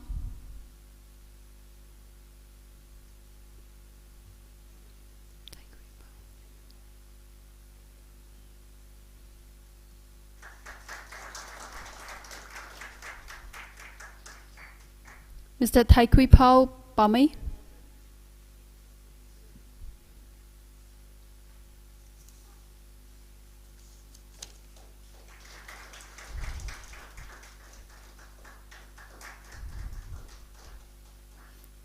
Thank you. Thank you, Ms. Laishram Jayarani. May we now request Shri Rajesh Pai, Technical Advisor, Wash Institute, to kindly hand over the certificates. Our participants, Mr. Ningtamba Maitai.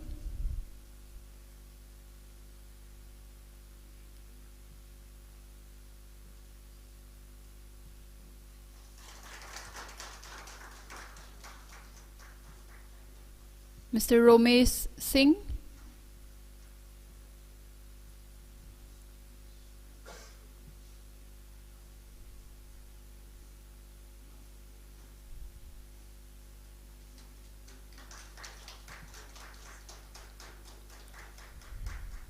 Saigoulung Haukip.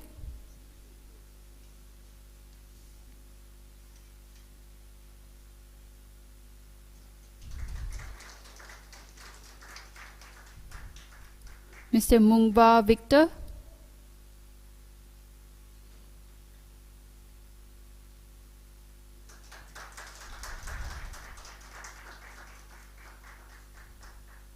Y. Peter Singh.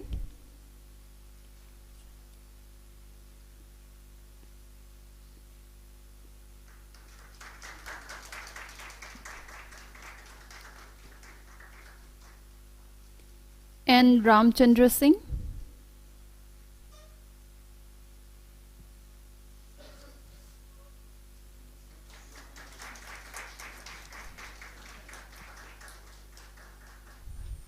Thank you, Shri Rajesh Pai, for that distribution of certificates. May we now request Shri Shashanka Velidanda to kindly distribute the certificates to our participants.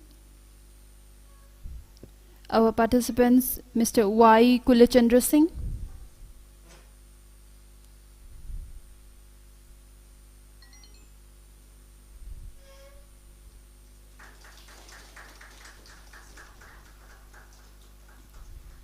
N. Anita Devi.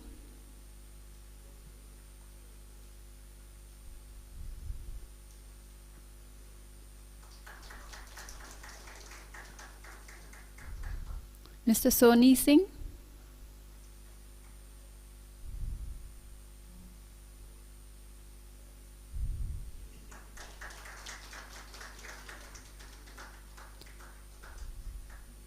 Mr. Surjit Singh.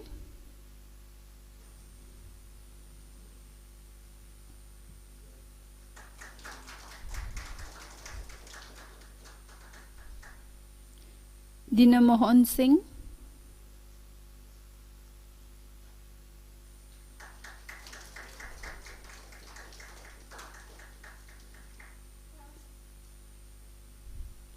Mr. Rabindra Singh.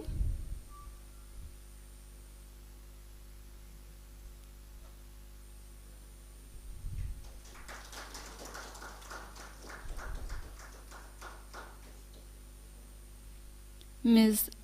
Juliana.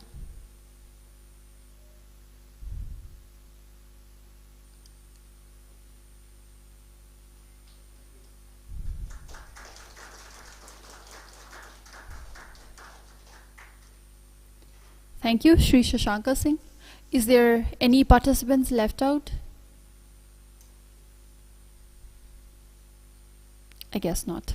Thank you for that graceful distribution of certificates.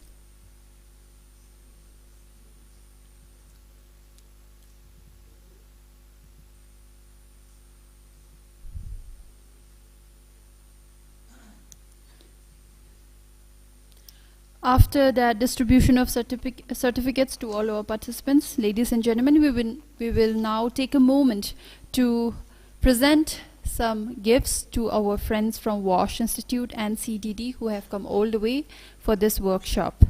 Requesting Sri Robert Singh Khetrimayum to kindly hand over the gifts to our friends from WASH Institute and CDD. First to Mr. Rajesh Pai.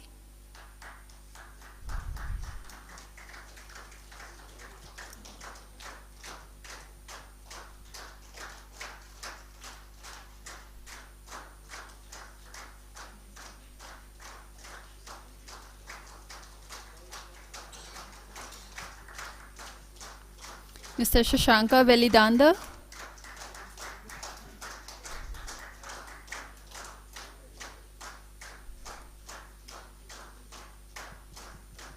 Mr. Devang Shah.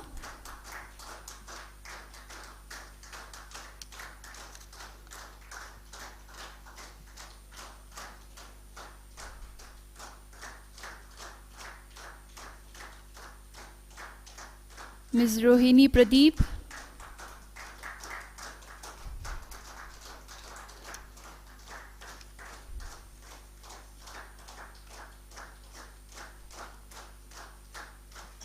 Mr. Praveen Nagaraja.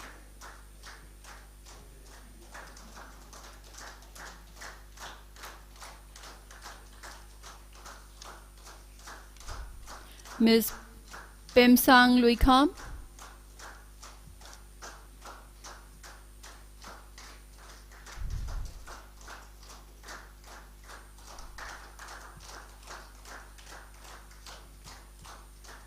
Mr. Nitin Gupta.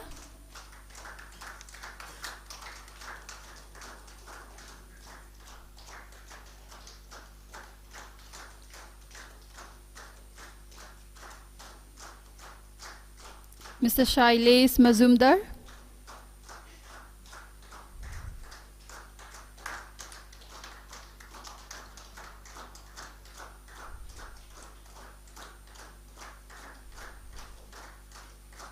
And Ms. Chetna Singh.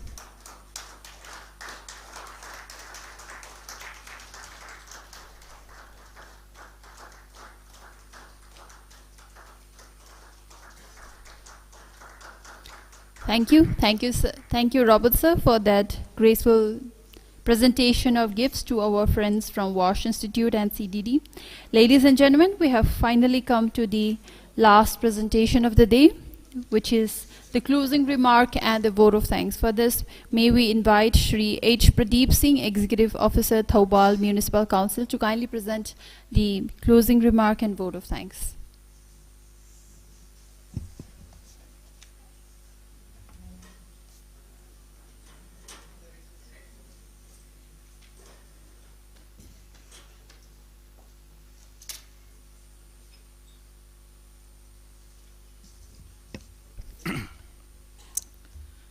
So, good evening, everyone. Time has come to an end for this wonderful journey of 2 days state-level capacity building workshop on used water, wastewater, and fecal sludge management under SBM 2.0 for Manipur. In this workshop, efforts have been made to screw the unscrew bolt, to tighten the loose bolt, and to loosen the tightened bolts, to give a proper oil to our knowledge engine so that the pipeline programs on wastewater and fecal sludge management in 26 ULBs of Manipur as a part of SBM 2.0 is carried forward. As an ardent lover of history, I was always fascinated by the fact that some 4,500 to 3,500 years before, say between 2,500 BC to 1,500 BC, there was once a flourishing civilization in the present-day Northwest India and Pakistan, popularly known as the Indus Valley Civilization. The cities were known for their urban planning. Special fascination to me were their toilets, bathroom, and underground sewage networks, which were interconnected and well lit. Salute to the engineers and administrators of those times.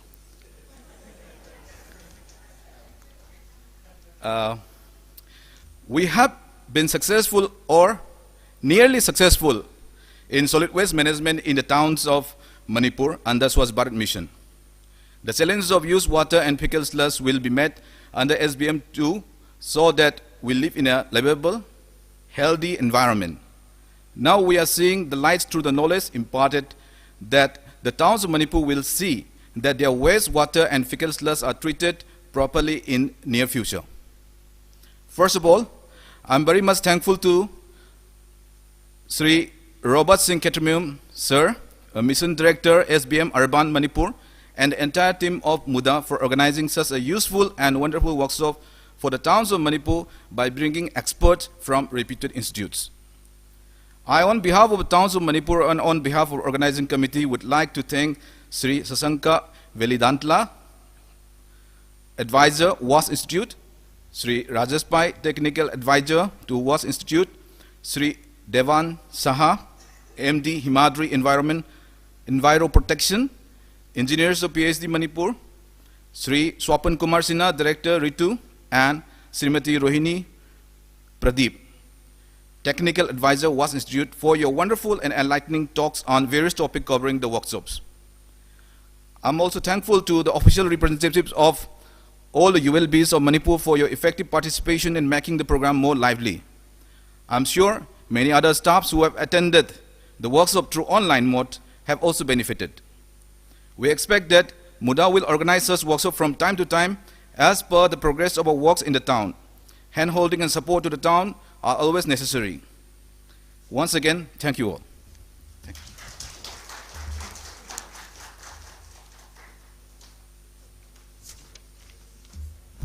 We thank Shri H. Pradeep Singh, Executive Officer, Thoubal Municipal Council, for that closing remark and vote of thanks.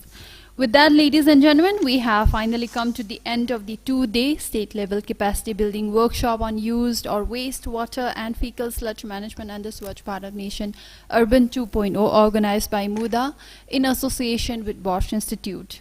We once again thank our resource persons from Bosch Institute and CDD, officials from various ULBs, our technical team and everyone who contributed in making this workshop a grand success. Thank you all and enjoy the rest of the day. Thank you. Just I also wanted to say something on behalf of Bosch Institute. We sincerely want to thank you, the mission director, Robert sir, because the discussion started in November and then he was really enthusiastic and say that such workshop also should happen in my state because we are really pushing this SBM to and wants to do with all the perfection and within the time period. So he had said at that time, then I think from our office also we agreed that we will support, and without him, without his request, this would have not happened. Thank you very much sir for giving us this opportunity. And yeah, you as well as Madam and Taranjit ji, thank you very much. And other than that, all the team, all the executive officer, engineers from different towns and different departments, thank you also very much for listening to us actually, because as Sasanka said that our job is only to go and convey different experiences, expertise from different places, whatever they have done. Sir was also saying you go to so many places now, you have so much of knowledge. So it's basically we also enjoy doing this because it's not only we are sharing the knowledge, but at the same time we are also learning from you, because that actually keeps us motivated. Or else the same thing doing in all the places. India is so big and so much of a demand for such trainings. These are the little things actually which really motivates us to do such trainings. Thank you very much, and really looking forward to have many more trainings like this, because the end goal is water plus. So I think always I say that if not now, never, because all these years we said, as rightly said in Sasanka in the opening remarks, that we always have waited and taken an excuse that we don't have a money, we don't have an interest, there is no national interest and all. But now actually it's been put officially, money has also been allocated, there is a mandate given also for each town and state to do this. I think that's the reason, let's all try to do this, as rightly said by sir, actually let's make this place livable and healthy actually, because at the end that's what all the citizens wanted, and if not we do it, nobody else can do it, correct na? Because we all have a responsibility to do this, and I sincerely hope that you will all take this forward from here. And this is not the this is not only the beginning. I think from here we start now, and we take this further. And at any point of time, if you need any kind of a support, please do not hesitate to call us or request us through sir or through Taranjit ji, madam, or directly to us also. We are happy to do, to an extent possible, we will help you to take this journey forward. Thank you once again. And also wants to thank you my team, Chetna, Praveen, Nitin, all and the donors, exactly, USAID, they are the one who has supported us now to do this, because without them this would have been not possible. And the team also have taken lots of efforts to bring us all here actually. We are just coming only for the day and doing it. Somebody was saying that conducting the training is not a big deal, but the event management is one of the biggest issue actually. So they have done it so nicely, on time, everything. So thank you very much for them. And the last part is again Devang Bhai, actually he has come from Ahmedabad to talk about the centralized system. He not only is talking here, he visited also some of the towns and also have been already there to see what's happening there, how he can support and all. So thank you Devang Bhai. And Rohini, she's from CDD Society. As I said,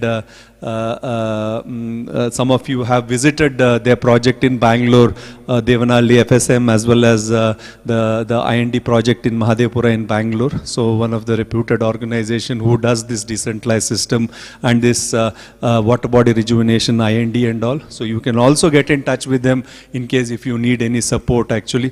Thank you Rohini to take your time from your busy schedule. I know that you are also very busy.